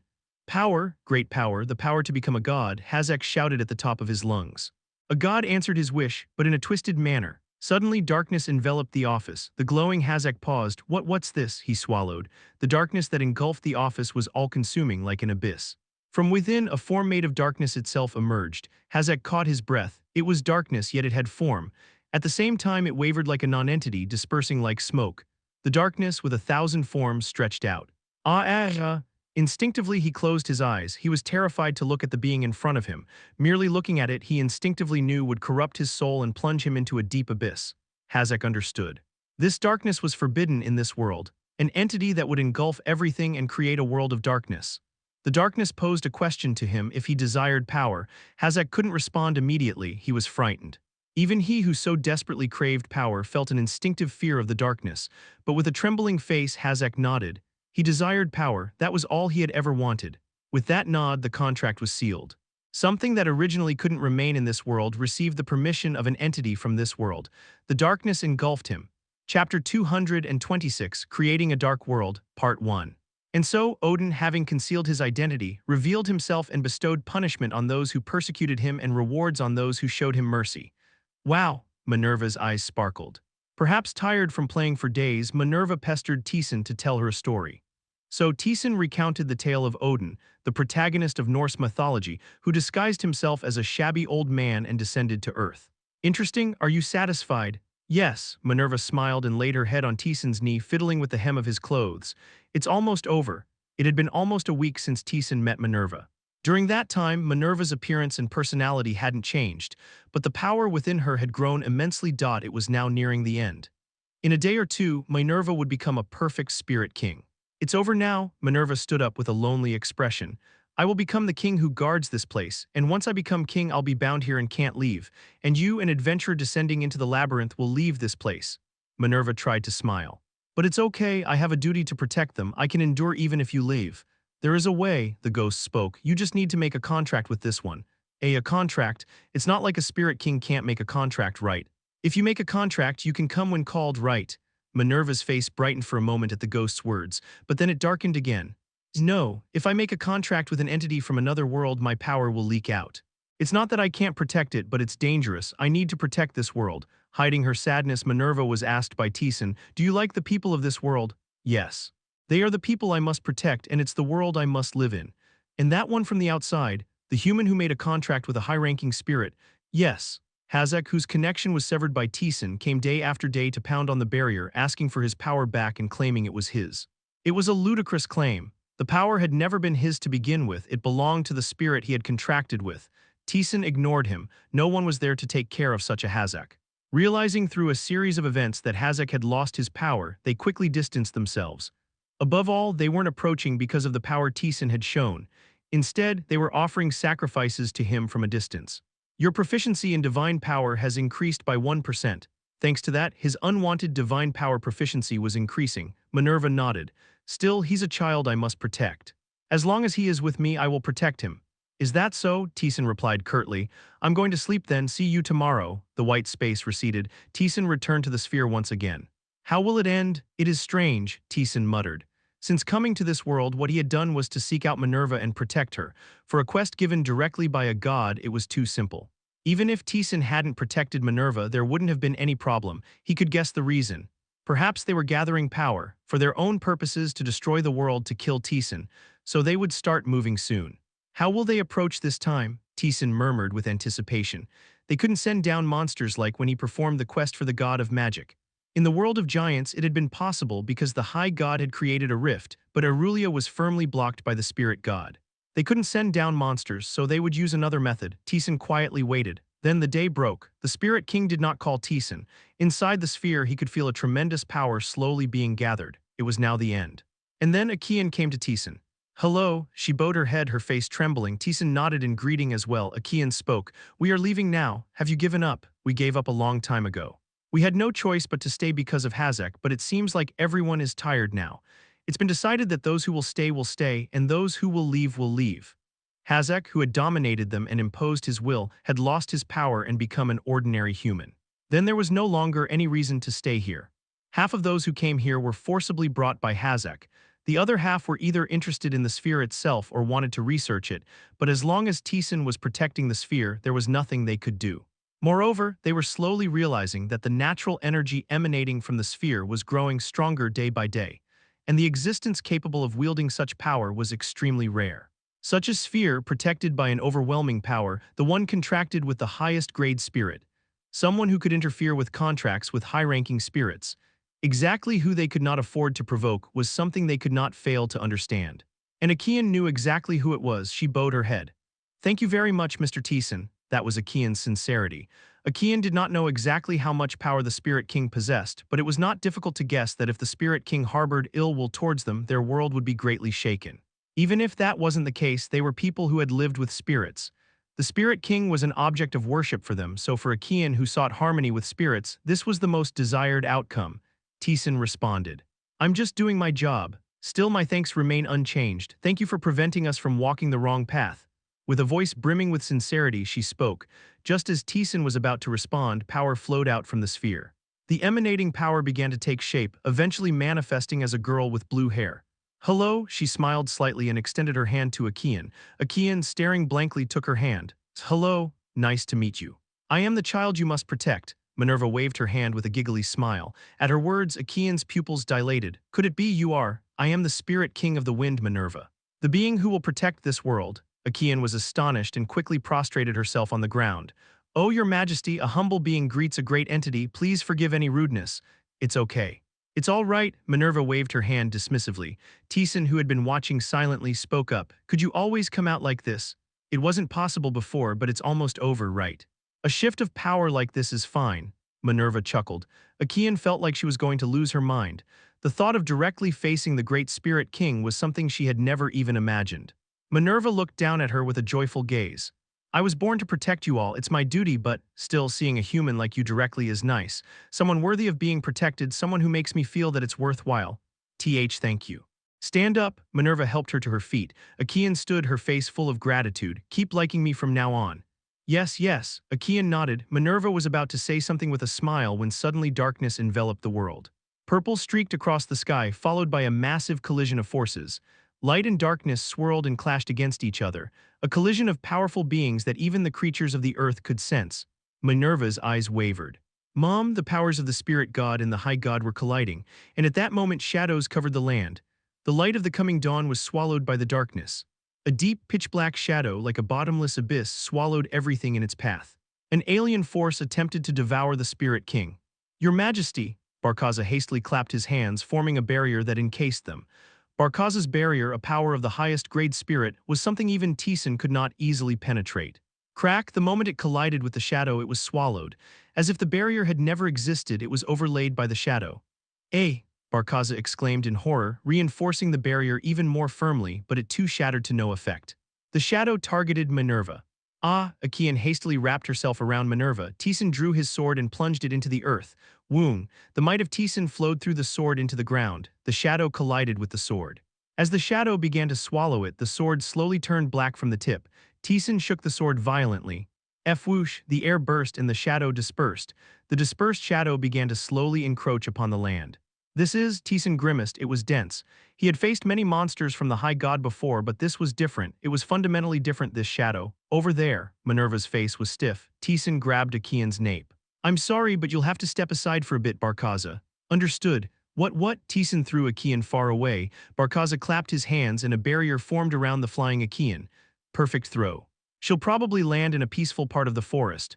"Oh, the ghost chuckled. "I didn't expect this." "You," Minerva's face contorted. Hazak, stained with darkness, appeared from afar.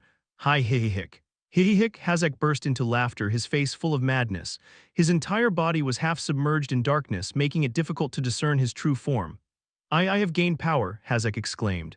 His voice carried the darkness with it. "The labyrinth no longer interests me. I have become great. Can being swallowed by power also be considered greatness? Not by Taesan's standards." "You," fury settled on Minerva's face. "You. How dare you, being an element of my world, a subject I must protect, cutting off the relationship with spirits, how dare you embrace the power of those villains?" Her voice, filled with anger, echoed through the world.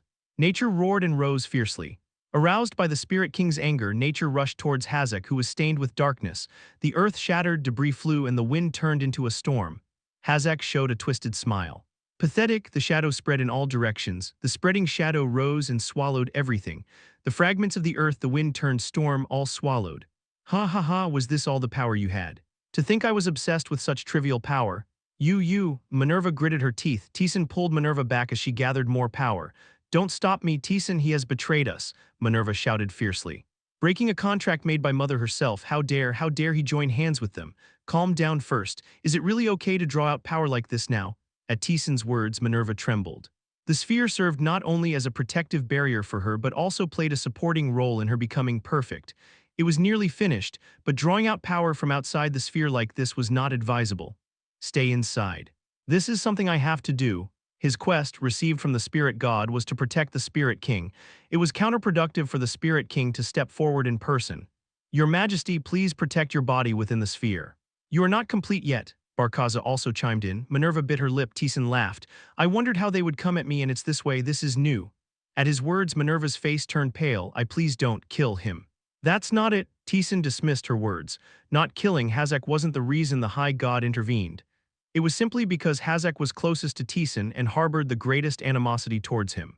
Many humans were targeting the sphere. If it weren't for Hazak, another would have been chosen by the High God. Pay it no mind and go inside. I'll finish this quickly. Okay, I'm sorry. Minerva's form slowly began to disperse. But be careful, this is very different from what you've faced before. I'm well aware. The dispersed Minerva returned inside the sphere. Hi hihihick, Hazak laughed. Your power, it's nothing, you are nothing. Taesan did not react to Hazak's words. Precisely, there was no need to. He was consumed by power. His self was buried under madness, rage, and power no longer intact. Engaging in dialogue with such a being was meaningless. Giggle. The darkness hidden within Hazak showed Taesan a laugh. A great being turned its gaze towards Taesan. Taesan loosened the muscles throughout his body. The darkness hidden within Hazak, an abyss that swallows everything. Darkness in every form. This was not a monster. A mere entity of that level could not possess such power. Something else transcendent, beyond mortals, currently exiled from the world. It was a high god. Master, that is dangerous. Oh ho. I've heard stories, but this is my first time seeing a contract creature. Do you know what it is? High gods desire to trample the world. They use all means at their disposal, often sending monsters into your world. And where that's not possible, they use the inhabitants of the place. A contract with the high god. Right, an inhabitant of the world makes a contract with a high god, forsaking divine protection to become one of their minions. Once that happens, divine protection means nothing, because it's the inhabitants of the world who have accepted the high god themselves, acknowledging their existence. That's why they can breach the spirit god's protection and intervene. The ghost clicked its tongue. Why would anyone accept such a contract? It destroys the soul, body, and mind. A contract with a god was not easy. Even those with powers beyond reach in the outside world did not receive their choice. It was more about the conditions than the difficulty of the contract itself. The apostles' contract was a granting of divine status upon a human. This meant that the weak, those who could not meet the conditions, even if they accepted the contract, their minds collapsed and they lost themselves. Therefore, gods were selective about the humans they entered into contracts with. They evaluated whether the human pleased them and whether they possessed the strength to withstand the apostles' status. However, the high gods were not like this. To them, mortals were merely toys, so it's not uncommon for mortals who sought only power to be treated as disposable pawns by them. It would have been impossible normally. But it seems Hazak sent the power of the contract, seizing the opportunity of the Spirit King's absence, who is the guardian of the world. That guy was not without talent. Now I see why the Spirit King was enraged. The Spirit King was the being that protected this world. She guarded all of Aurelia, yet a being she was supposed to protect denied her and made a contract with a high god. It was akin to her very existence being denied. I don't even know what to say. The ghost swallowed its saliva. Though he contracted with a high god, a human wouldn't be able to endure a proper contract, so he wouldn't even possess a fragment of that power. Yet it's a contract with a transcendent being. The power it wields is unlike any monster you've encountered before. I've got a rough idea. Shadows stretched out, a deep color that turned everything to black. The transformed space was no longer Aurelia. It became a space of darkness where everything was obscured. Taesan had encountered such a space on Earth before, a massive rift in the sky. The power emanating from there was the same. This was a being that had directly contracted with a high god, hence the power it wielded was that of the high god. This will be a good experience. The opponent is an unbeatable enemy. You have activated Apostle Transformation Myriad Souls. Chapter 227. Creating a Dark World, Part 2. The High God had set his sights on both this world and himself. For Taesan, who sought the status and power of a god, a confrontation with the high gods was inevitable should he continue on his path. This felt like a rehearsal for that inevitable confrontation. Taesan distanced himself from the encroaching shadows. The darkness that enveloped Hazak was distinctly alien. Despite having faced numerous monsters before, this was fundamentally different. It wasn't just about strength, but something entirely otherworldly. Shadows swallowed the earth, the very space itself. The wind and light that were sucked into these devoured places never returned. The sphere was enveloped by shadows. Barkaza, stay away or go back. It's a blow to my pride, but it can't be helped, don't die, master. It would be too vain if a contractor like you were to die here. As Barkaza departed, Hazak's face twisted into a distorted smile. Kahak, with a harsh resonance, darkness rose from the shadows. The spikes that shot up aimed for Taesan. Taesan twisted his body sharply, dodging the spikes, targeting his head by a hair's breadth, and swung his sword, deflecting an attack meant to pierce him. Kagagagak. The darkness collided with the sword, twisting its trajectory, and then the sword began to be consumed by darkness, turning black. Taesan infused his sword with his force. The darkness was repelled by Taesan's force, scattering away. While adjusting his force, Taesan clicked his tongue at the burden he felt. Is even blocking dangerous? The places touched by those shadows become the realm of the high god. It's a power that expands its domain into the world through Hazak's body as a medium, rejecting harmony and ignoring laws. Just blocking those attacks nearly caused Taesan's sword to be overlaid with the power of the high god. He was able to push it back by infusing it with spirit and power, but using it even for these minor attacks could put him at a disadvantage. Darkness rose again from the shadows. A tide of black power rushed in and Taesan waved his hand. You have activated the frozen world. Jejejejej. Extreme cold swept in all directions, freezing everything it touched and halting the flow of time around it. Yet the darkness nonchalantly swallowed the cold. The shadow that devoured all the ice charged towards Taesan. Thud. Taesan kicked off the ground, narrowly avoiding the rushing shadow and widening the distance between them. The shadow then stretched out even more fiercely. Spreading widely across the world, the shadow swallowed all of Taesan's escape routes. There's nowhere left to escape. The only option left was to break through. Taesan strengthened his legs and ran towards the outskirts where the shadow hadn't reached yet. The moment Taesan stepped into the shadow, he strengthened his legs for a leap and pulled out a shield. You have activated the Shield of Aegis. The power of the shield enveloped Taesan. For 1 second, the shield made him immune to all damage. The downside was that he could not move during its activation. However, it didn't prevent movement due to inertia. Since he kicked off before activating the shield, Taesan's body flew out of the shadow. As Taesan flew, the shadow rose towards him. Enveloping Taesan's entire body, it attempted to dye him black. The shield's effect was immunity to damage. The shadow's attack should not have affected him. However, Taesan's eyebrows twitched as he flew. The shadow engulfing him pressed down on Taesan harshly. Cracks began to form in the power of the shield surrounding Taesan. Unable to withstand it until escaping the shadow, Taesan quickly gathered force throughout his body and enveloped himself with it. Kang, the shield broke before its duration ended. The shadow lunged at Taesan's body. Taesan expelled the alien sensation that began eroding him from his toes upwards using force and activated a skill. You have activated Random Blink. Taesan's body moved far away, rolling his feet to shake off the clinging darkness. The ghost couldn't continue. Taesan held his sword, expressionless. As expected, nothing was surprising. The power of the high god twisted the laws of this world, interfering with the power of gods, and the labyrinth had been created by a magician combining his power with that of a god. It wasn't strange for the labyrinth's items to be affected by the power of the high god. Looks like the skills activate, so does it only interfere with items? Gathering force seems to provide some defense. Spikes of darkness from the shadow tried to pierce Taesan. He kicked off the ground to dodge. Fortunately, Hazak wasn't paying attention to the sphere. He was solely focused on gathering power to kill Taesan, so Taesan didn't need to worry about protecting the sphere.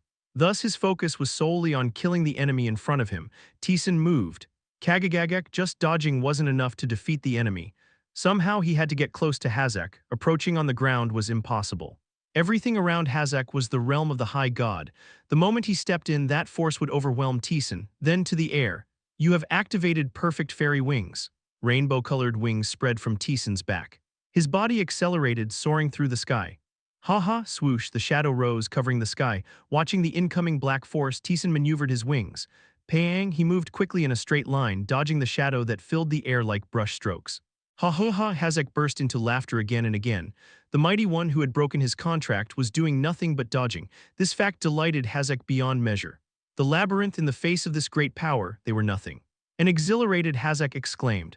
Die there, worm, Teeson did not respond. He had no concern for a being that was being consumed by power, losing even its sense of self.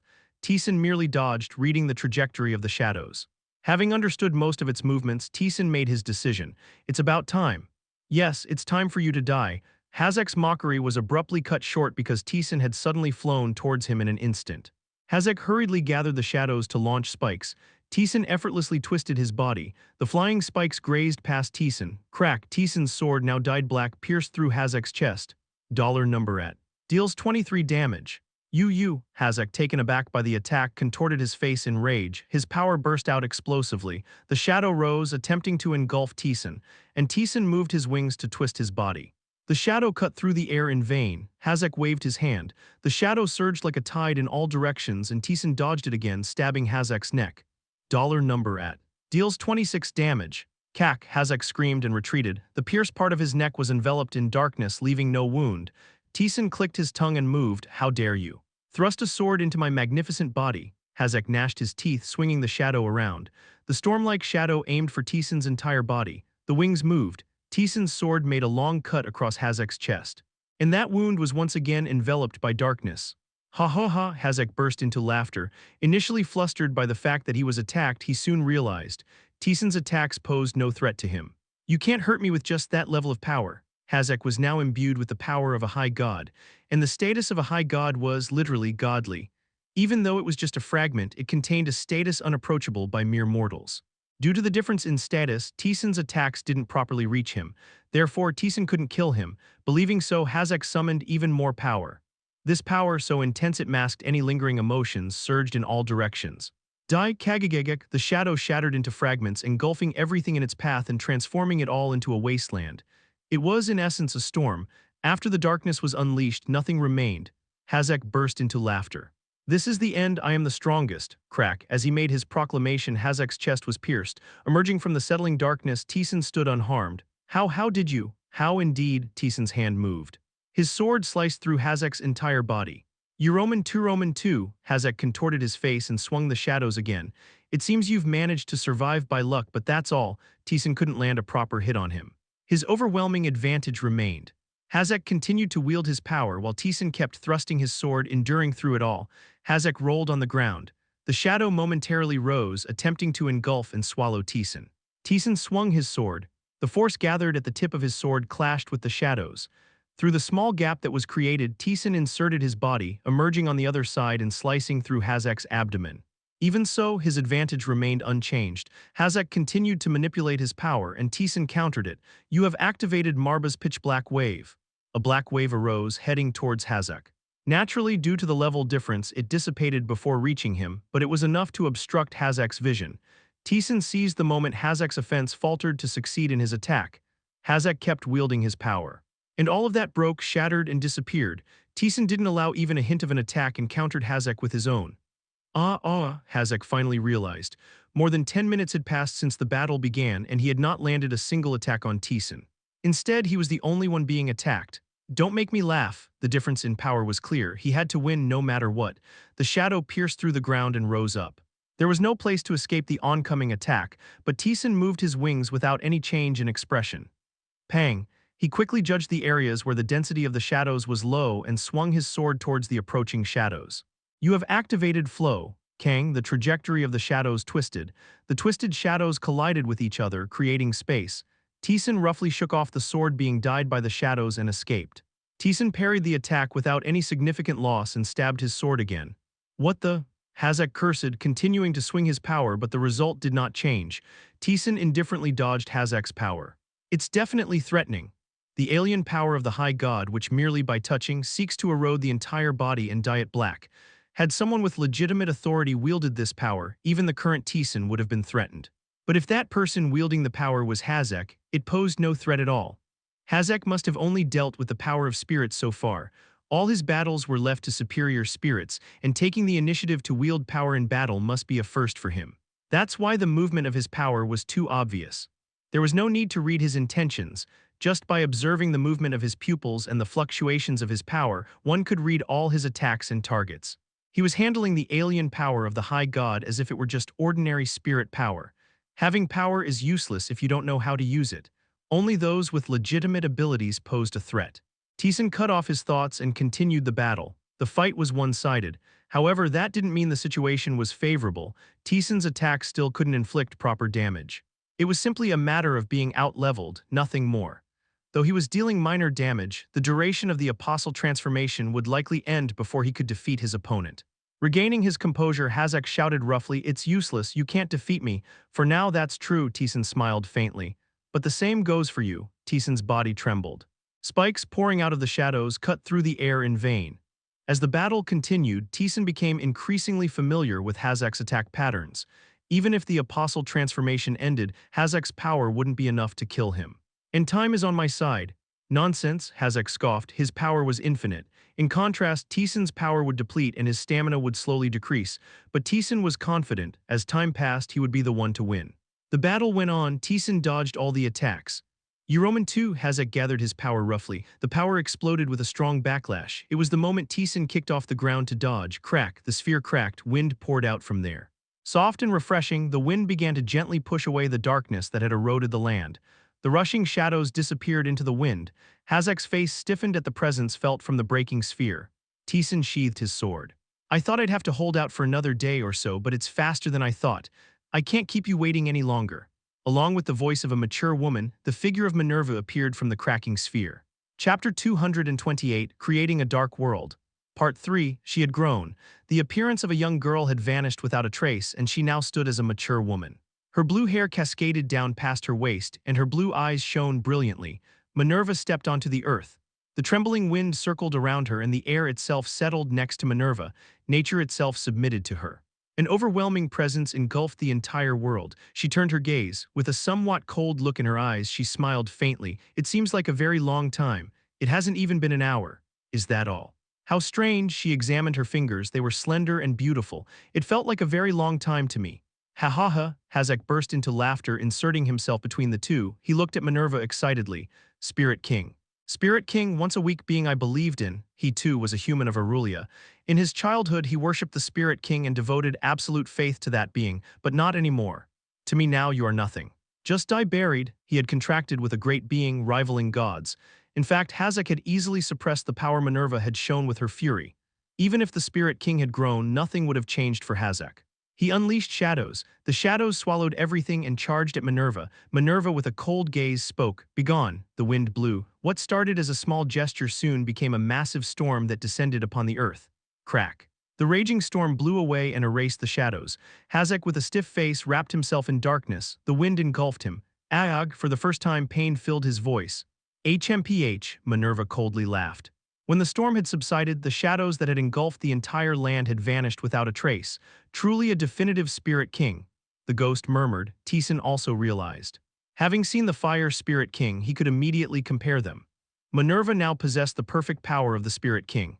A power that could penetrate even the deepest depths alone. A power that the current Taesan, even if facing her with dozens of himself, could not guarantee victory against. Status, power, and the qualifications that matched that status, all were embodied in the current Minerva. "I'd like to tear you apart right now, but..." Minerva's eyes narrowed. A murderous intent enveloped Hazak. Oh, Hazak swallowed his breath. Shadows wrapped around his body for protection. Merely by showing her emotions, Hazak felt a tangible pressure.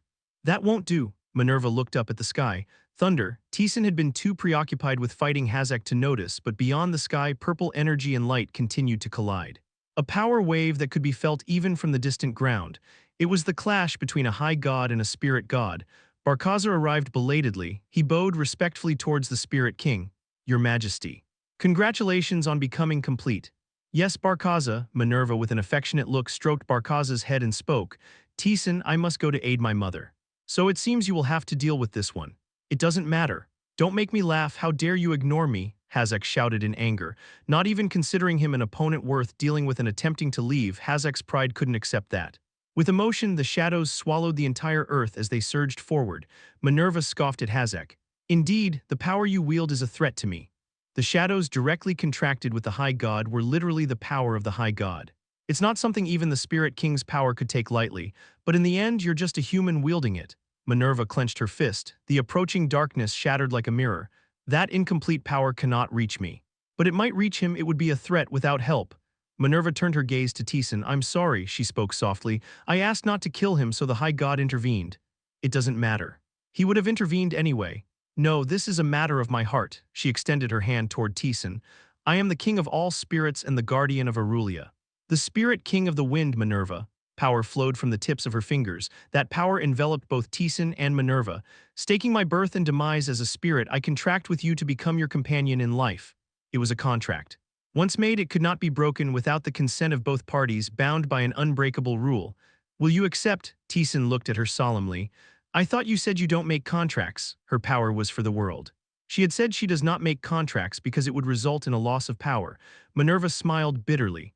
The situation has changed. Think of it as my reward and apology. Outside, Hazek continued to manifest his power, but it was continually blocked by the barrier surrounding Taesan and Minerva. She looked anxiously at Taesan. What will you do? Well, there was no reason to refuse. It was clear that the Spirit King's power was needed to defeat Hazek. I'll accept, Minerva smiled. Good. The King's power enveloped Taesan. Taesan involuntarily let out a groan. The quality of power Taesan had obtained until now was different. A new grade began to inhabit his body. You have made a contract with Minerva, the Spirit King of Wind. You have learned the special constant activation skill Natural Harmony. You have learned the special activation skill King's Vessel. You have acquired the title One Who Has Made a Contract with the King. From now on I am your shield and sword, Minerva continued. I will protect you, and your enemies are my enemies, for you are my master. Taesan nodded. Minerva smiled. She waved her hand, summoning Barkaza. Come here, your majesty, are you sure it's okay? It's my choice. And I have a gift for you too. She placed her hand on Barkaza's head. Her power descended upon Barkaza. Barkaza's status and power begin to noticeably strengthen. Barkaza exclaims in astonishment, Your Majesty. To grant me such grace, it seems it doesn't extend to a shield due to the limit of the vessel.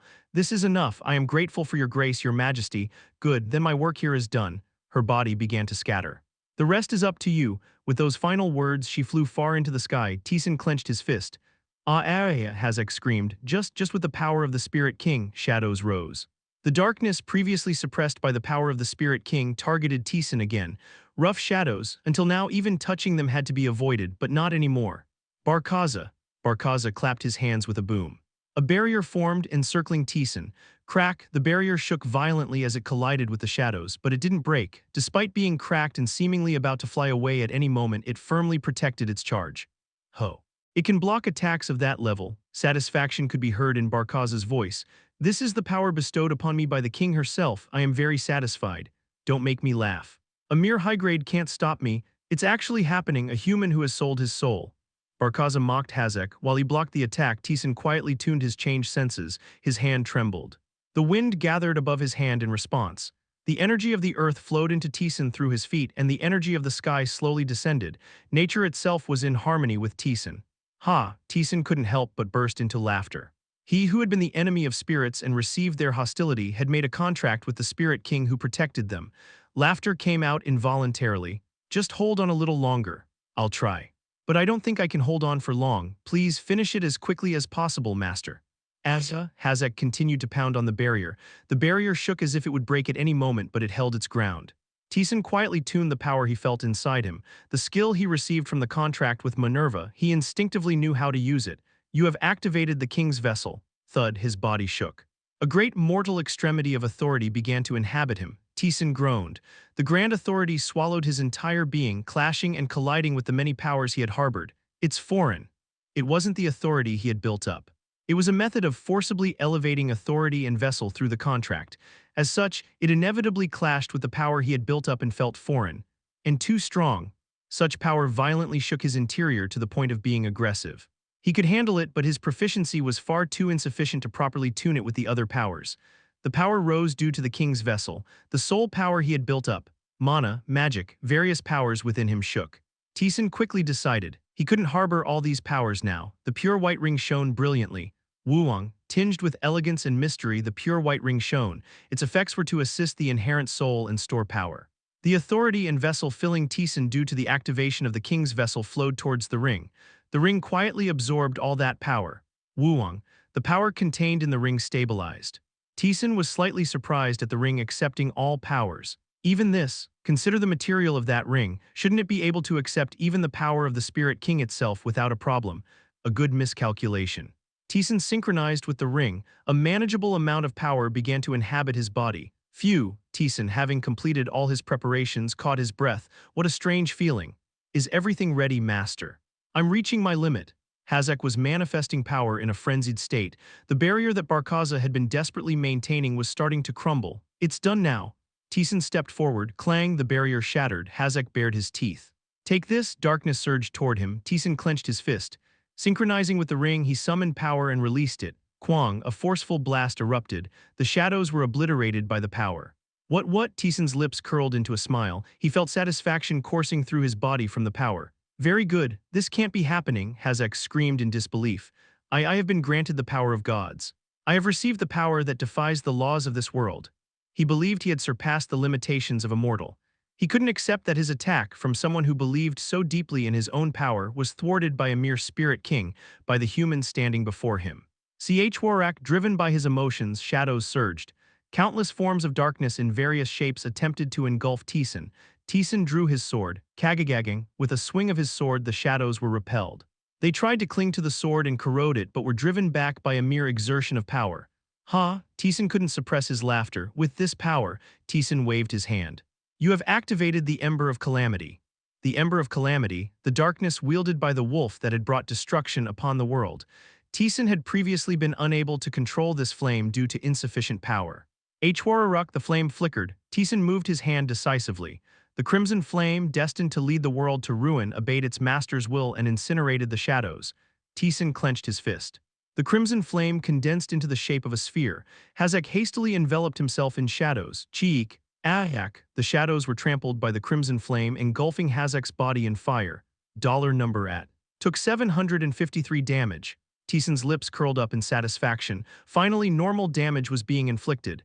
Yaowu, Hazak, barely extinguishing the flame, glared with bloodshot eyes. Shadows extended in strands, targeting Taesan. You have activated the kin of the wolf. Wolves made of his spiritual power materialized. Heng. The wolves ferociously tore at the shadows. The shadows began to tear apart and disappear. Nice. Taesan raised his hand and darkness began to swirl around him, descending. Then will this also work? You have activated the spreading branches of curse. A technique used by the apostle of a high god defeated by Taesan. A power directly bestowed by a high god to the apostle. It was now manifested by Taesan's authority.